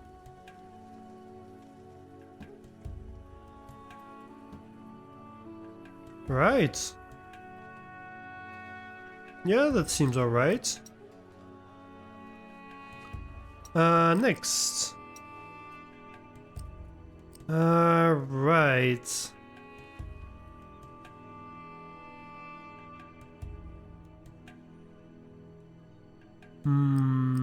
How do I deal with that? Maybe I start it actually from the other side.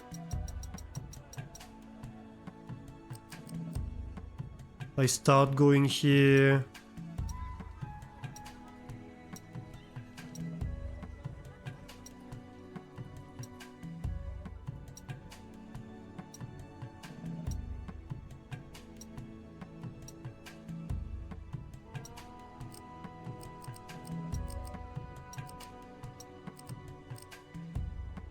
And I don't provide them with jewelry for these ones. Here's the important part.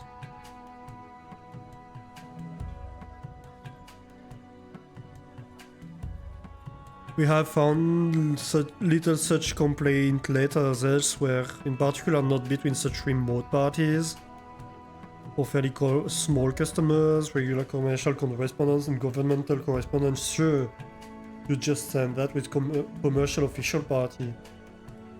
But if you got it right, private people paid couriers to deliver these complaints to him. Did it let this surprise you? Have no idea why he kept them, yeah. Maybe pedantry? Yeah. I mean, maybe one reason we didn't find other ones is that it's not stuff other people usually kept, you know?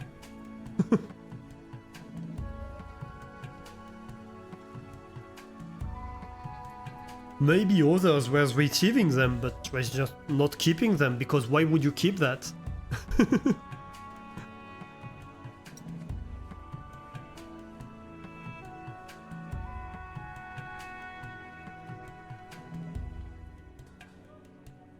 I think we might be overloading the trade routes now. Well, I fear we might be overloading the trade routes at least.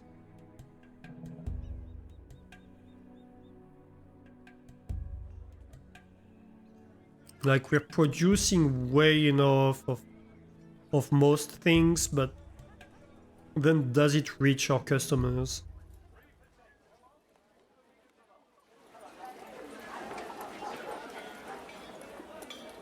But now we have some unemployment of the higher level people, so that's good.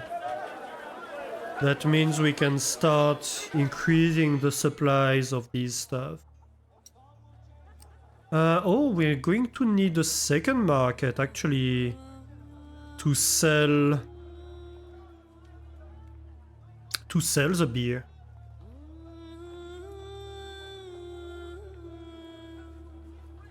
Which is interesting. I think I'm going to move that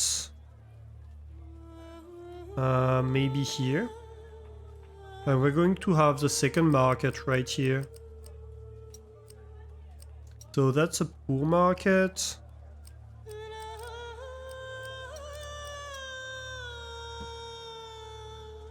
And you can be right here. And so you are going to be selling beer.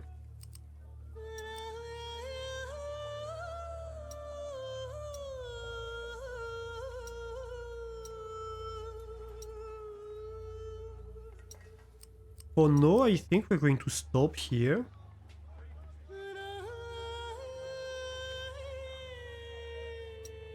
And you are going to do the same. And for now, we stop here as well. There we go, we are starting to have some spacious houses. Nice.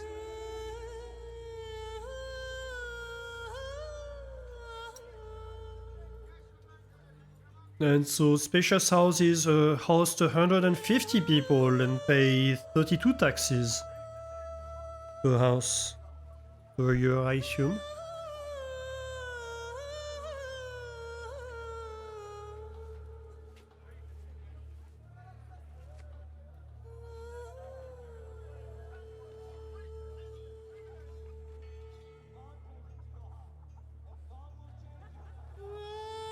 Yeah, we're having trouble keeping this supply. So I think here we are going to have another caravanserai that's going to be taking care of the fish. Supplies.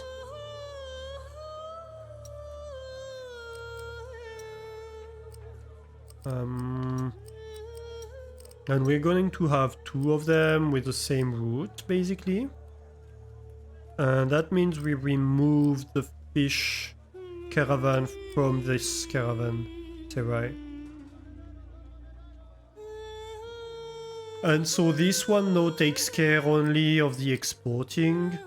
We are going to want to reduce the amount of beer we export, right? Fairly drastically. Next festival is available.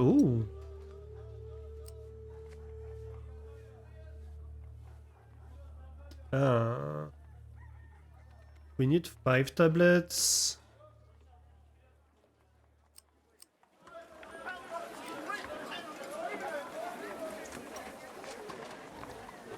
Oh, not enough workers. Alright, I guess let's celebrate a medium festival. Ooh. Well, that's a conundrum. How are we doing on the jewelry? We should still be overproducing it compared to the demand. Kinda dicey.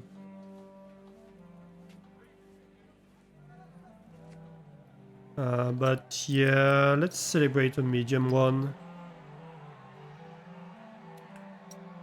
Alright, so, what were we saying? Yeah, we need to reduce the amount of beer we sell.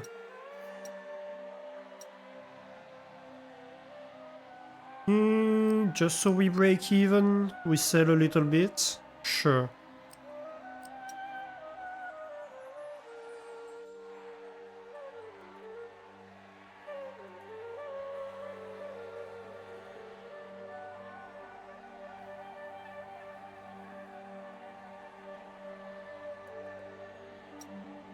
What's your route?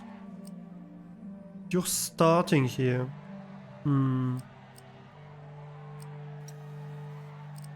I think I'm going to reorganize this route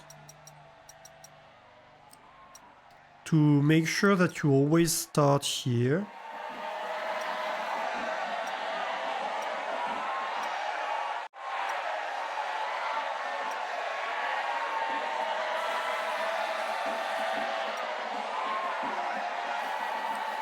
And for now, we just do that.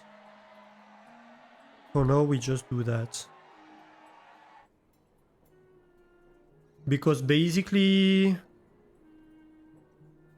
I don't want to overload things. And here I think we're over-consuming everything.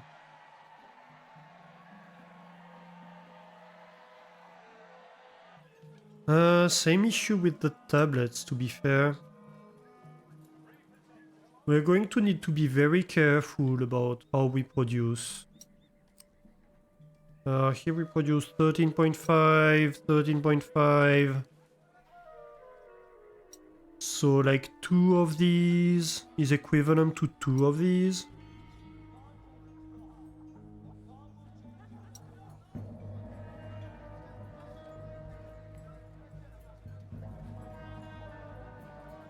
How far do you go? Okay, so you stay in this area. That's good.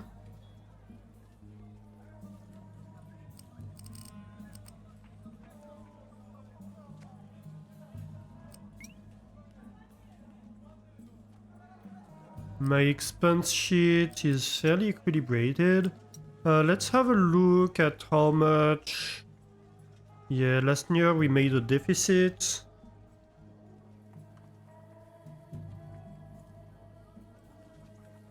Ah, we are not importing enough ingots. We're only importing 24 ingots. And that's a question of space in here. Okay, okay, I can solve that.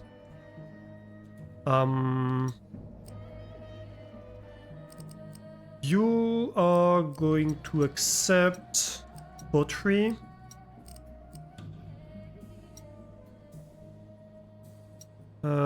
Who's transporting this pottery? You. You are not going to drop it off here, you're going to drop it off here now. And so that means I can have 16 pottery in here. And no pottery in here.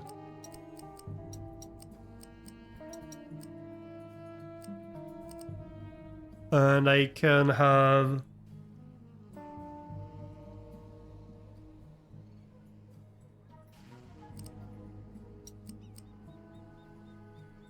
Uh, 24 plus 8... That's 32... Something like that?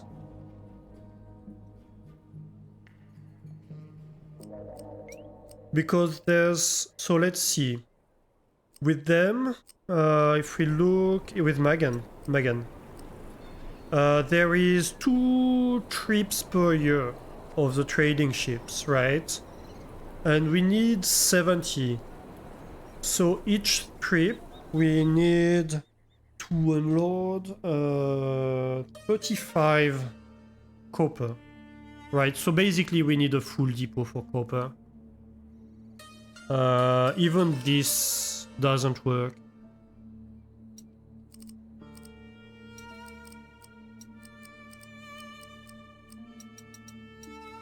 We need to dedicate a full depot for copper.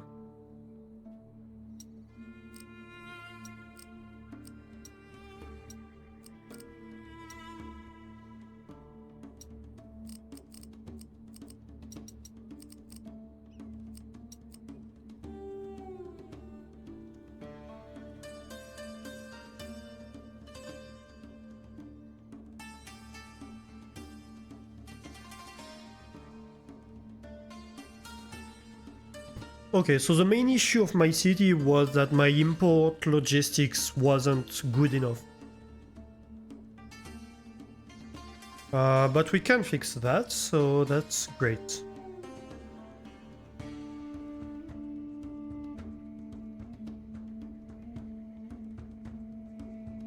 We just need a ship to come and empty this.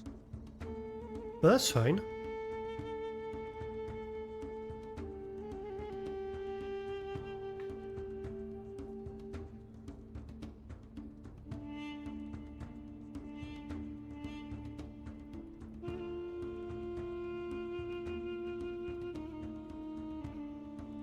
Are you buying? Oh, that's annoying. Alright, don't accept the jewelry. No, I told you not to accept it.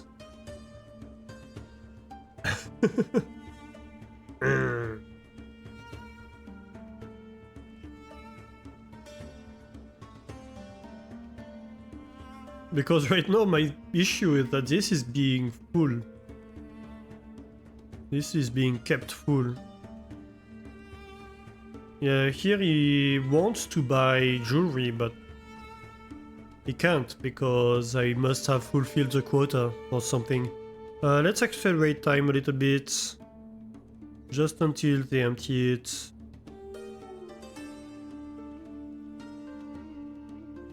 Come on, come on.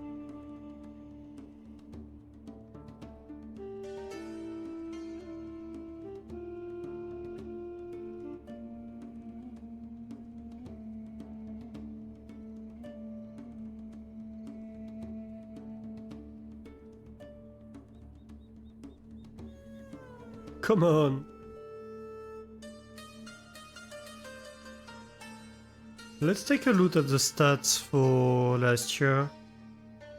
This time. Okay, so last year, this time we imported the 70 copper. Okay, so what we have right now is good enough.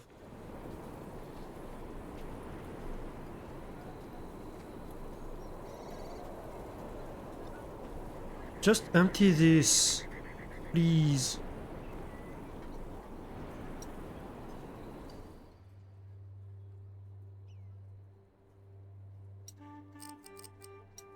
Can we say, is this the issue? Does this have to be enabled so it can trade it? Thief for the warehouse. Bad thief. Ah, here we go.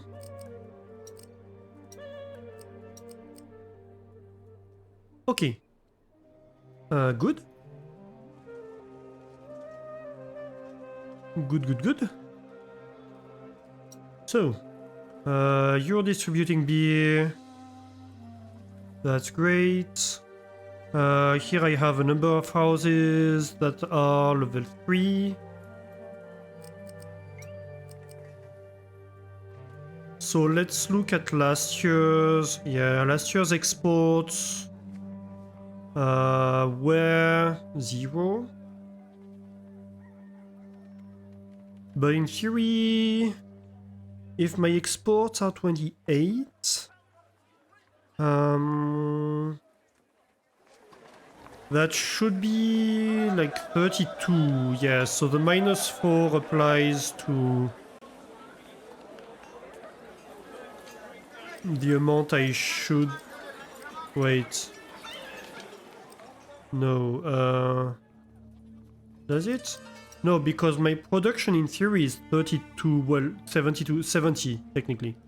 So if my production is 70, I consume 28 per year.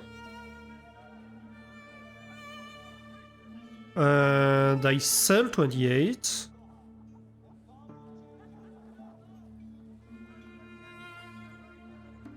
I have 56 that's consumed. And so I can increase the amount consumed. Is basically what this is telling me. Okay. So let's increase it a little bit.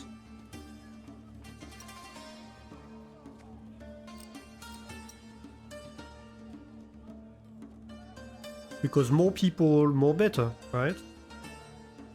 How about dates and stuff like that? Dates and fish should be good. But there is a question mark about the supplies. How is the fish supply? The fish supply is good. Date supply should be good.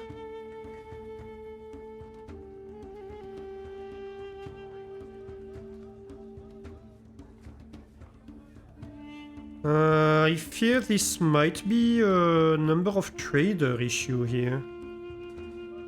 I might need a second trader to top them up, because these might run out before the trader has time to renew it. Might be the issue we're running into.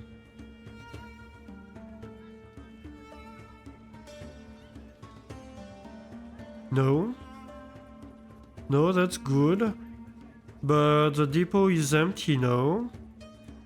And the trader has run out. Okay.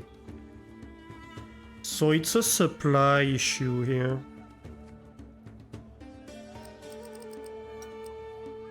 It's a supply issue, so if we just have another date supplier, that should help us cope with this issue. Because now we'll have deliveries twice as frequently.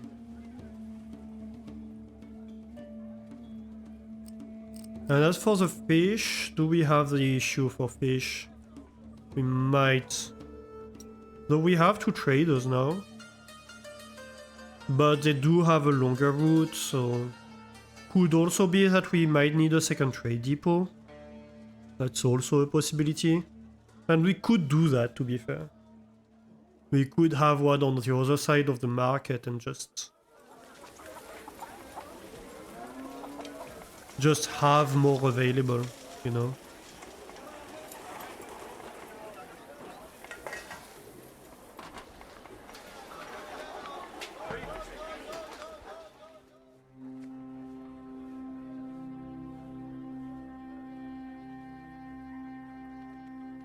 Basically, we never want this to be empty.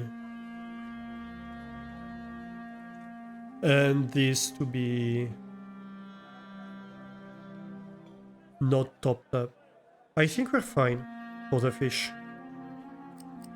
Okay. Good, good. So that seems stable. I think this should be stable. So that means we can increase the number of tablets produced.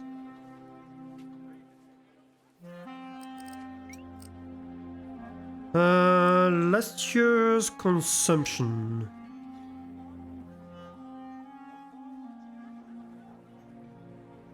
We produced 27 beer and consumed 26. No, we produced 28, consumed 26. And we produced 14 tablets, consumed 12.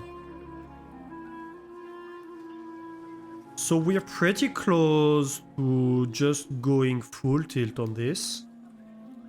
That's pretty much a good news.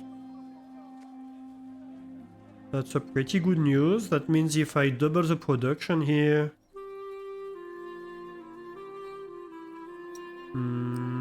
do I need to enable this one? Probably.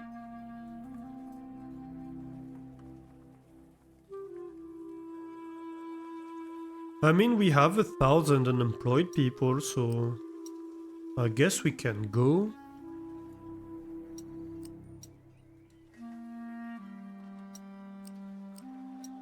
And if we have an excess of tablets, we can always sell them, right?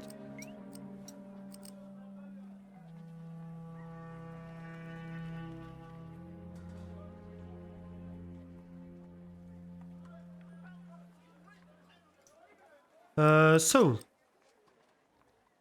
in theory, we're at -4 beer and at +5 tablets, but that's with the exports. We could produce a little bit more beer. How do we go about that? Maybe we add another farm? Yeah, I think we pretty much copy this farm.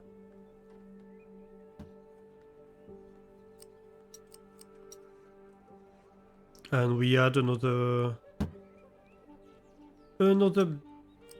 farm for beer. Ooh. Oh, come on. Stop popping up in the middle of everywhere. Know what? Sure. Let's irrigate stuff.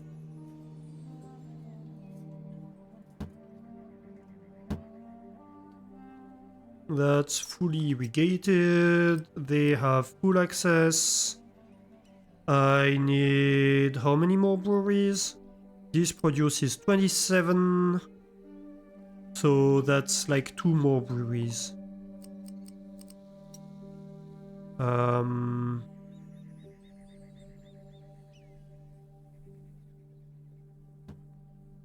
That we can probably dedicate to exports.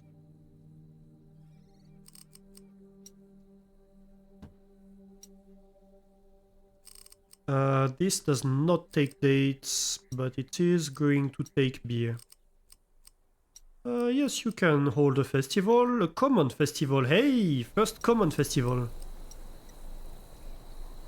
And we don't have enough options to do a lavish festival. But we're making progress.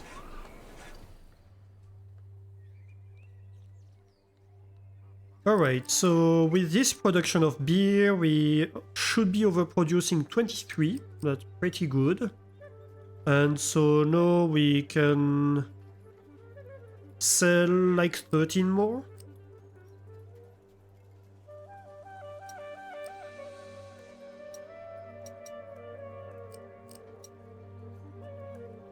So we have a surplus of 10 at the end of the day, and then we can reduce my amount of jewelry sold.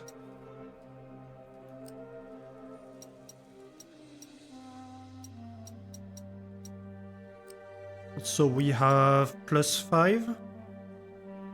So, but that would be +3 because we still have the -2 because we can't import enough copper. So we need to keep +12. No, +7 if we want +5, right? And we're still beneficial in terms of trading. 20 units of beer. Magan is asking for beer, sure. Let's send you some beer.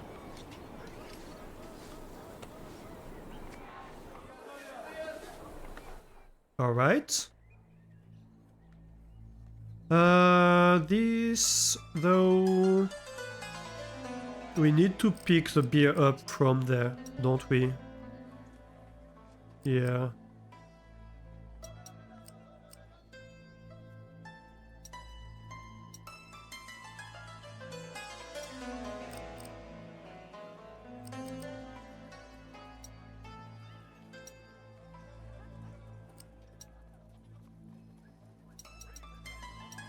Let's let it fill up because then we are taking from here to export, I think.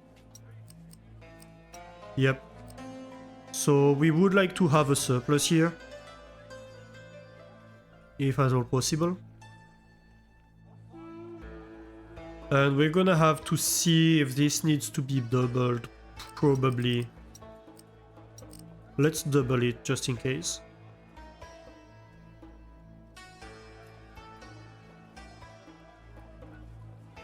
Basically, we would like these to be empty. Pretty much all the time. We still have a good surplus of beer and fish, that's good. We're producing a lot of tablets. Maybe too many tablets. Can we sell tablets? Anywhere. Exports. Meluha would like to import tablets. That's a pretty good export. Ooh, outbreak. So let's send them some tablets as a gift to open a trade route. Let's see what we can do with the tablet exports.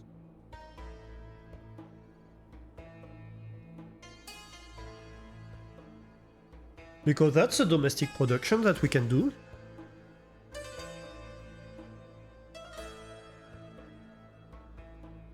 And we are only overproducing 5, so I assume that means Well, first I guess let's provide our population with the beer and the tablets.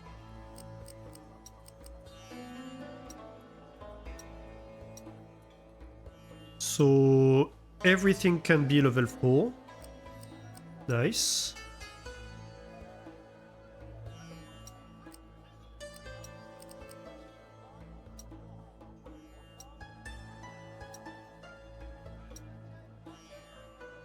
Oh, you're too far. That's an interesting problem to have.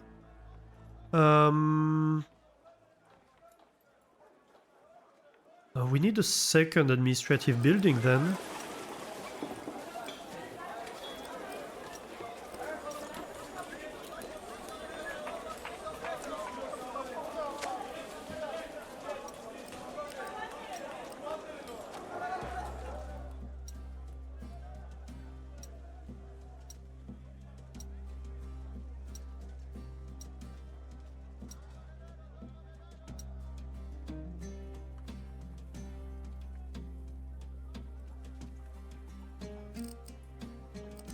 I guess let's stop here.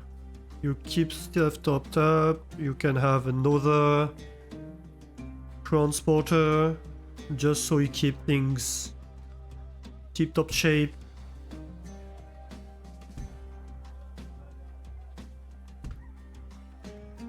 All of these are level 3, that's good.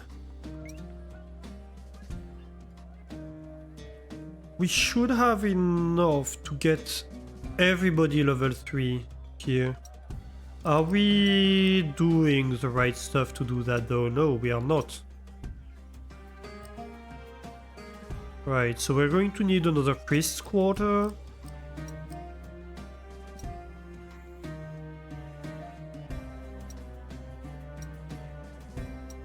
But in terms of trader, at least we have what we need. Where is the risk of disease dangerously high? Here, interesting. How do I deal with that? I guess we can have little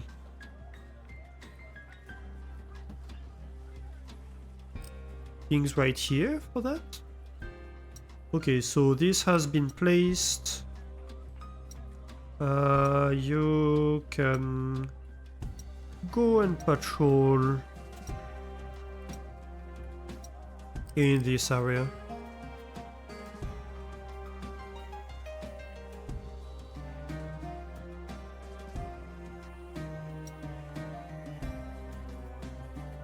No tablets. Why no tablets? Oh, I know why no tablets. Because you have no supplies of tablets. Just as easy as that.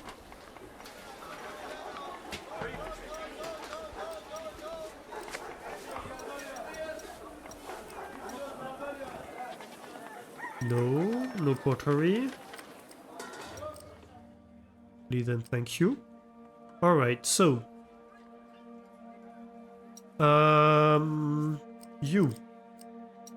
you're going to transport tablets from here to here.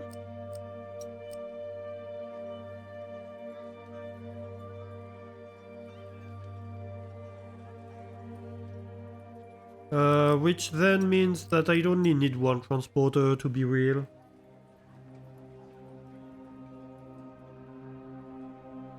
And secondly, we are going to want to have tablets over here because we're going to want to sell them.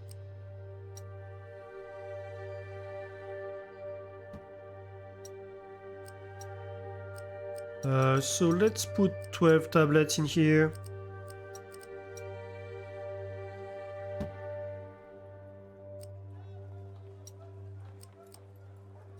And you can transport tablets from here to this.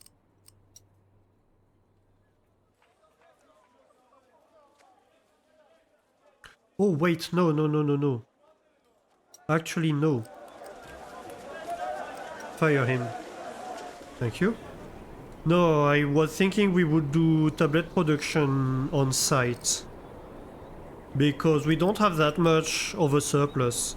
So we want to keep that surplus, and any production we want to sell, then we can do around here. Right? We don't need it to be over there. So let's do that instead. So industry, we can have a tablet workshop around here. With 3 of those, and we can have a clay mine. Like right here.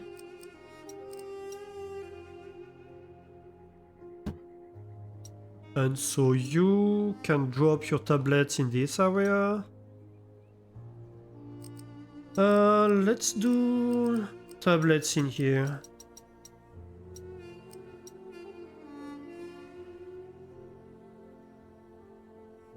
And so who's transporting this jewelry from here to here? This caravanserai.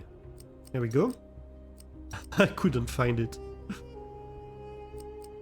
So, you're loading tablets here, unloading them here. Basically.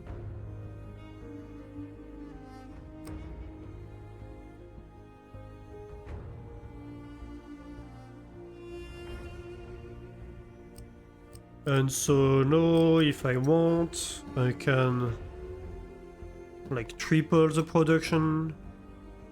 Do you have a third one? No, no you do.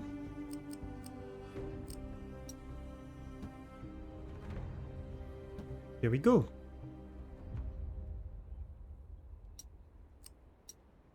Let's ensure they're in range. Yes, they are.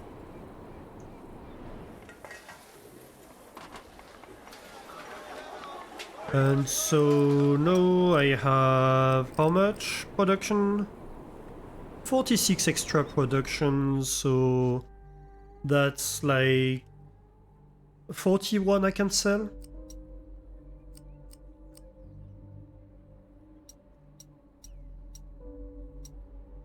There we go.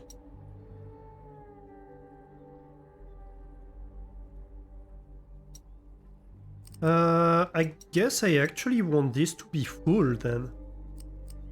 Or like, because if there's like 2 trips per year, yeah.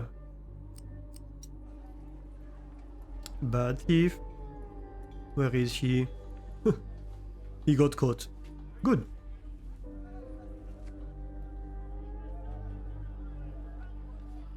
So yeah, when you have a thief that robs a warehouse, you look at the warehouse, it's empty, and if he gets caught on his way back home, you see all the goods reappear suddenly. So that's how you know he got caught, if you don't see him getting caught.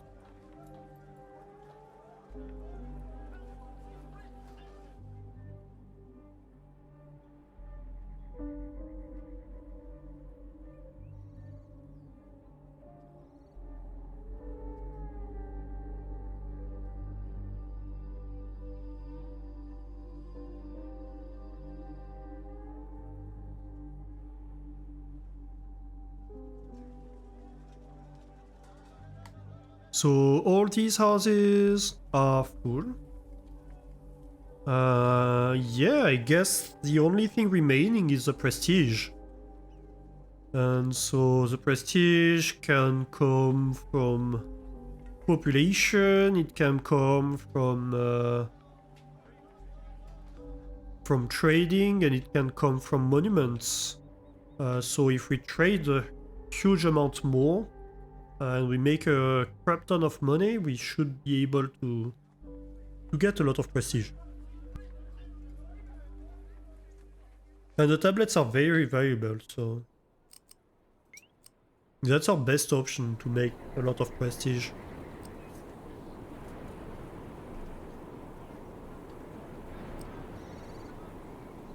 How much do they accept tablets? Like 80 tablets. If we sell them like 80 tablets per year, so we could double the amount of tablets we sell them. That would be like very beneficial.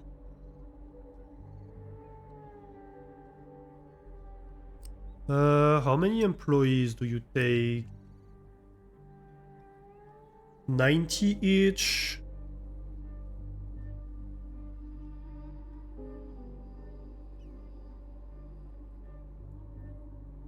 Townsfolk. Yeah, I think we can fly that. That's 270. If we add 3 more of these.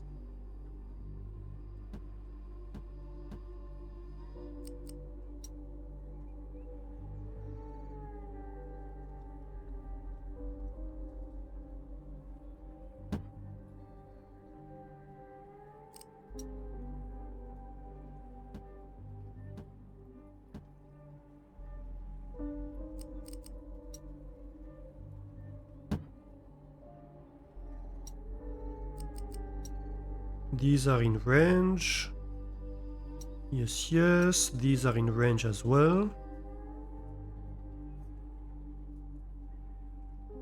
So now we should again be way overproducing. Yeah, we're producing 45 extra. So we can be like, hey, wanna take like 40 more tablets?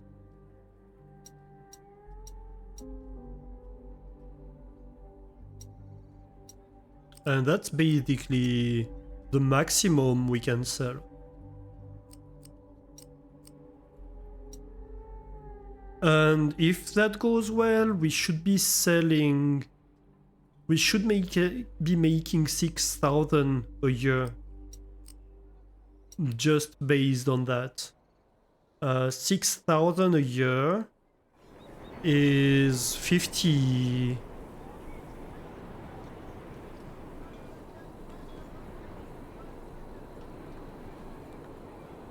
Is that it?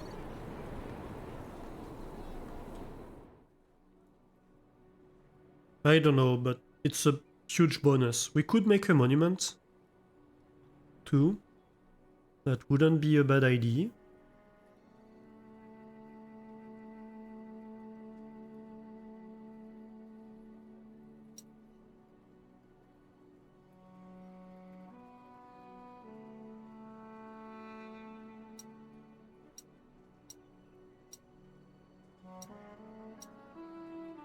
These seem to all be delivering their tablets, so that's good.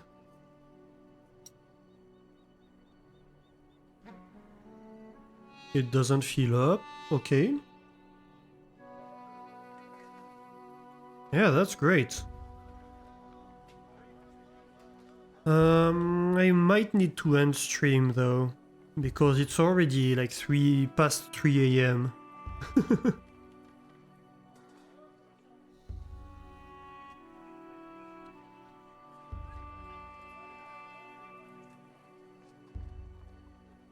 Hey, we are making it! 484 prestige.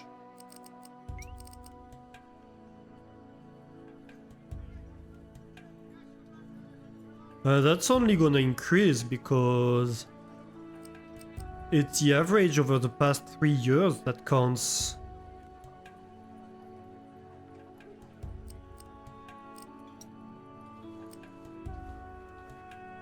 We made 5,000 last year. Let's see, in terms of exports, what didn't we export?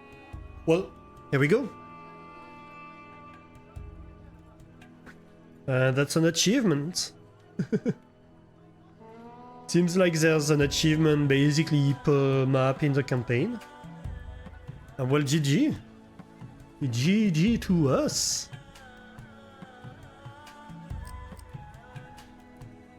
Alright. Next mission. Hey Carlo, how are you doing? Let's look at what's the next mission here, and we're going to end here. That's a good place to end. So next mission objectives are going to be, so it's going to be the third dynasty of Ur. Population 11,000, not a little bit more than the objective for this time, but I think we pretty much had it. Prestige 680. We're going to need level 4 villas, so that's going to be a new level of villas, and we're going to need to build a temple.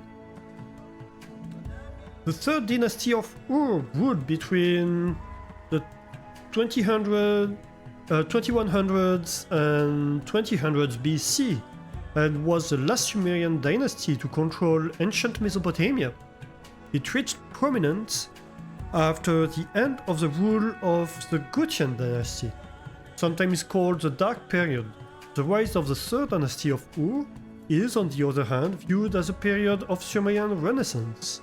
The dynasty was founded by Ur-Nammu, a ruler who strengthened his position after defeating the city of Lagash, and who personally killed that city's ruler in the battle. His four successors continued in his aggressive expansion, leading an empire that at its peak spanned from southeastern Anatolia, I can't talk anymore, to the northern coast of the Persian Gulf. Wow, that's large.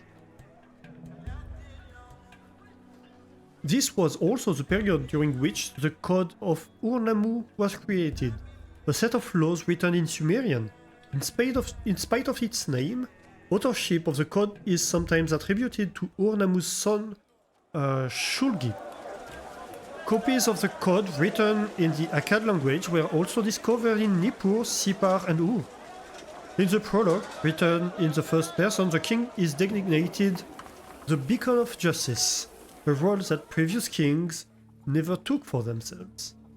The third dynasty of Ur ended in 2000 BC, when the city of Ur was destroyed by the allied forces of Elam and Susa.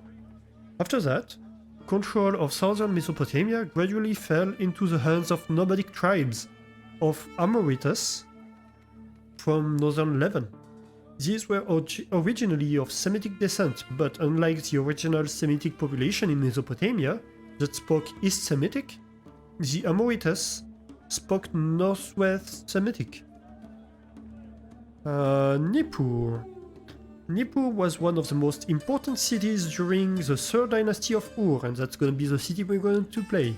It was considered the religious center of the Mesopotamia, and was also where Enlil's shrine, the main god of the Sumerian and Akkad pantheon, was located. This status helped it survive a number of conflicts which devastated many other cities in the area. Okay, and for the first time we have Babylon here. Nice.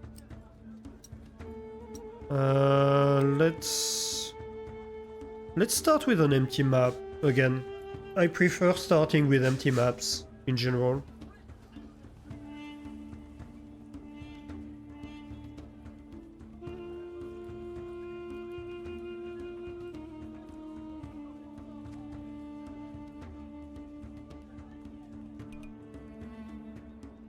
Nippur was always considered the religious center of Sumerian culture. Our new ruler, Ur-Nammu, fortunately believes it should continue to be one, and has entrusted you with the construction of a new temple.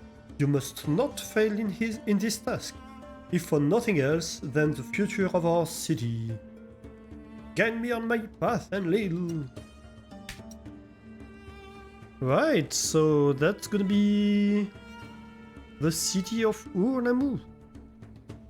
We have the river right here.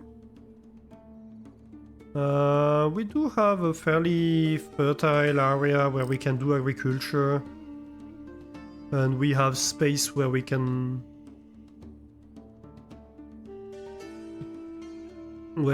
pump water and all that, so that's good.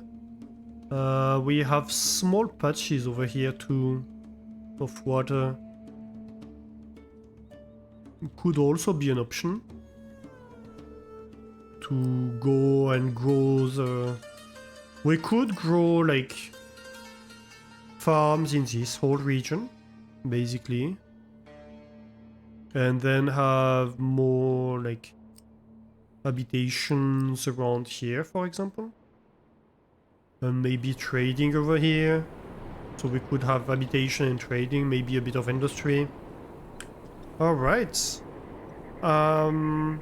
What does the diplomatic map look like? We can export wheat, fish, dates, jewelry, barley, beer, tablets, and ceremonial items. Ooh, interesting. Oh, and we have a bunch of new stuff. We can import ivory, and we can import papyrus. And in terms of diplomacy, I don't know that we have war yet. No, there's no warfare in this mission. But we're going to have access. So we have spacious house which takes the tablet and the beer. But we're going to have access to the large villas, which are going to take ceremonial items that we make from ivory, and library service that uses papyrus. Interesting, so there's much more imports that need to happen, and we can't produce copper either, apparently. Interesting. And how much do they sell of this stuff? So Magan sells up to 120 copper, so that's fine. And Babylon? No, they didn't say Babylon was... No, it's just Magan that sells copper, the ivory. Dilmun sells 120 and Memphis 60. And the papyrus, Memphis sells 70. Alright. Okay. So we have more margins in terms of resources we can import. Good. But that's gonna be us for today.